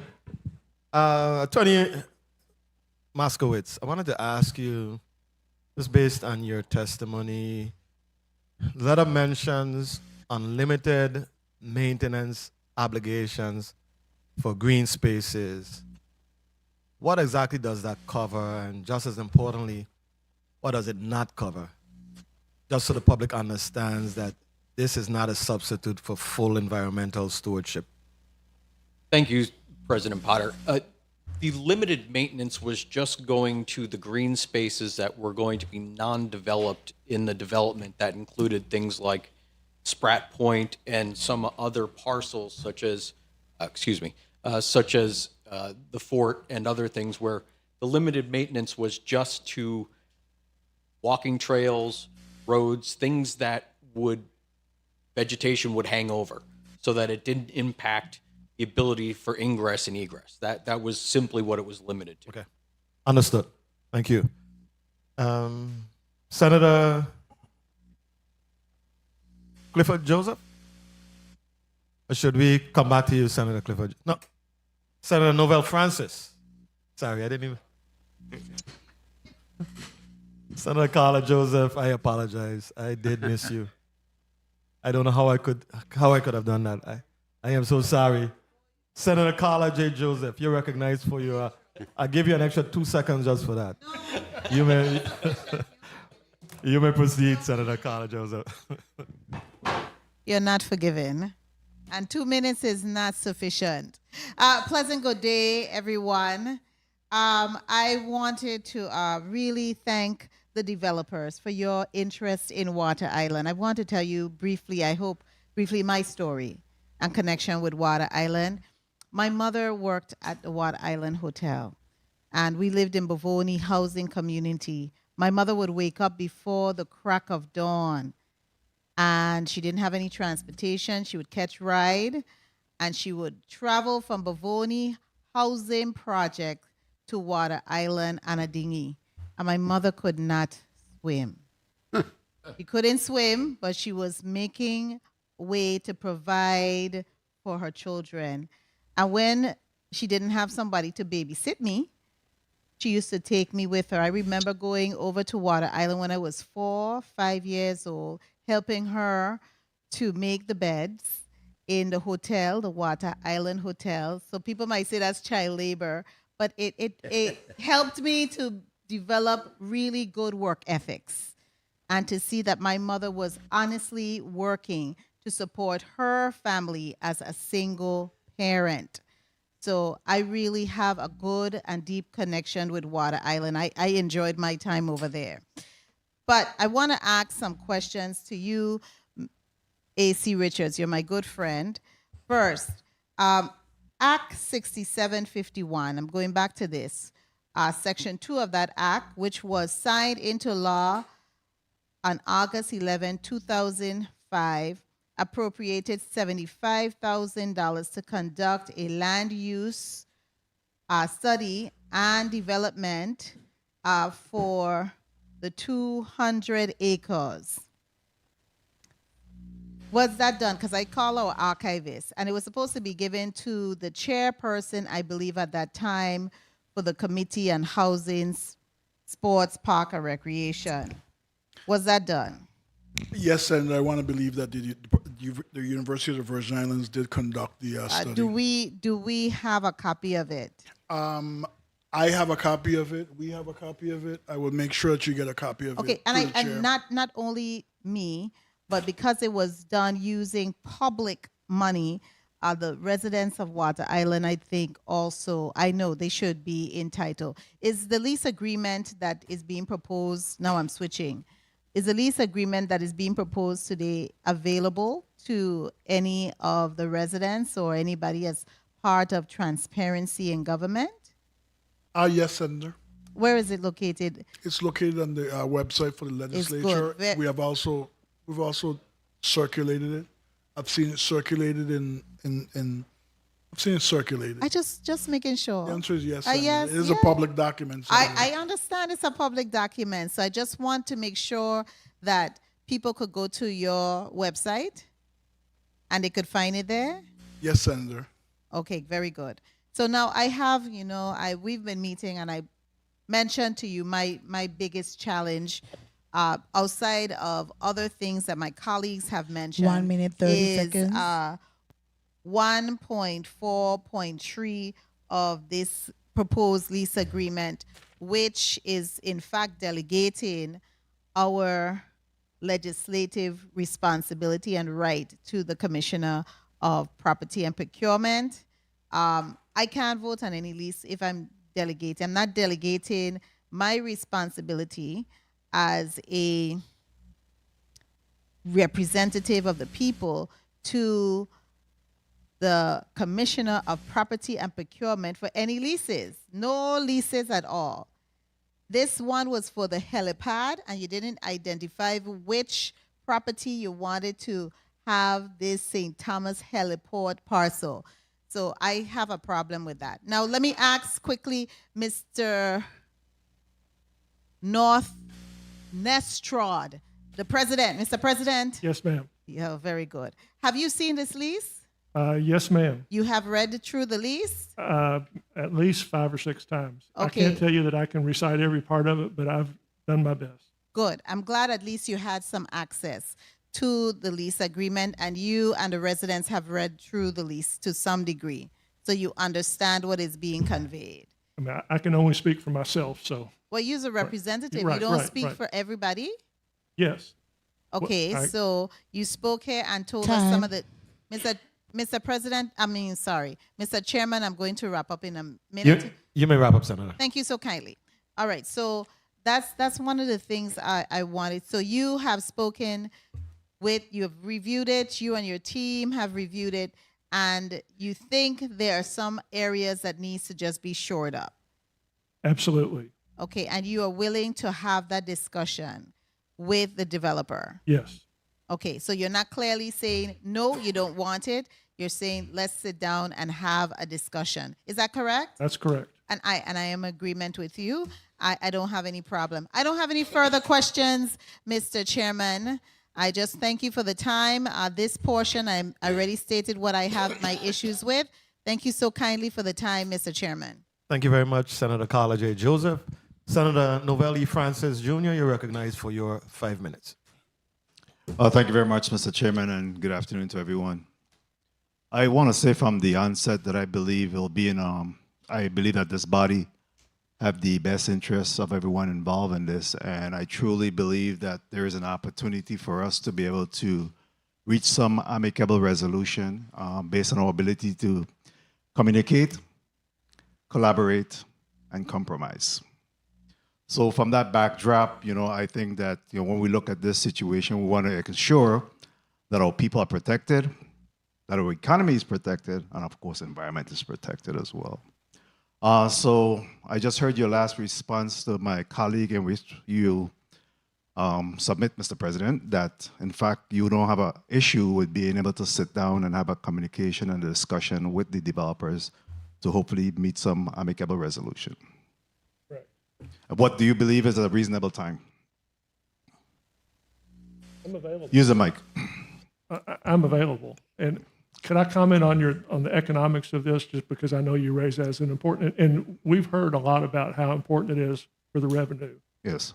And we're in favor of the hotel. So if you look at the numbers that are being projected for this project, $300+ million of revenue, the vast majority of that comes from the hotel and the marina. I think Mr. Moskowitz mentioned $13 million as the 6% share in the residential part. So the part that we are supporting is the vast majority of the income that the government of the VI will receive. So we're not opposed to you. Well, there's a lot of residual benefit that comes from that as well. It just doesn't happen in a one shot, right? There's a lot of residual that happen.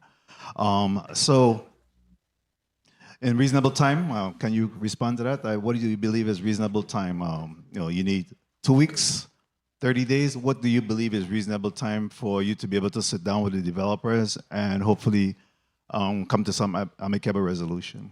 Well, I mean, I can't guarantee the result of the discussions, but I can tell you that I'm prepared to discuss with the developers anytime. Would you agree that there is no way, especially in a democracy, where you'll see a total consensus of everyone? Hopefully there is no expectation that 200 residents will be able to be spoken to, entertained at a meeting or any discussion, because that's a recipe for disaster. Absolutely. Simply put. Absolutely. If you have 200 individuals in a room, if you have 200 individuals on a phone call, you're not going to be able to properly vet this. So I'm hoping that you could have select a few individuals and be able to come to some common grounds, and you could have these 10 individuals perhaps represent on this, because it's impossible for you to have a total consensus of 200 individuals on any given call or in-person meeting. Would you agree with that?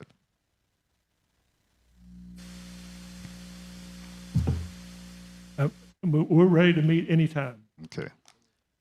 Go ahead. Senator, I just need to make a point of order. This is Alex Moskowitz. When we submitted the responses to the 14 pages of questions, in the cover letter that I submitted along with that to Attorney Nestrud was a request at the end to have a town hall meeting via Zoom that we would schedule at their convenience. They rejected that offer. So I just want to make sure that the record is clear the developer has reached out and tried to schedule meetings with the person who represented as being the point person for communicating with the residents. So, and it was rejected. So that's a point of fact that I would like Let me to make sure clarify is clear on the that. record. We did not reject.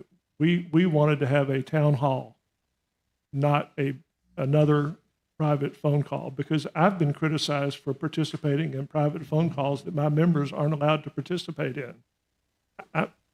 It puts me in an uncomfortable position until we have a town hall. That is not accurate. It was a offer to have a Zoom meeting with every single person on Water Island who wanted to participate. That's one of the hits of being a president. Yeah.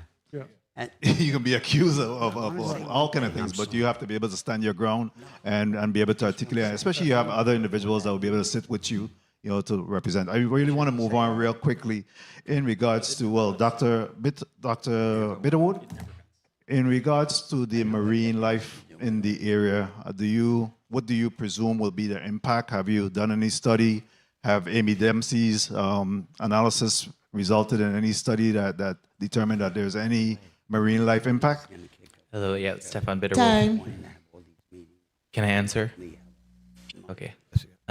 Yeah, Flamingo Pond is a mangrove lagoon, so there's going to be impact if you develop that area. Outside of Flamingo Pond, any of the sediment that's going to be washing out from that bay can impact the corals that are out there. That's actually a popular snorkel spot for many people on the island. So it's not unusual to relocate mangroves or corals, correct? I'm used to running. I think if you relocate them, you're not going to have a place to put them. Does that make sense? Because what they're trying to do in Flamingo Pond is actually create a deep water marina. They would essentially be closing off that bay, protecting it from waves and things like that. That's in the conceptual plan. Okay. And I would encourage we examine that more thoroughly, and I have not seen anything from Amy Dempsey. Okay. My time has been called, Mr. Chair. Can I just wrap up with one final? From, Yes, you may, Senator. Commissioner Richards, what is the minimum acreage that will be allowable for this project? Because when we look at the numbers, we certainly see that with the reserving of the 60 acres or so for the veterans, that in fact that will hamper your ability to have 180 acres contributed or attributed to this particular development. What is the minimum that you believe will be allowable? So I think the best answer for me to tell you is I don't know at this point. I can't answer that. There's some numbers that have been. Are we preserving? Let me ask you this way then: are you ensuring that we're preserving the allowable veterans property? I think some 60 acres or so. I believe the number is closer to 15. 15 acres? Yes, Senator. For the veterans? Yes, Senator. That's what your numbers are showing? Pardon? It's a percentage of a percentage. Okay, so what is the percentage? If I may just wrap up here, Mr. Chair. What is your percentage that you develop? 15% of the number of acres, and we've seen that in one instance it was 200, and at some point it went up, it was 250. It started out with 50, and then perhaps with an additional 200 acres, it was 250 acres. So I do not have the document in front of me, but Senator Bolkes did ask for a report and an overlay that deals with 7321, and I will be providing that to the best of my ability as soon as possible. Very well, thank you. Obviously, there needs to be some continued dialogue, collaboration, and communication. So I'm hoping that we could really be able to resolve those issues before we make a good decision in this matter. Thank you very much, Mr. Chair, for the time and opportunity. Thank you very much, Senator Francis. Senator Clifford A. Joseph, you're recognized for your 5 minutes. Thank you, Mr. Chair. For verification, I want to make it clear. Good afternoon to everyone. When was what plot number is identified for Spratt Point? It's lot 279. 279, okay, good. So, and then this one is for property and procurement. When was the transfer for the Spratt Point made to DPNR to include the territorial park system? We're in the 36th, I believe it was in the 35th legislature, the territorial park system was created, Senator. So we could look for that information. So you're saying in the 36th? 35th, Senator. 35th? 35th legislature, Senator. Okay. So what was the reason for the government What reason the government gave to the developer when terminating the prior lease? Lack of performance. So how did we correct the reasons starting back up with this new lease? Well, it was codified in my testimony, but we were approached by a group that was interested in acquiring the property that had the current lease agreement. We hired a law firm, reputable law firm, and we entered into negotiation, and we looked backwards in terms of identify the mistakes that were made previously, and then we focused forward to develop an amendment that we feel would check all the boxes to make the project successful moving forward, but also make sure we don't fall into the same traps that we did before. All the boxes checked? Repeat? You say you were checking off some boxes. Have all your boxes check off and going forward? For the most part, in any negotiation, you don't get 100% of what you'd like, one, and then two, you don't get to put every single thing that you would like in a document. Sure. I understand. So, it's a starting point. Okay, and this question will be for the for the organization from Water Island. After Hurricane Marilyn, what was the purchase price for an acre land from the Department of Interior? What was the purchase price for the deed? No, acre land on the island after Hurricane Marilyn. I've been told, Senator Isaac North, a Water Island resident, I've been told that it was $17,000 an acre. But that's right. That's right. Okay. Just wanted to make sure that was. Did some research. I wanted to make sure that was. Hey, did I get it right? Yeah, you got 17. I got 17.5. You're in the ballpark. You're in the ballpark. I believe your figure is correct. You're in the ballpark. You're in the ballpark. Well, thank you, Mr. Chair. I don't think I have any more questions. Thank you very much, Senator Clifford Joseph. Senator Maurice C. James, you're recognized for your 5 minutes. Thank you, Mr. Chair. Good afternoon, Virgin Islands. Good afternoon, testifiers, colleagues, everyone in and outside the room. I want to first begin by asking the residents of Water Island to tell me if they were original sub-lessees or did they purchase their properties, their respective properties, from people who were original sub-lessees. And just as an aside, I know that the Department of Interior initially had the acres priced at $46,000, but the residents, of course, balked at the $46,000 per acre, and then it was reduced to $17,500. So that was an excellent deal. But I want to find out from each one of you, were you an original sublessee? Yes, ma'am. Our family house that I currently live in, that my aunt purchased in 1988, I believe. At that time, she was a sublessee and purchased the property for, I believe, it's about an acre for $17,500. So I think you're right, what it was. Yes, Senator, if you're asking me, I was not an original purchaser. I purchased from a sublessee. And that's the same for me, ma'am. I was not an original. And I don't own any land. You were on an Water Island. original? Sorry, You I were was not an I was original. not an original sublessee. Okay. And the other question I have is this. I know that the acreage on we keep talking about the limited amount of acres on the island. How many lots do each of you own on Water Island? Or parcels or plots? I know because St. Croix and St. Thomas, we don't have the same language in the deeds. But how many plots do you each own on Water Island? So our house is on Lot 2, and we also have part of Lot 3, which is designated as Lot 3A. I share ownership of 3 lots with another couple, and then I own one individually. I have 2 Three lots with, I missed that last one. 3 lots with Three other lots couples that and one I'm sorry. individually? My wife and I own 3 lots in partnership with another couple. Okay. And then my wife and I own one. And I'm sorry. Then my wife and I own one individually. okay. And next person? My husband and I own 2 lots. One has our house on it. One is just an empty lot next to that.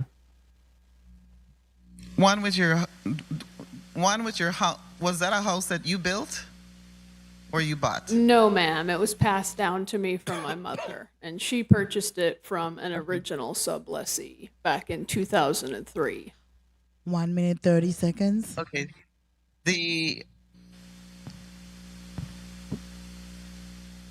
I saw a number of, the reason I'm asking this is because I know, just like my colleague on the island, I too am a veteran.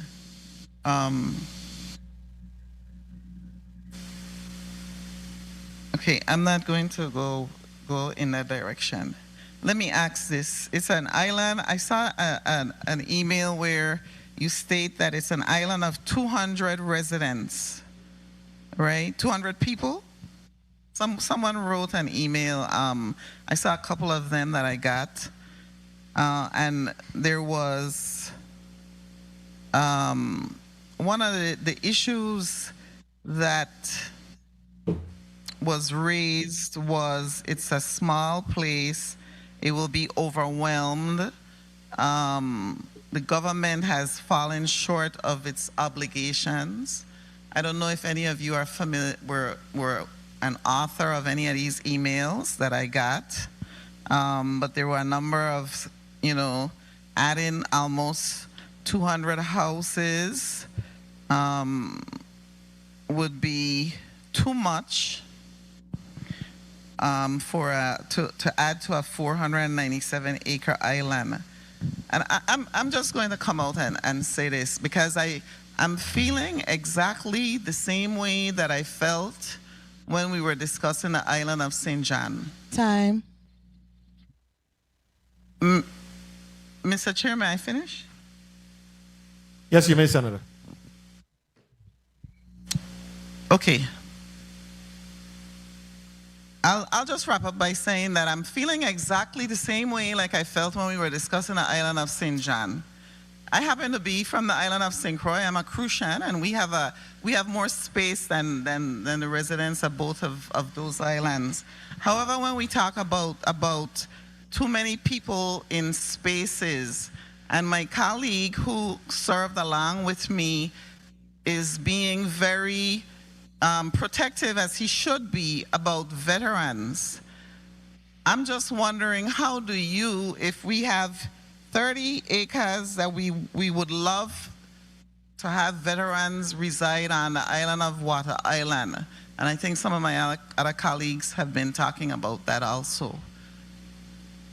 Would you be as receptive to me and my colleague as veterans coming over to the island of Water Island? And I don't need an answer. I'm just not feeling the right vibes now, because from 2005, this government had the opportunity to have veterans move to Water Island and give them land on Water Island, and we haven't done that. And you're also saying the government has failed in its obligations to those of you. I am just not feeling comfortable about the reasons that you give to prevent the developer. And on the developer's side, I would like the developer at some point to address, as is done in other jurisdictions, if we have an act that talks about veterans, how about the developer giving or somehow including veterans as part of its development? That's where I'm going. Thank you, Mr. Chair. Thank you very much, Senator Mary C. James. I just want to remind the testifiers when you're speaking to please put your name on the record because we have a remote reporter.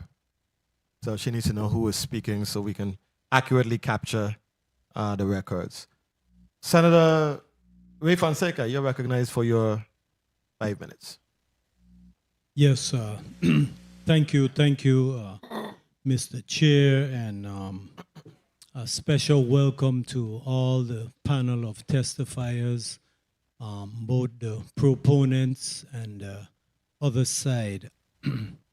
You know, the residents have indicated they are in favor of some development.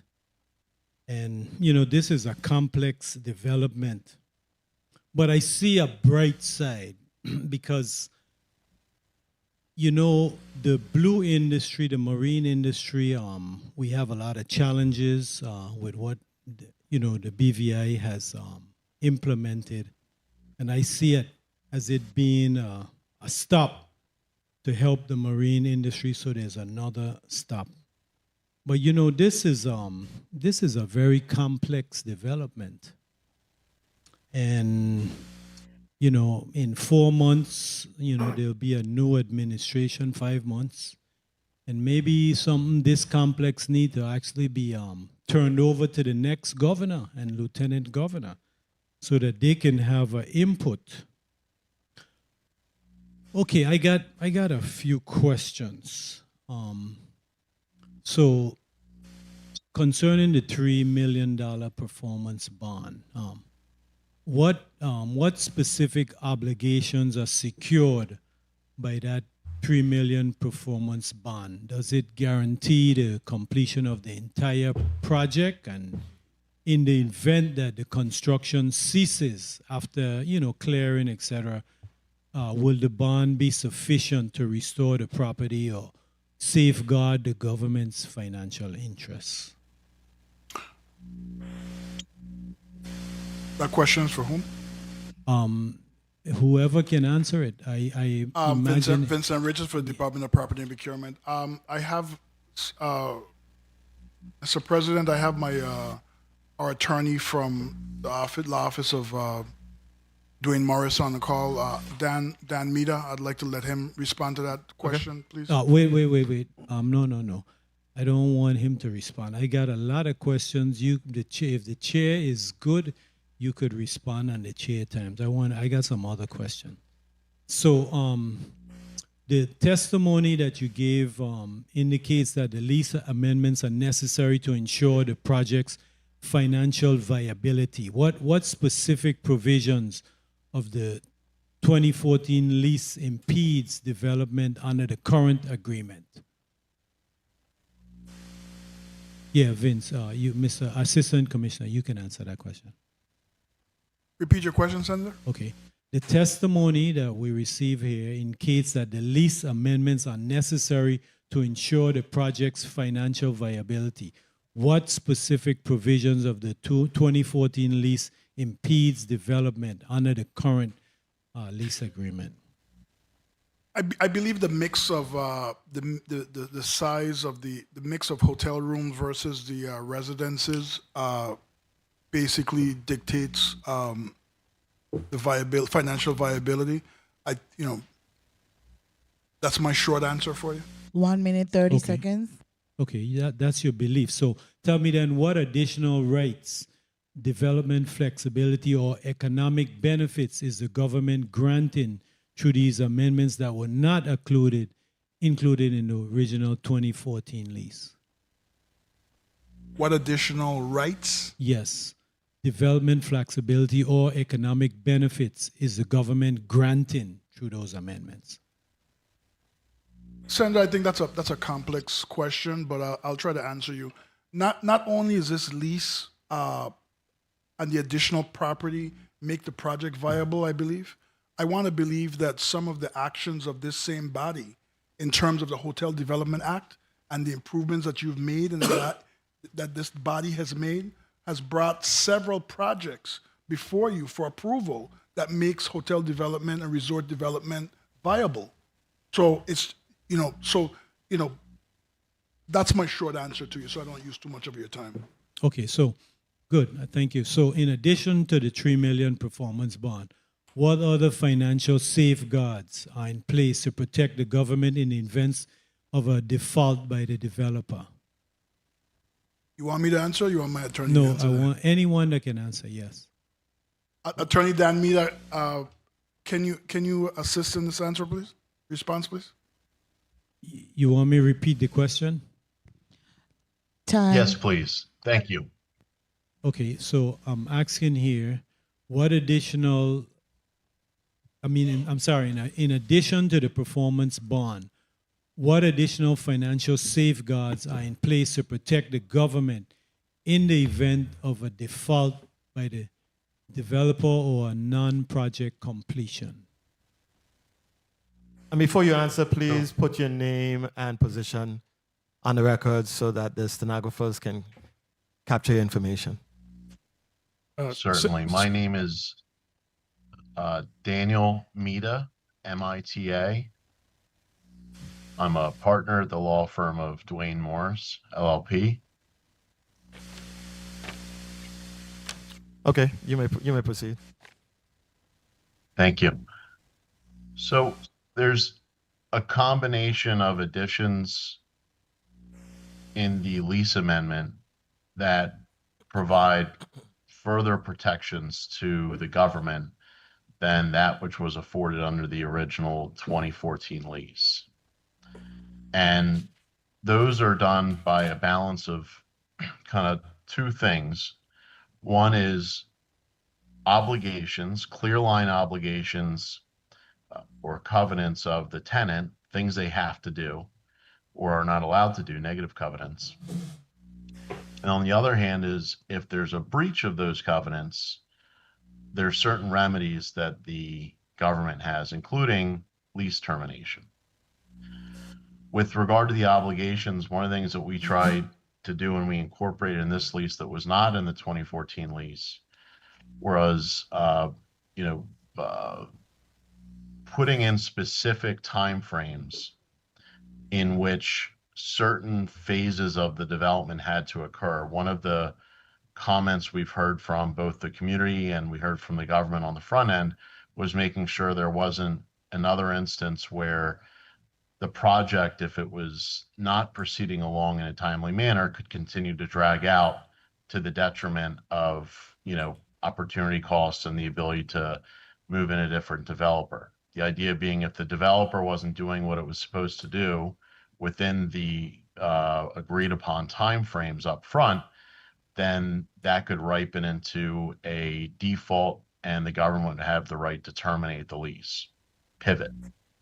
So one of the things that we included were kind of bright line timeframes. And this is probably, if not one of the most important clarifications in this lease. So in the lease amendment, there's a clear time frame in which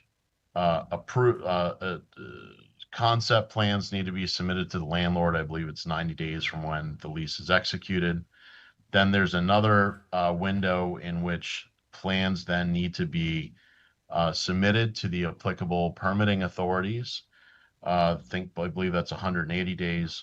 And then once the applications are made, the developer then has a 24-month window in which to obtain all of its approvals. And I think that's a really important clarification too, just to undernote, which is that this lease amendment is not an approval of the project. What it does is it ultimately gives the developer the right to pursue the project. But to get back to your answer in the timeframes, once the approvals are in hand, the developer then has a 60-month window to complete the project. And there's also a requirement for regular reporting and benchmark schedules so that the government can track and confirm along the way whether or not the developer is kind of hitting interim milestones and proceeding along with the development. If they are not, and they miss certain obligations and they don't cure them within notice and cure periods, then the government can step in and enforce its remedies. That's one aspect, but I think, as I mentioned, one of the more important ones, which is the distinction from 2014, there are also certain affirmative covenants. The commitment from the developer has increased up to $300 million. I believe it was 140 before, and that's beyond the performance bond. That type of commitment is really what's going to be seeing through the projects actually done. But one of the most important things is that along the way, everyone understands what the expectations are for the project, the time periods in which things are supposed to happen. Also important that the project has to go through all the proper channels for permitting, approvals, entitlements, etc. So does that address your question, sir? Well, it definitely does. You can see why, Mr. Chair, why I didn't want to turn my time over to the attorney, because I know it'll be almost time to die. But I do have one quick question. I apologize. 55 acres for luxury development on the property can be sold to outsider. Is that true that 55 acres can be sold? Clarify that. 55. Who's that question for, Senator? For you or the project developer. Are any of the properties going to be sold as a luxury development to outsiders? Are any of the good afternoon, Senator? Any other development, any other property, any other villas? There is a private sale component of this development. And how many of them are there? There is a total concept of 100, but that's a mix of condos, townhomes, and villas. The number of acres is undetermined, because at this point, when you put a 6-unit condo up, that's going to be on a half an acre, so that's 1/6 less than what a villa would, and there's the composition is a higher amount of condos than individual single-family residences and townhomes. Well, thank you, Mr. Chairman. I think I have more questions now than when I started. Thanks for the time, Mr. Chairman. Thank you very much for your questions, Senator Ray Fonseca. Senator Marvin A. Blyden, you're recognized for your 5 minutes. Thank you so much, Mr. Chair, and good afternoon to my colleagues, listening, viewing audiences, staff, central staff. Good afternoon, testifiers, and thank you so much for your testimony. I've been here all day listening to the conversation. Very intriguing and interesting, as a matter of fact. I appreciate the comments from the residents of Water Island. Mr. Nestrad, the president, I respect your testimony. And I do agree with you in terms of assuring that we have not only investment, but responsible investment on Water Island and also as a whole in the territory. But let me go to this development, because based on a testimony by Assistant Commissioner Richards, he said that he was approached by Blue Water Global Advisors, LLC, and in terms of the outcome, there have been updated terms, which is designed to restore the project's financial stability, and that's what we have here in front of us today. I know Mr. Miller spoke in respect to $440 million in our total investment, correct? That you have gone out to seek, and that you have readily available for this investment, correct? I'm sorry, say again. $440 million. Yes. Because I know we talking about 300 plus in the testimony, but you're saying there's $440 million readily available for this opportunity. And I believe, honestly, at this point, we are really losing market volume, market share based on other island destinations that's doing the same thing, even right next door. And I believe it's important that we do have another town hall meeting and really have a real discussion and basically bridge the gap and move forward. Because I believe this is an opportunity that I don't think we are going to see now for a while, because it's been a while now. And for someone to come forward, I think that's commendable. We're speaking about a 5-star resort destination. And we're speaking to the residents in terms of wastewater and solid waste management. We know that's a problem on Water Island and in the district also. And to have that corrected would mean a lot for the residents.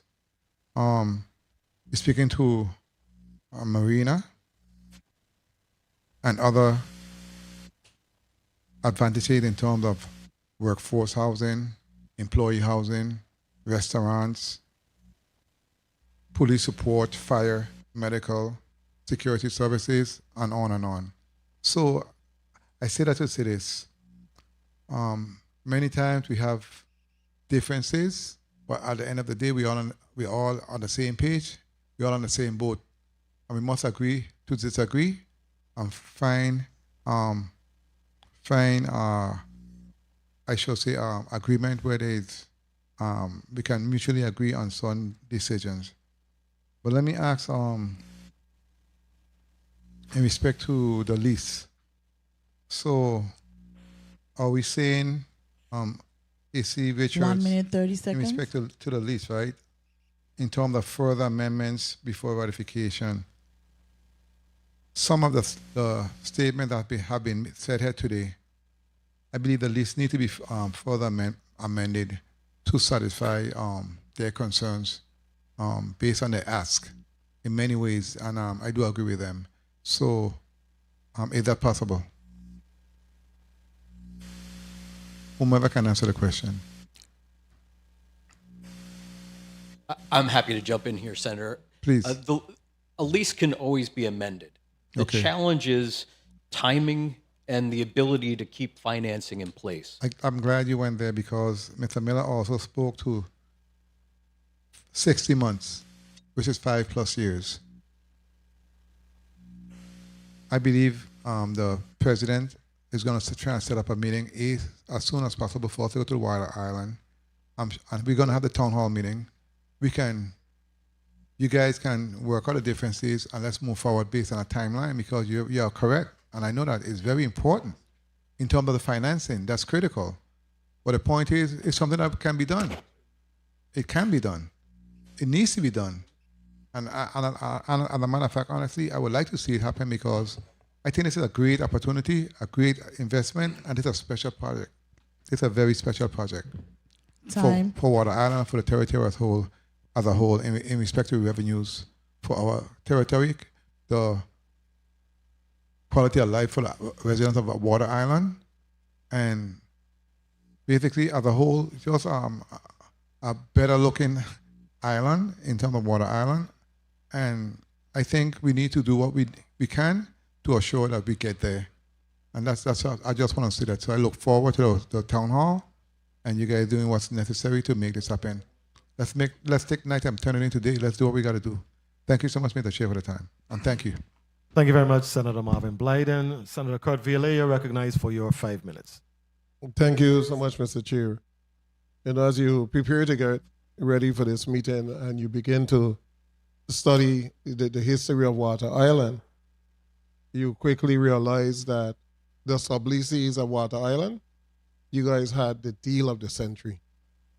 Because there was no way in St. Thomas in 1996 that you could get an acre of land for $17,500.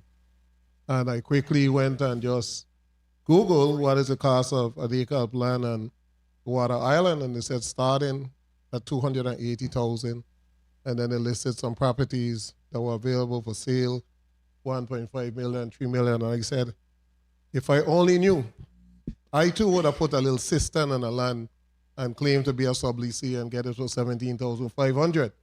And I wish all of us had done that. But that's the deal of the century. The deal of the century. Now, my concerns, because at some point, development is going to come to Water Island. We want to make sure that the development is controlled and is in the best interest of the island.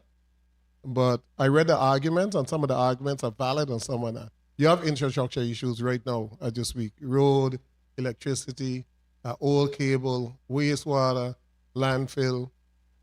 And I've been making sure that whatever development they're going to do, that they're going to improve the quality of life on Water Island.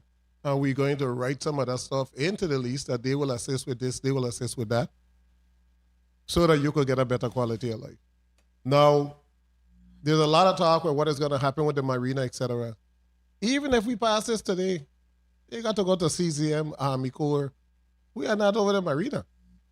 They're going to have to go through all of the federal scrutiny in order to get those permits. And there's a possibility they could get it, and there's a possibility they might not get it. Summer's end took, I think, 12 years to get it. Summer end started when I started the legislature, and I'm back at it, they just got it. But my concern with the overall development is the acreage. 250 acres were given by Interior to the government of the Virgin Islands.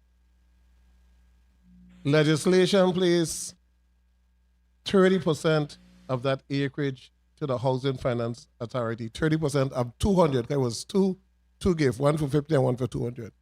Legislation placed 30%, which would be 60, to the Housing Finance Authority.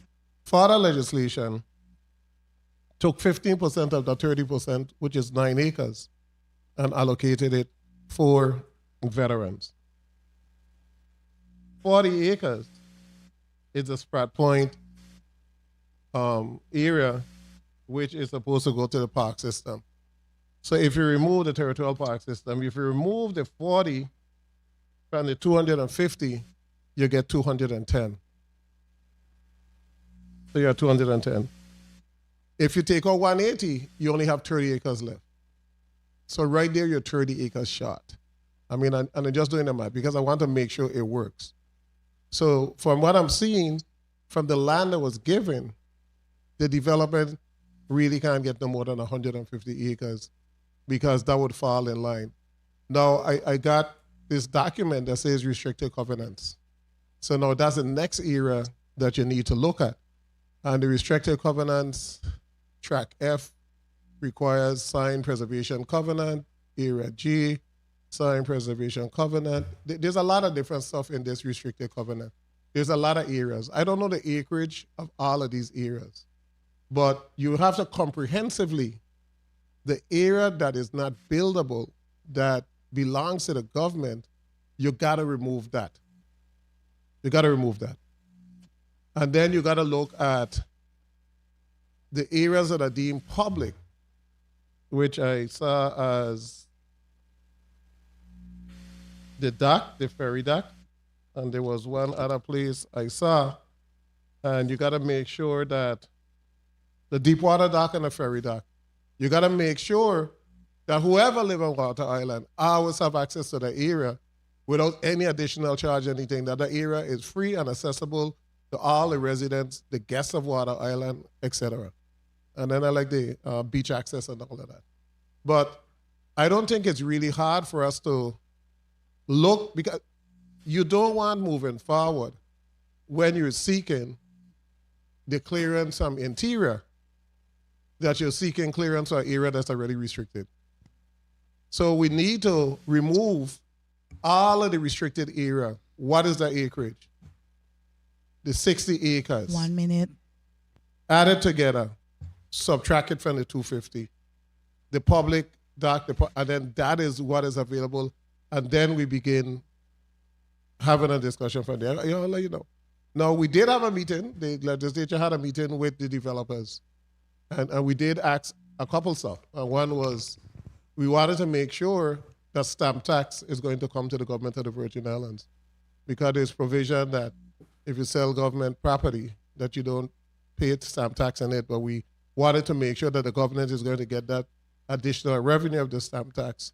And the developers were amenable, I guess in the discussion thus far, I don't know, were amenable to that.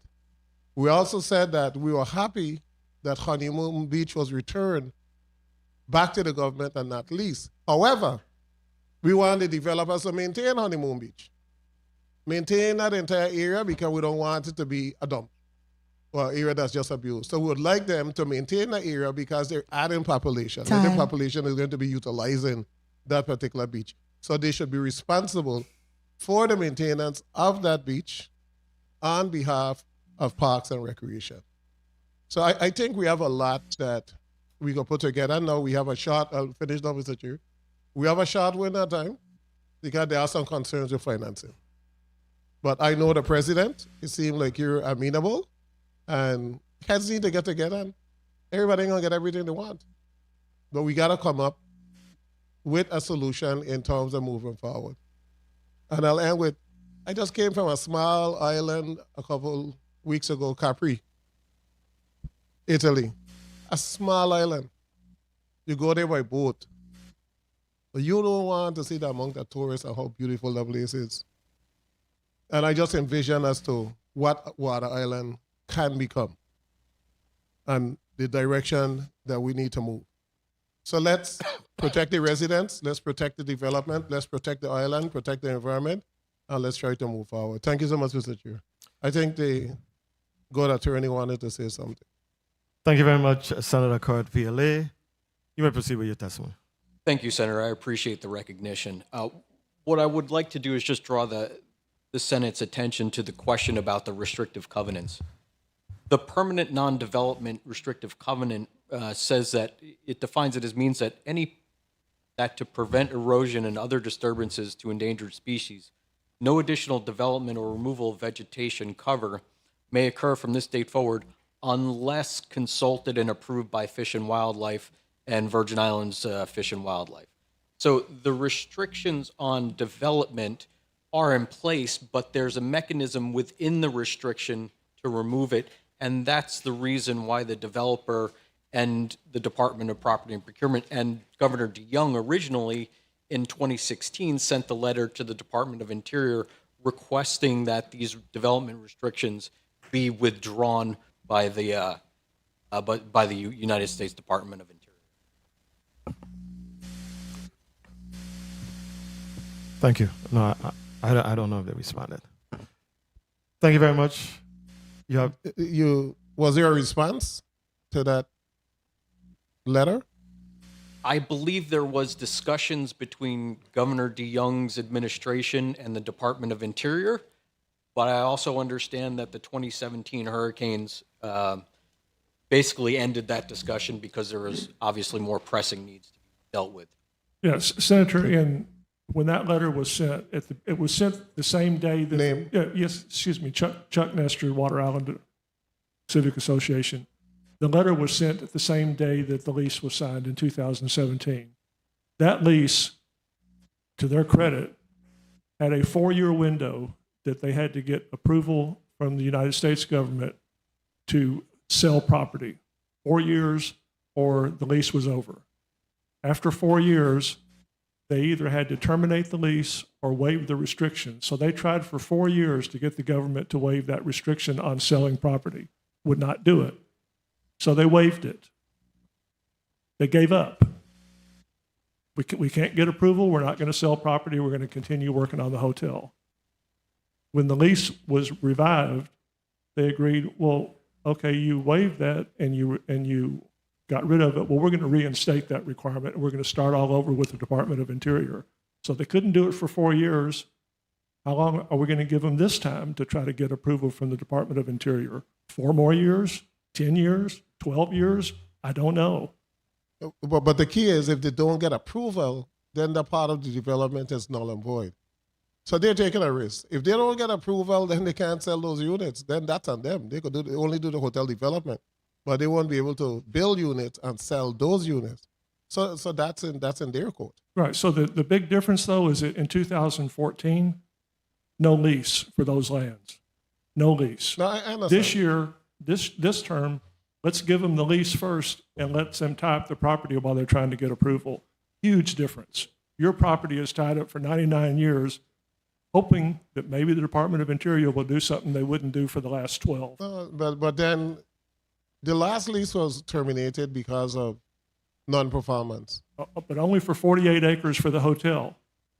Only for, not the additional 146 acres. But I can't see no action and nothing is going to happen for 10, 15, 20 years. At some point, PMP would have to go back and say, well, there's no action, there's no movement. So hence, the lease is terminated, or we got to look and see exactly what clause is in there. It would have been nice if we'd kept that 4-year window in the lease, but it's not there anymore. Okay, thank you so much, Mr. Chair. Thank you, Senator Viola. Senator Avery Lewis, you're recognized for your 5 minutes. Thank you. Thank you, Mr. Chairman. Good afternoon, colleagues. Been a long day. Good afternoon, testifiers. Good afternoon, Water Island residents. Good afternoon, everyone.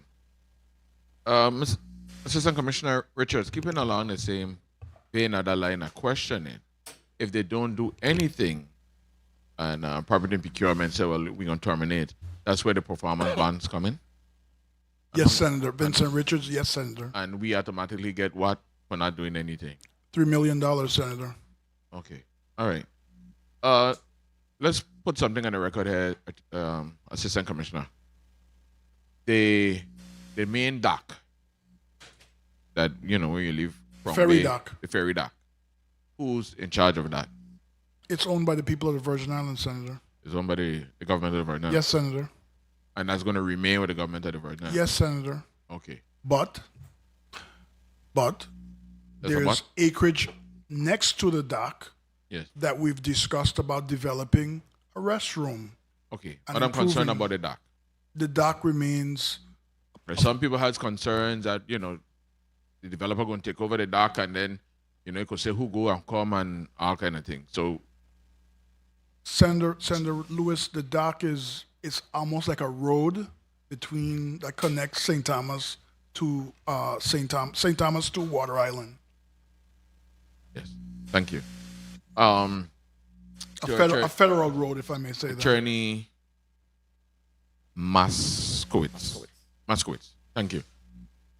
If this project is to move forward, be ratified here in affirmative, what type of permitting would you need? There is a slew of permitting that would need to be done through DPNR, CZM, submerged land leases. There's the Army Corps of Engineers, U.S. Fish and Wildlife, Virgin Islands Fish and Wildlife. I mean, there's the number of permits that will need to be achieved are significant. Probably, I would say, in excess of easily 10 different permits. Or more. Or more, and likely more. Yes. You have to get air quality permits? Yeah. Because with the generation and all of that and so forth, you have to get Correct. quality That would permits. be part of the EPA permits. Okay, good. Mr. Miller, good afternoon. Good afternoon, sir. Again, give me the total you think the project is estimated at this time? I'm sorry, say it once more. What's the total you think the project is estimated at this time? The total cost? Yes. We're estimating it at between $400 and $440 million. Good. And how much money is the government of the Virgin Islands putting in? How much money will the government of the Virgin Islands be putting in? Zero. Okay. Mr. Betterwolf, good afternoon. How are you doing today? Good. How are you? Good. Earlier, you made some comments about Flamingo Bay. The boats that currently in Flamingo Bay now, or more in Flamingo Bay, how much do they pay? Though they pay nothing, unless they have a registered dock. Oh, so it's free. Yeah. Okay. And this is Stefan Bitterwolf. 1 minute, 30 and seconds. who cleaned it out the last time? I wasn't around the last time. Oh, it was the government of the Virgin Islands. If you say so, I don't know. Okay, good. So Nestrud. Yeah, Nestrud, yes. Nestrud, how are you doing? It's an old Norwegian name. Sorry about that. I don't like to mess up people's names. Nestrud, how are you doing today? Fine. Since you've been on Water Island a long time, very long time, To the best of your knowledge, how many homes since the transfer in 1996 have been sold to native Virgin Islanders? How many homes are owned by native Virgin Islanders? Have been sold to native Virgin Islanders. You mean people that were here before the Virgin Islands were owned by the United States? People Or born and raised in the Virgin Islands. born and raised in the Virgin Islands? Yeah. I would guess it's a small percentage, but there's a None. number of people on It's okay. who were born and raised on Water Island that are residents of Virgin Islands. Thank you. Mr. Richards, in the lease, because I really didn't see fully defined in the lease, maybe you could help me out here. What are some of the improvements that the developer will be making to the infrastructure in Water Island? Senator Lewis, Vincent Richards. I have my 13-year-old daughter Sophia here with me. We went Time. over to Water Island a few weekends ago and rented a golf cart. The roads is one of them. The roads are really bad. They're bad. They're I know. They're unlit. Just tell me what Roads, drainage.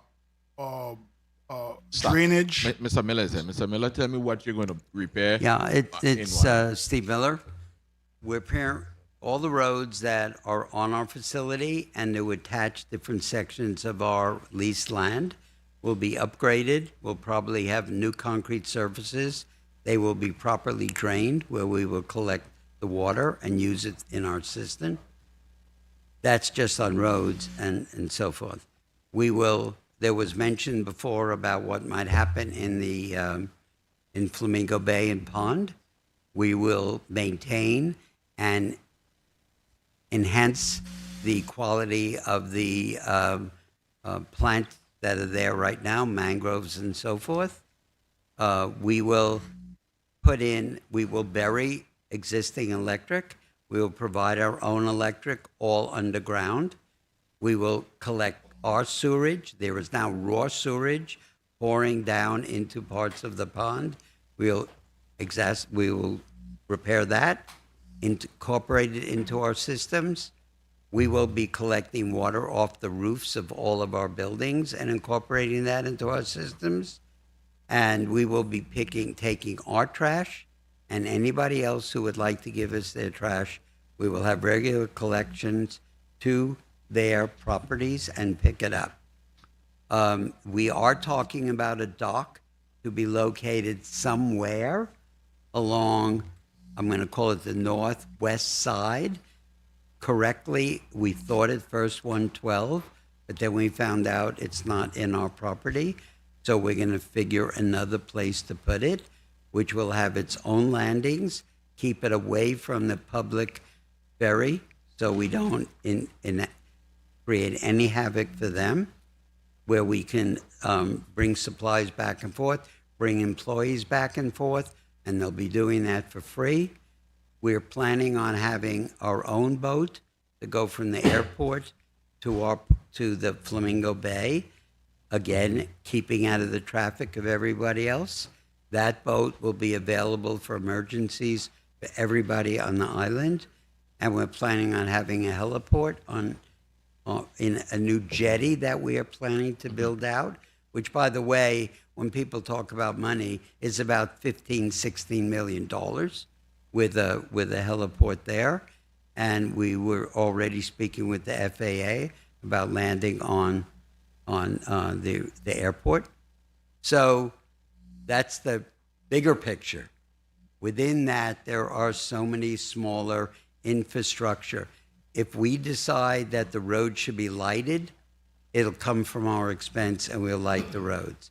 There are roads that today are totally illegal in every state and territory in the United States. Every one of our roads will be legal. The grading will be changed if necessary, and it'll incorporate it with the drainage and everything else. So, my time was up? Okay, no, not yet. So, let me ask this last question. If you, and what I heard earlier, if you take away the existing transfer station, the landfill, what they have over there, what are you going to replace it with? Because if we take away something, we have to provide something. Well, in that location. No, let me finish. Oh, Sorry. If we take away something, we have to replace it. So, and over there, I must give it to them that they have things assorted over there. White goods go one way, trash one way, metal one way. I really applaud them for that, for really being good stewards of their island. So what are you going to do in that respect? I think when we talk about trash, it's very important to understand the hotel companies who have shown their interest, and while we don't project it, their interest is much more than that letter. In fact, they're waiting for this hearing to be known. They all are green conscious, so therefore they demand that we create a gold or even a platinum LEED designed facilities. All the housing that we would create has to fit into that facility because, quite honestly, they sell the greenness in their fees. Okay. So wait, stop, let me no, stop right there. My last one is, with a hotel of this size, what do you think the occupancy would be? Well, it's 88 keys. So 188 keys. If you're 100% in a hotel of this nature, maybe on a given day you'll have about 180 occupants. Yes. But to service those 180 occupants, they want housing for 300 people. Okay. But there's a flip side to that. I'm going to go about a public safety side, not just for your residents, but right now we have a volunteer service in Ward Island, and they do a very good job. Excellent job with the limited resources they have. I applaud them. Now, I know you're going to try to keep your guests safe, but with whatever your infrastructure you build, is it going to be incorporated with the government of the Virgin Islands? Police, fire, healthcare. First of all, every structure we build, you understand it'll be sprinklered and there'll be hydrants around and stuff for what we're building.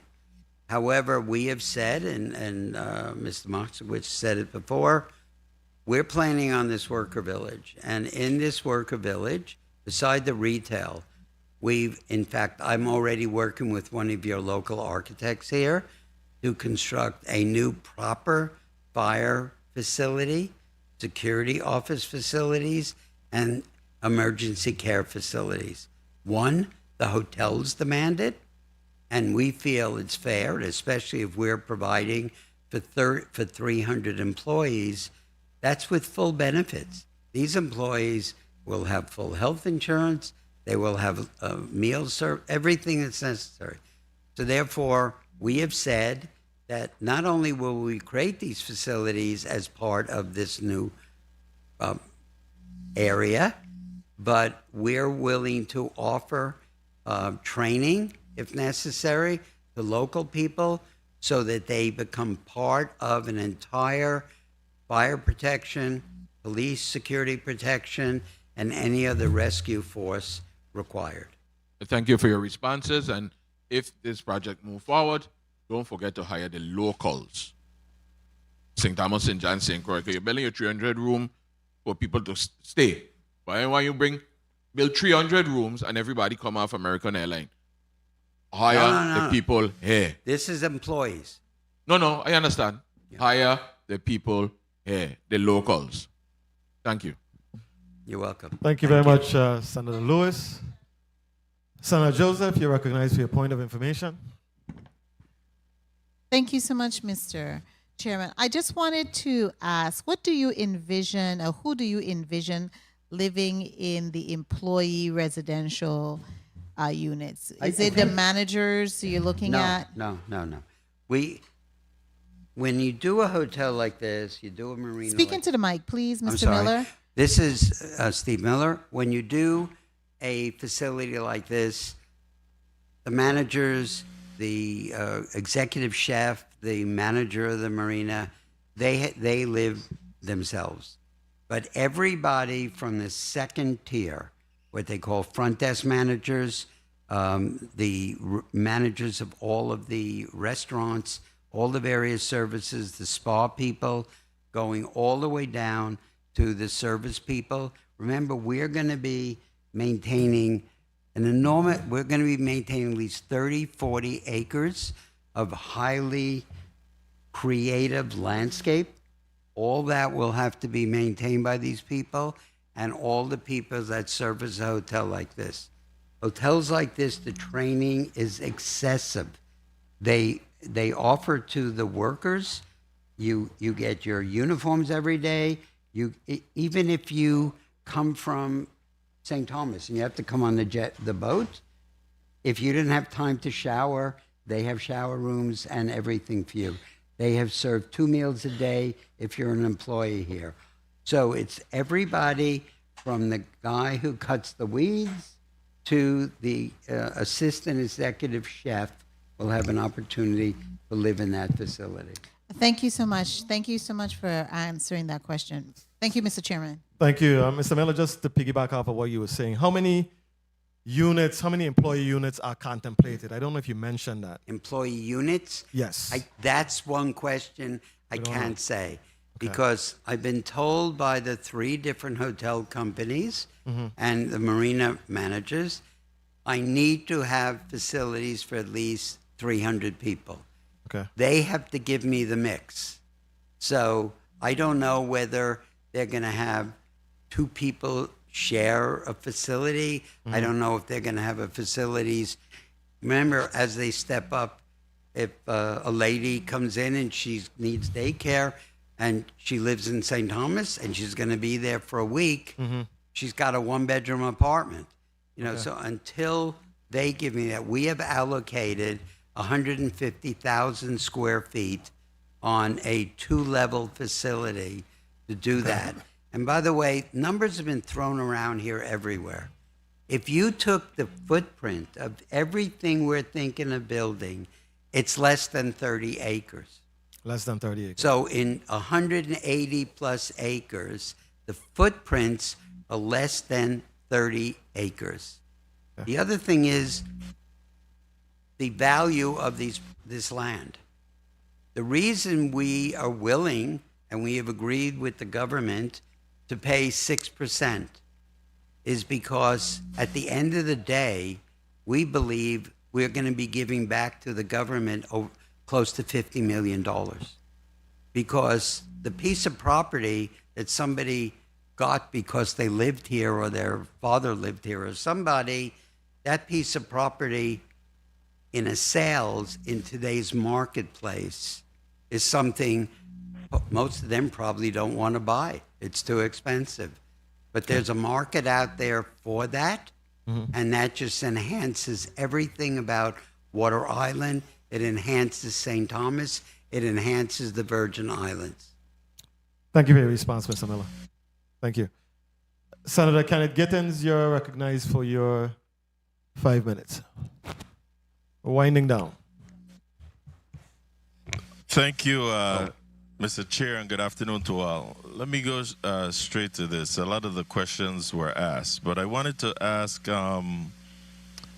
property and procurement. The governor's transmitter letter states that in April 2025, the government issued a notice of termination for non-performance, and that the termination was later rescinded after negotiations. Under what specific legal authority did Property and Procurement rescind that termination notice for a legislature ratified lease?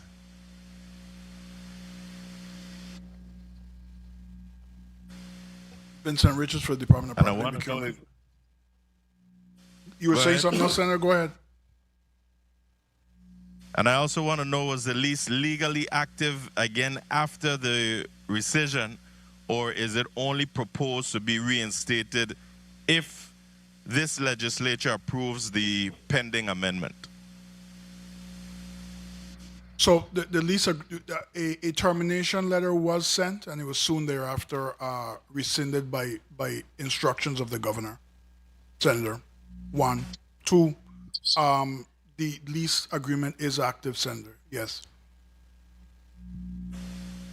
So it was done based on instructions from the government. That's the legal, based on the instructions from the governor. That's the legal authority you're saying you used?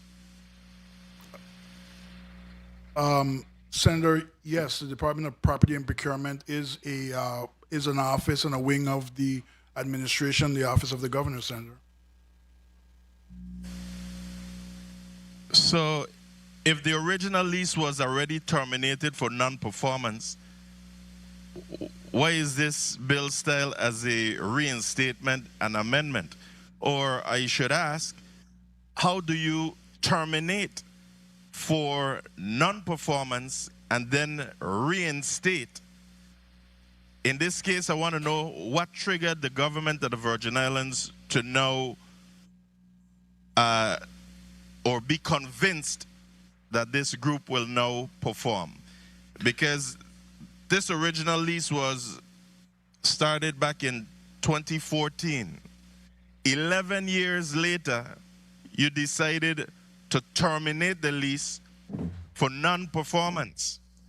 So what's the matrix or what it is convinced this government now that this entity will now perform?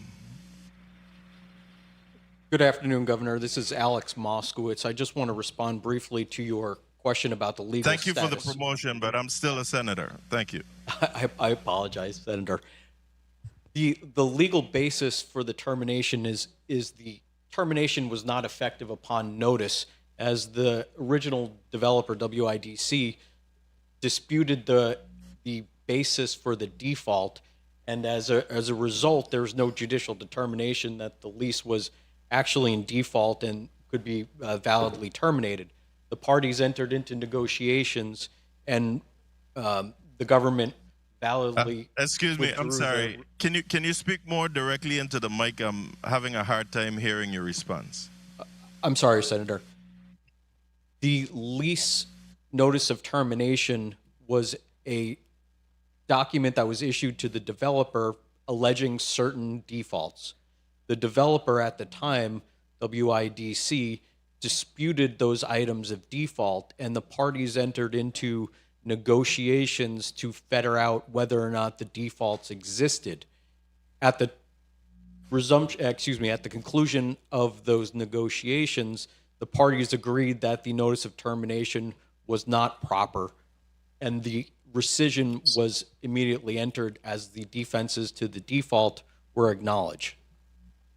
So tell me your name again and who do you represent? Alex Moskowitz, and I represent the developer. I'm with Dudley, Newman, and Fiersig. 1 minute, 30 seconds. Thank you. And again, my question was to the government, what it is that triggered them to make them believe that the company will now perform after there was after the lease agreement was terminated for non-performance after 11 years. I want to know from the government, what triggered you to believe now that they will perform? Senator Vincent Richards, Senator, that was determined during discussions and negotiations, Senator. And as the amendment, excuse me. We can have both of you speaking at the same time. I think you know. We'll allow you to speak, Mr. Richards. Go ahead, Senator. No, I apologize. Yeah.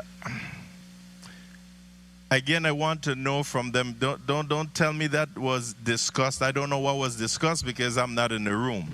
That's why I'm asking now on behalf of the people. Tell us what triggered you to now believe after 11 years, when you terminated the lease agreement for non-performance, what triggered you now to believe that they will perform?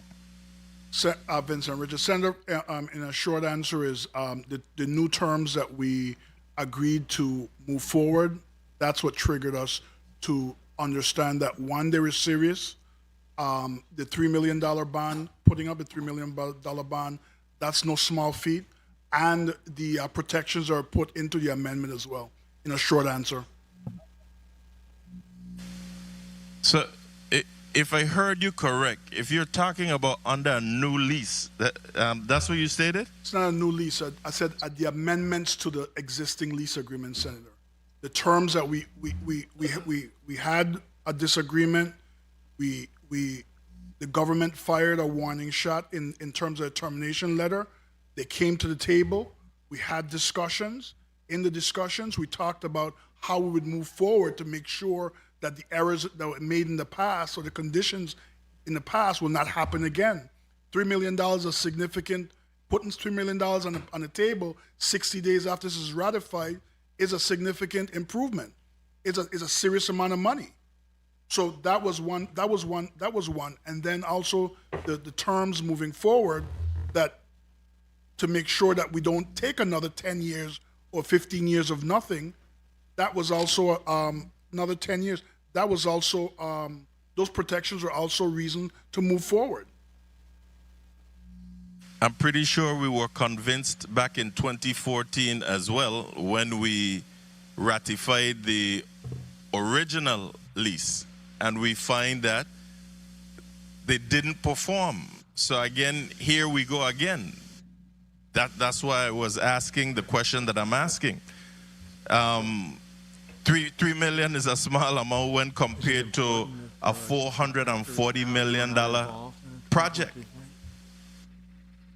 Now, Mr. Miller, are the plans before us today final for legislative approval, or are they still conceptual? They're conceptual, sir. It's Steve Miller.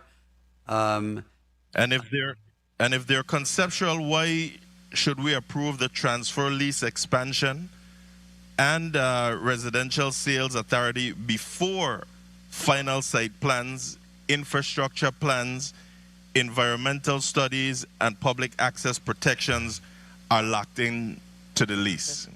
This is why my colleague spoke about buying cat in bags. Okay, this is Steve Miller again.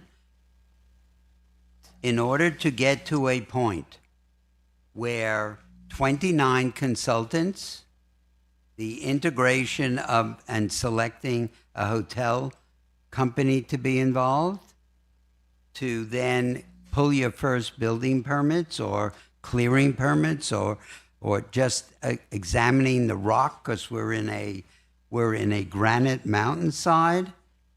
All is I apologize. Let me but finish. can It's our a very. media please put the camera so I can see who is responding. It's me, Stephen Miller. Yeah, I understand. I wanted them to put it. I couldn't see. To go back to it, before a lease has to be in place so the financing can be put in place.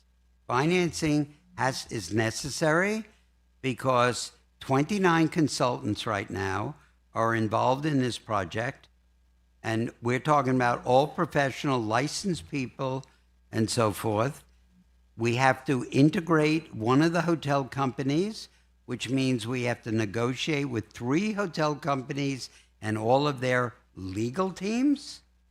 We have to, on top of that, start looking at all the permitting that was asked for, that was suggested by my colleague, Mr. Moskowitz. All of that, before we even put, I'm going to say, the shovel in the ground, already probably spends $15–18 million. You cannot get financing for a project of this nature if we don't have the leasehold in place. Thank you for your response. Mr. Chair, I'm sure time was called. I have one more question, if I may. Yes, Senator, you may conclude. So local reporting quoted the administration saying the project is expected to be some 100% self-sustaining, even as residents point to the WAPA undersea cable, roads, sewage, water, waste, ferry access, police, fire, and EMS burdens. What does self-sustaining mean legally? And where in the lease does it require the developer to actually pay the full cost of those impacts?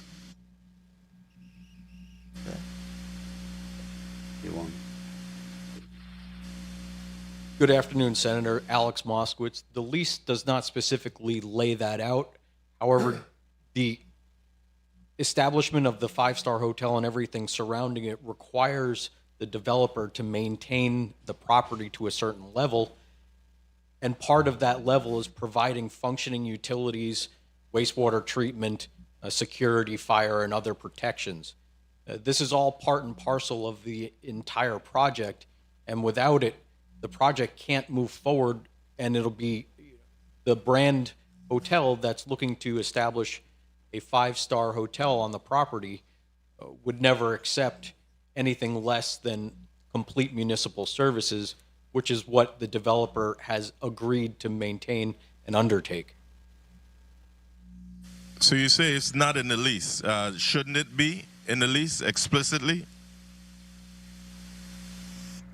Can I, Senator, might be helpful if you don't mind, I could comment on this a bit further. Who is this? This is Dan Mita with the law firm of Dwayne Morris, outside counsel to the Department of Property and Procurement.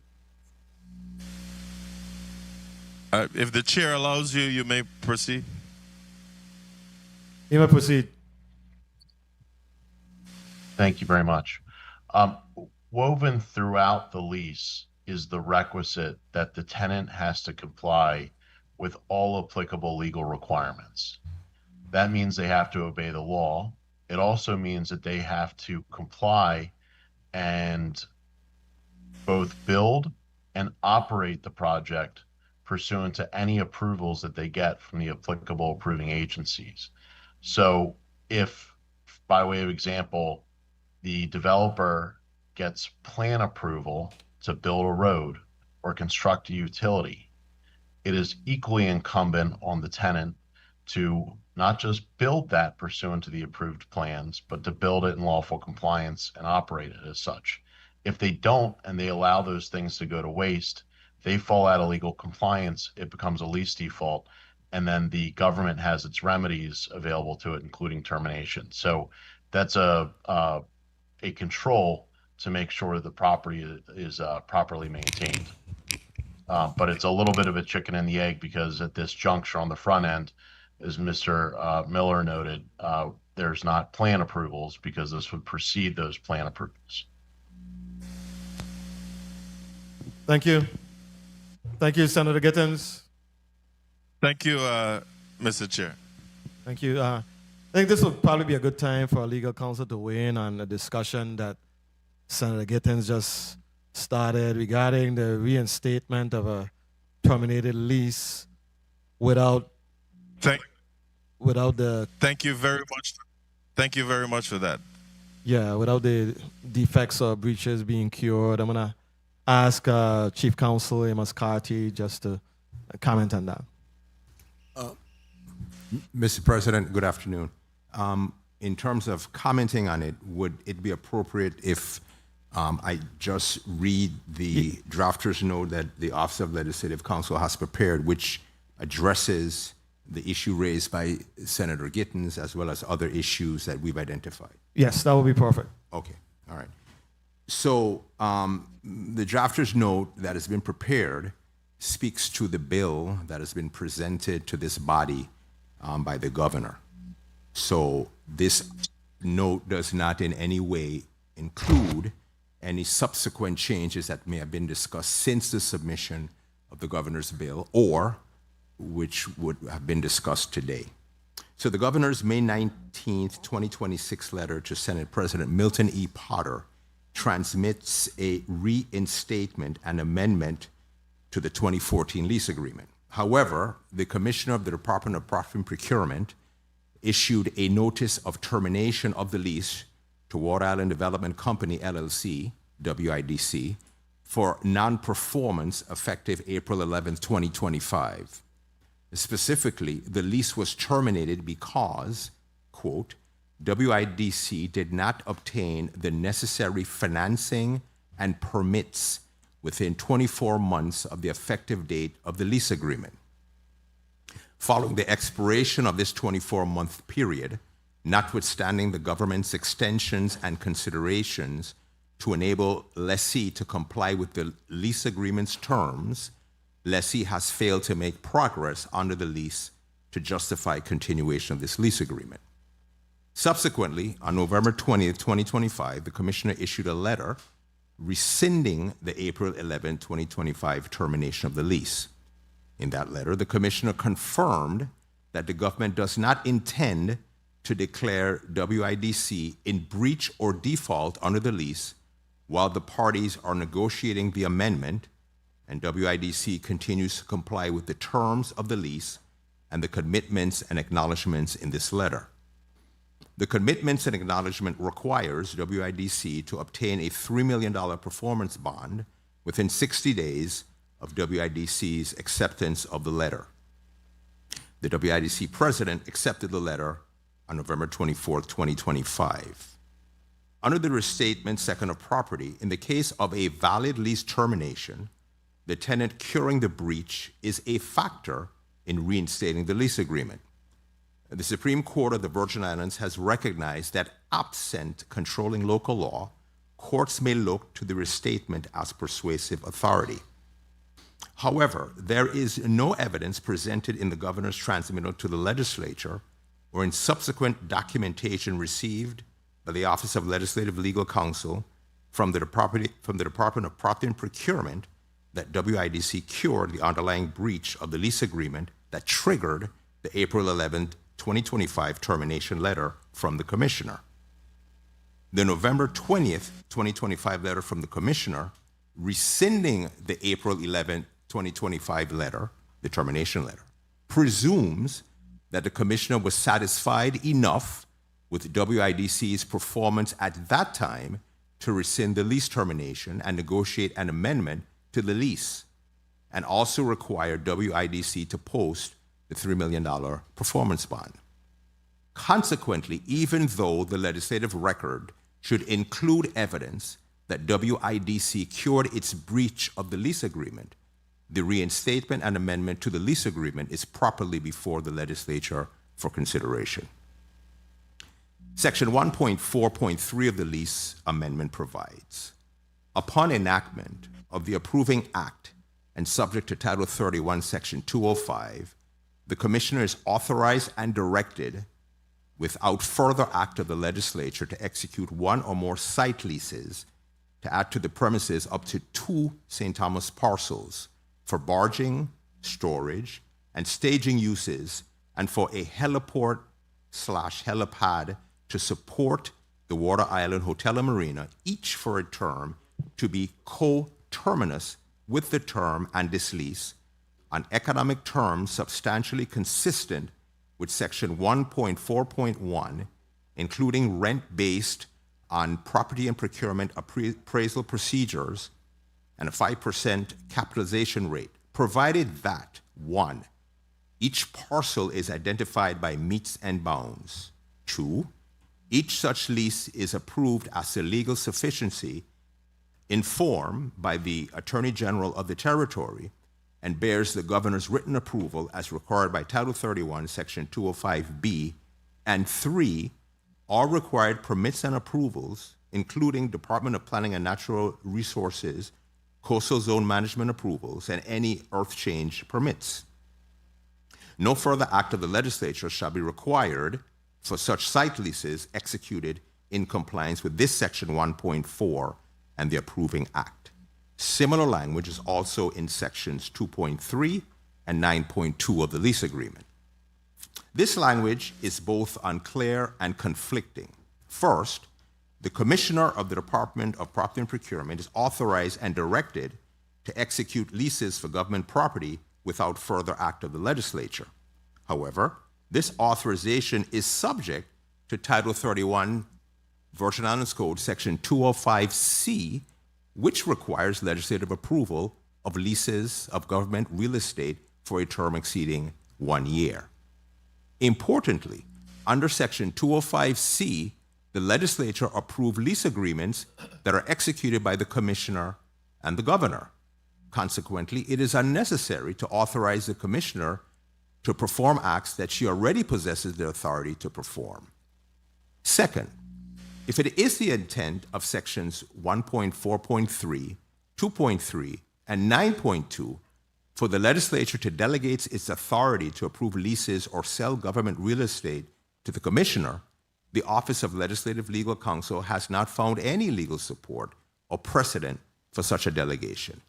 Third, Since the additional St. Thomas parcels are identified, it is unclear whether coastal zone management and subsequent legislative approval of a CZM permit would be required, which would entirely exclude the additional parcels from legislative consideration. The Office of Legislative Legal Counsel recommends that the reference sections either be entirely removed from the amendment to the lease agreement or amended by the parties to the agreement to reflect the clear intent of the legislature. Further, in section 2.3, the language "without any further act of the legislature" pertains to the sale of residences within the prospective leasehold. The properties that are the subject of the reinstatement and amendment to the lease agreement were conveyed to the government of the Virgin Islands via two quitclaim deeds dated December 12, 1996 and March 29, 2005 from the United States of America through the Department of Interior. In Section 5.B of the 1996 deed, the government of the Virgin Islands has to submit the proceeds of any sale or portion thereof of the properties identified in the deed to the Department of the Interior unless there is a written agreement between the governor and the Secretary of the Interior in effect prior to the sale. Both deeds also have environmental restrictive covenants and also state that all property conveyed is for public purposes only, which would include the operation of a hotel or tourist resort on the property. Additionally, the following properties listed in Exhibit B of the lease and incorporated by reference are not identified in either of the two deeds provided in the package submitted by the governor. Area V1, Area V2, Area A, and Tract G. The Department of Property and Procurement has agreed to submit an amended exhibit to the restated and amended lease agreement, removing the reference parcels. Section 3.1 of the amendment revises Section 2.01 of the 2014 lease agreement and states that the initial term of this lease is for a period of 99 years commencing May 1st, 2026, and shall be extended by up to 2 years following satisfaction of the following conditions precedent. A, approval by the governor and the legislature of the Virgin Islands of this lease. B, approval by the United States Department of Interior of the sale to lessee or its designee of the residential land defined in Section 4.09.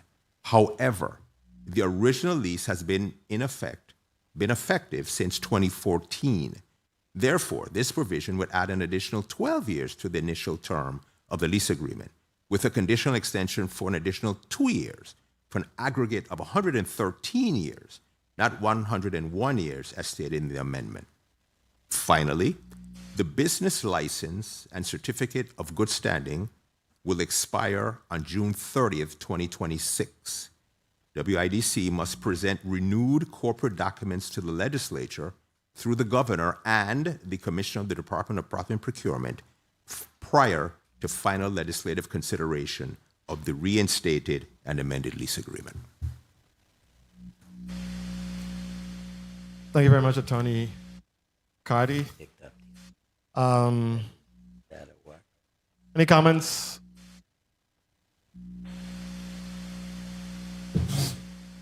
Vincent Richards. or Vincent Mr. Richards. Musgrave? Senate President, the amended Exhibit B has been submitted to your office this morning. One, the business license and the corporate documents are current. They are expected to expire at the end of this month. They have been notified, and they will be prepared to have fresh documents sent to us at the appropriate time. But as we sit here current, all their documents are current and in effect. Thank you. Thank you. I wanted to ask Mr. Attorney Moskowitz, I wanted to ask you really about the infrastructure and utilities. You state that Blue Water Global wants residents to tie into the water, wastewater, and electrical systems for efficiencies of scale while also seeking to be exempted from public utility designation. How will service quality, reliability, and pricing for residents be regulated if you're not under the same framework as traditional public utilities? Thank you, Senator. The question of the value of the services is voluntary to the residents of Water Island. To the extent that they want to participate, they are welcome to. To the extent that they don't want to participate in the use of those utilities, they are not mandated to. It is being offered as a way to increase the quality of life and reliability of utility service, waste management, and other things on island. There's a lot of work that needs to go into determining what that rate may be, and that rate may be a flat rate, and a lot of that will determine how the PSC views the structure of the utility provision. So if it could be made that the Water Island residents who want to participate in the use of the utilities created by the development, there may be a way to structure that so that it is an annual fee on a fixed amount based on the square footage of the home, or based on the number of occupants, or some fixed amount. Again, there's no obligation for anybody on Water Island to utilize those services. It's a voluntary service. I got you. My final question is regarding the bonding, the performance bonding. So I can understand. Now, the $3 million performance bond, it secures only pre-development and early stage obligations, right? On a $300 million project, $3 million is 1% of the total commitment. Why is the bond not commensurate with the full scope of the developer's obligations? Well, the first part of it is that the full cost of the development is unknown as of right now. So it is an unknown amount. The $3 million is to ensure that the developer does the things necessary to start the development and get it going. And as the plan sets out, what's to be done first are the infrastructure and electricity generation, garbage waste, things like that. So the value to the government of the Virgin Islands will be far in excess of anything that a bond could promote at that point. And having a $3 million bond to start the project guarantees that the government won't have any harm other than time delay. And a $3 million payment against time delay is a pretty substantial premium on the development. All right. I want to thank everybody for coming to this very important meeting. I think anytime you have Mr. Chair. Yes, Senator Gittens. I just wanted to thank you for allowing our legal counsel to put his sentiments on the record and just simply state that this body has to stand firm on upholding our mandates. We have a responsibility to ensure that all parties, meaning property and procurement and the developer, comply with our requirements, and that our legislative mandates are not merely suggestions, but rather they're conditions that must be honored. So I want to thank you for allowing our Chief Legal Counsel to put his sentiments on the record. Thank you. Yeah, thank you, Senator Gittens. Now, saying that as Senate President, when we're dealing with a development of this magnitude, it's really important for us to get perspectives from both sides. And that is what this exercise was here today.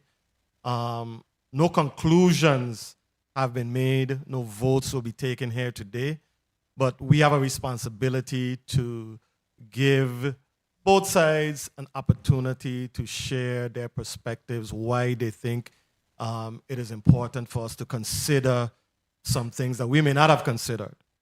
So just to as comprehensively as possible, we vet the initiative at a later time, in the not too distant future, we will have an opportunity to vote on this, and we will be privy to much more information, and we will be able to make a much more prudent and intelligent decision, because whatever decision that we make will certainly outlive all of us here in this body. So we want to be as prudent and as responsible as possible before we position this body to vote on an issue that still requires more evaluation. So that is what we did today. Point of information, Senator Dwayne M. DeGraff, you're recognized. Thank you, Mr. Chair. Like I was saying to you before, Mr. Miller, it was to hear that I read exactly what legal counsel read. I read it prior to him, had no conversations with him. He came and read the same thing into giving up our authority, is where we're just saying that it's fair and across the board. The decision isn't against you or for you. The decision is to be fair across the board for the people to have a say and for you to have your right to present. And that's what I wanted to read it into, that me as a senator not going to give up my authority for no one. Thank you. Thank you for the time, Mr. Chair. Thank you, Senator Carla Joseph. You're recognized for your point of information, and then we'll go to Senator Fonseca for your point of personal privilege.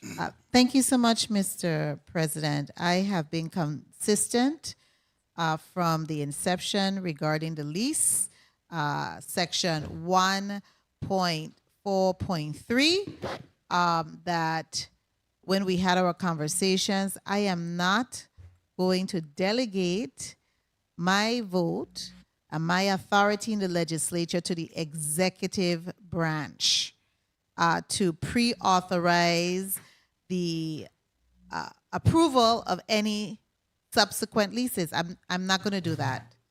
So that portion, as our legal counsel has read into the record, need to be eliminated from this lease agreement. I'm not delegating the executive to the executive branch the powers of the legislature. Thank you so much, Mr. Chairman. Thank you, Senator Joseph. Senator Fonseca, you're recognized.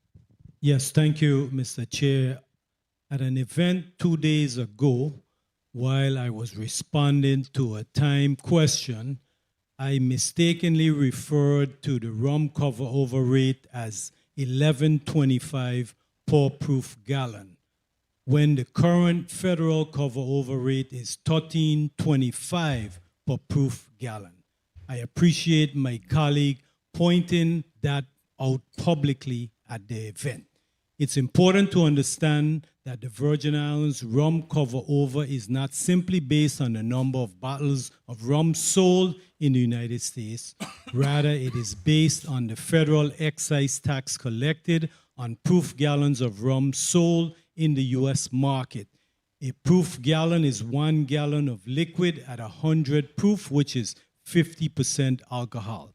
The federal government collects the excise tax on eligible rum sold in the United States, and $13.25 per proof gallon is the amount returned or covered over to the Virgin Islands under federal law. 100% accuracy is important, and Mr. Chairman, I'm grateful for the opportunity to make this correction. Blessings and good evening to all. Thank you, Senator Fonseca. Senator Heiliger, you're recognized for your point of information. Thank you so much, Mr. Chair. I just wanted to take this opportunity to, say I'm very appreciative that everyone came here today, because I think it's important when it comes to our residents that our voices are heard. And what I have learned here today has enlightened me quite a bit as to what is being said, what is actually being done, versus what is being put out to the public, because there seems to be a little bit difference from both sides. I do appreciate what's happening. I think it would be a great thing if we can get this project done. And I have not heard a single person in this room or on this panel today say we don't want it. All I've heard is people saying we want to be a part of the process and we want to know what's happening. And if we could come to some middle ground, I think this will be an excellent project. And I really, really hope that we could make it happen collectively. So I just wanted to put that on the record, and I'm looking forward to actually seeing this done. Thank you. Thank you very much, Senator Francis Heidegger. Senator Bolkes, you're recognized for your point of information. Thank you, Mr. Chair, and I echo the sentiments of my colleagues, but I just wanted to ask one last question to Assistant Commissioner. How soon will you and the department be poised to have a town hall with the residents of Water Island? Vincent Richards for the Department of Property and Procurement. Immediately, Senator, I take responsibility for that.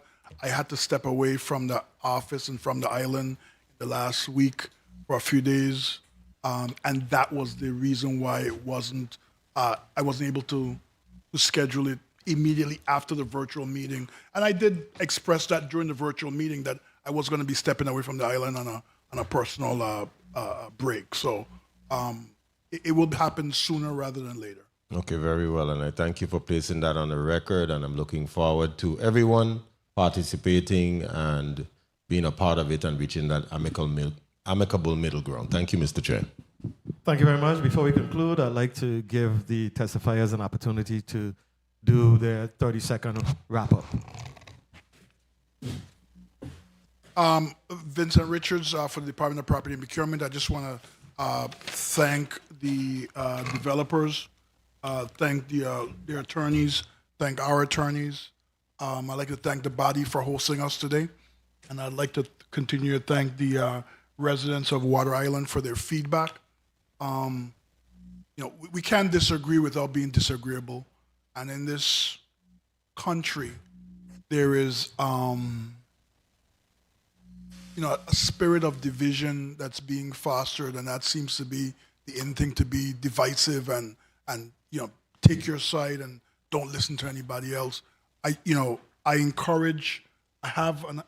encourage, always continue to encourage feedback from every and anybody.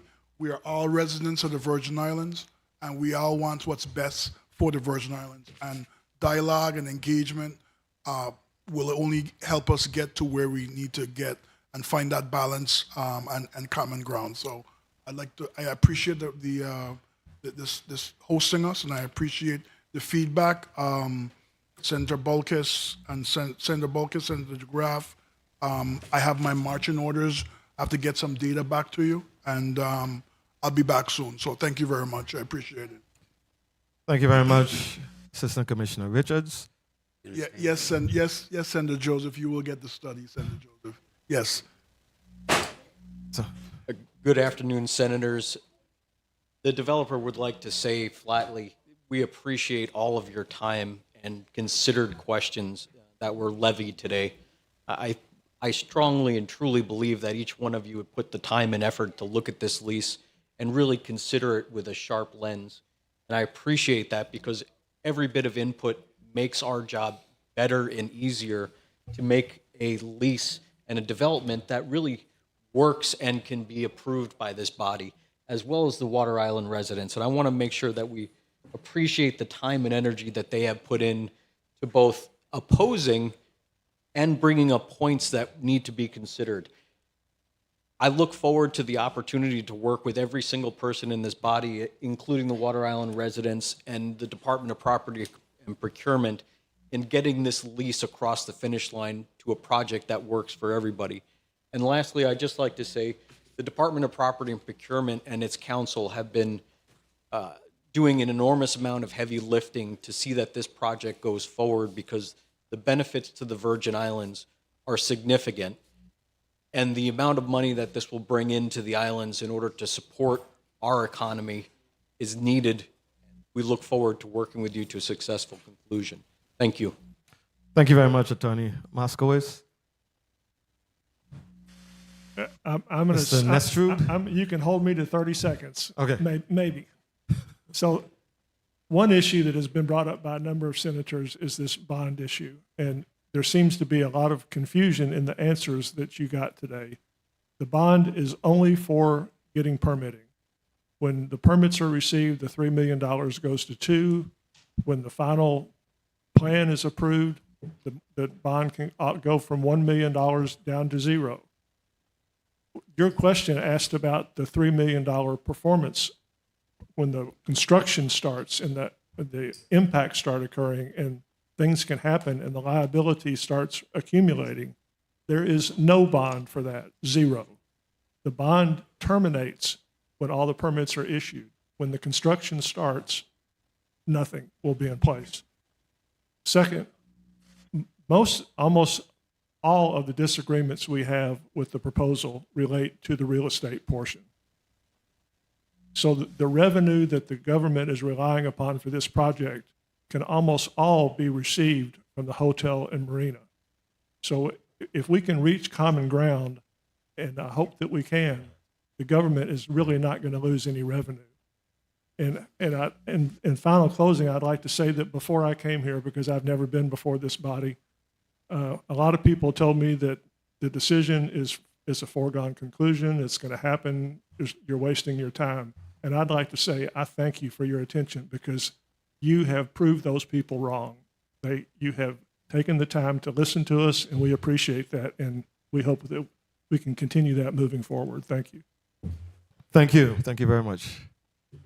Mr. Miller? I want to thank you very much. I mean, I found this an intriguing afternoon. I think I said before, I probably worked almost my entire professional life outside of America. I laugh at the fact that as an architect, my registration 1966 in New York State, and I have not signed a document in America since 1974. I'm also an architect in the EU, in the UK. I've worked, as I said, in 50 countries. This is very exciting, very important for me, and quite honestly, it's the end of my career, because I want to retire on St. Thomas. And my wife and I were talking about it this morning. But irrespective of all that, unfortunately, when you have these kinds of discussions, lots of things are said, lots of numbers are thrown out that are not necessarily vetted properly or not put in the right order or basically are incorrect. I hope that over the next week, I'm going to say a week, I hope over the next week we can clarify this. Everybody understands what is everybody's truths, and that we go on to do this. You all have to understand something. To raise $400 million in a place where there's really been no major development and it might be the United States, and whether it's a territory or a state, this is really very difficult. And one of the reasons that the gentleman before us failed is because the original lease couldn't be financed. That simple. We've had to go back and say, how do we solve this situation? We have solved it. If we have some disagreements here, I say in a week we'll work out these disagreements. And I want to thank you again for this opportunity. Thank you very much, Mr. Miller. Doc, you may proceed with your testimony.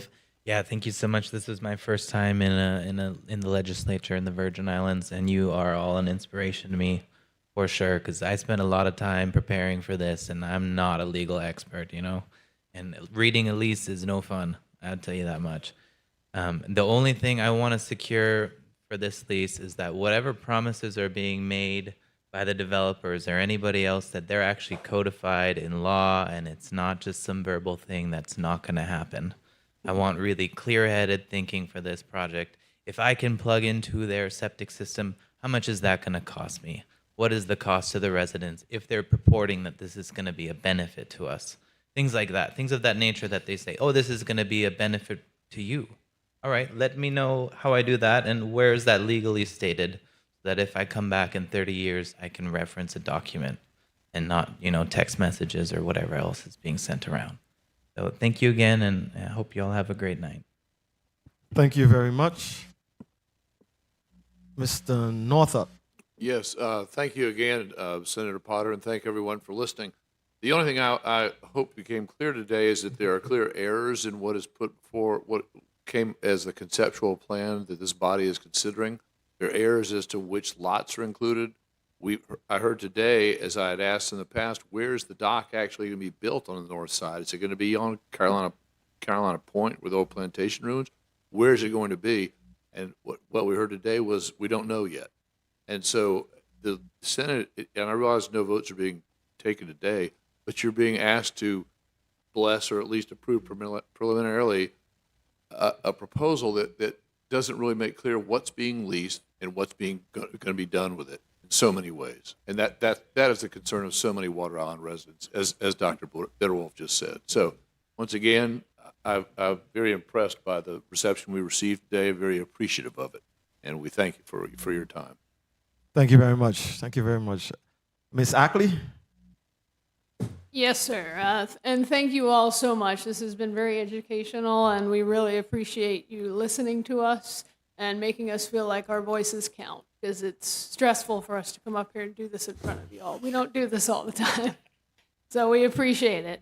One thing I just wanted to add was that, as I mentioned earlier in my testimony, if any of you guys would like to come to Water Island and get a tour, I will personally do that with you. Please reach out to me. I'll send you all my contact information via your email, because I think it really does help put everything into perspective to actually see, what you're looking at. So I appreciate it, and thank you all so much. Absolutely. Thank you very much. Attorney Dudley? You're going to leave without giving remarks. I guess you want to end with the oldest. No, I did not say that. Unlike others, this is not my first time in the legislature. I've been here several times before, and I have negotiated contracts that were shorter, that cost $1 billion of development for the territory. I've negotiated contracts that were longer, that cost the territory $10. I don't want this body to be lured into the belief that every single item, every single contingency must be addressed in a lease. That's an impossibility. The largest economy in the world, our economy, is premised on the Constitution of the United States, which is a very short document. It covers everything that needs to be covered, but there are trillions of dollars of economic development that aren't mentioned anywhere in the document.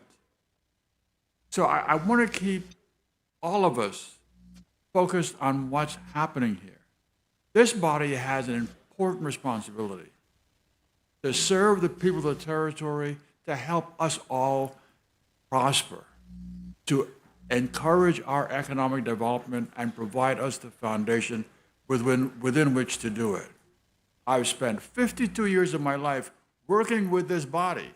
And it's true, 52 years ago was my first time here on an economic development issue. And I want all of you to appreciate the fact that nothing is perfect. And Lord knows I've made a lot of mistakes. But I think if we all act with good purpose, proper intent, we can succeed. We will succeed. Several of you today asked me, but Dudley, I thought you were retired. All I can say is, I believe in this project enough to unretire, if you want me to say that, and sit here this afternoon. This can be a remarkably positive development for the territory. I think we need to dot our I's, we need to cross our T's, but we need to do so on a timely basis that gets this thing. Thank you. Thank you very much. I love that. Good purpose and proper intent. I think that we all have those two ingredients when we're focusing on this issue. Focusing on good purpose. We understand the importance of economic development. We understand that we have one environment. So we have to bring, as leaders, we have to bring some balance to it, and we will. we will. So, colleagues, the Committee of the Whole meeting of Friday, June 26, 2026 is hereby adjourned. Okay.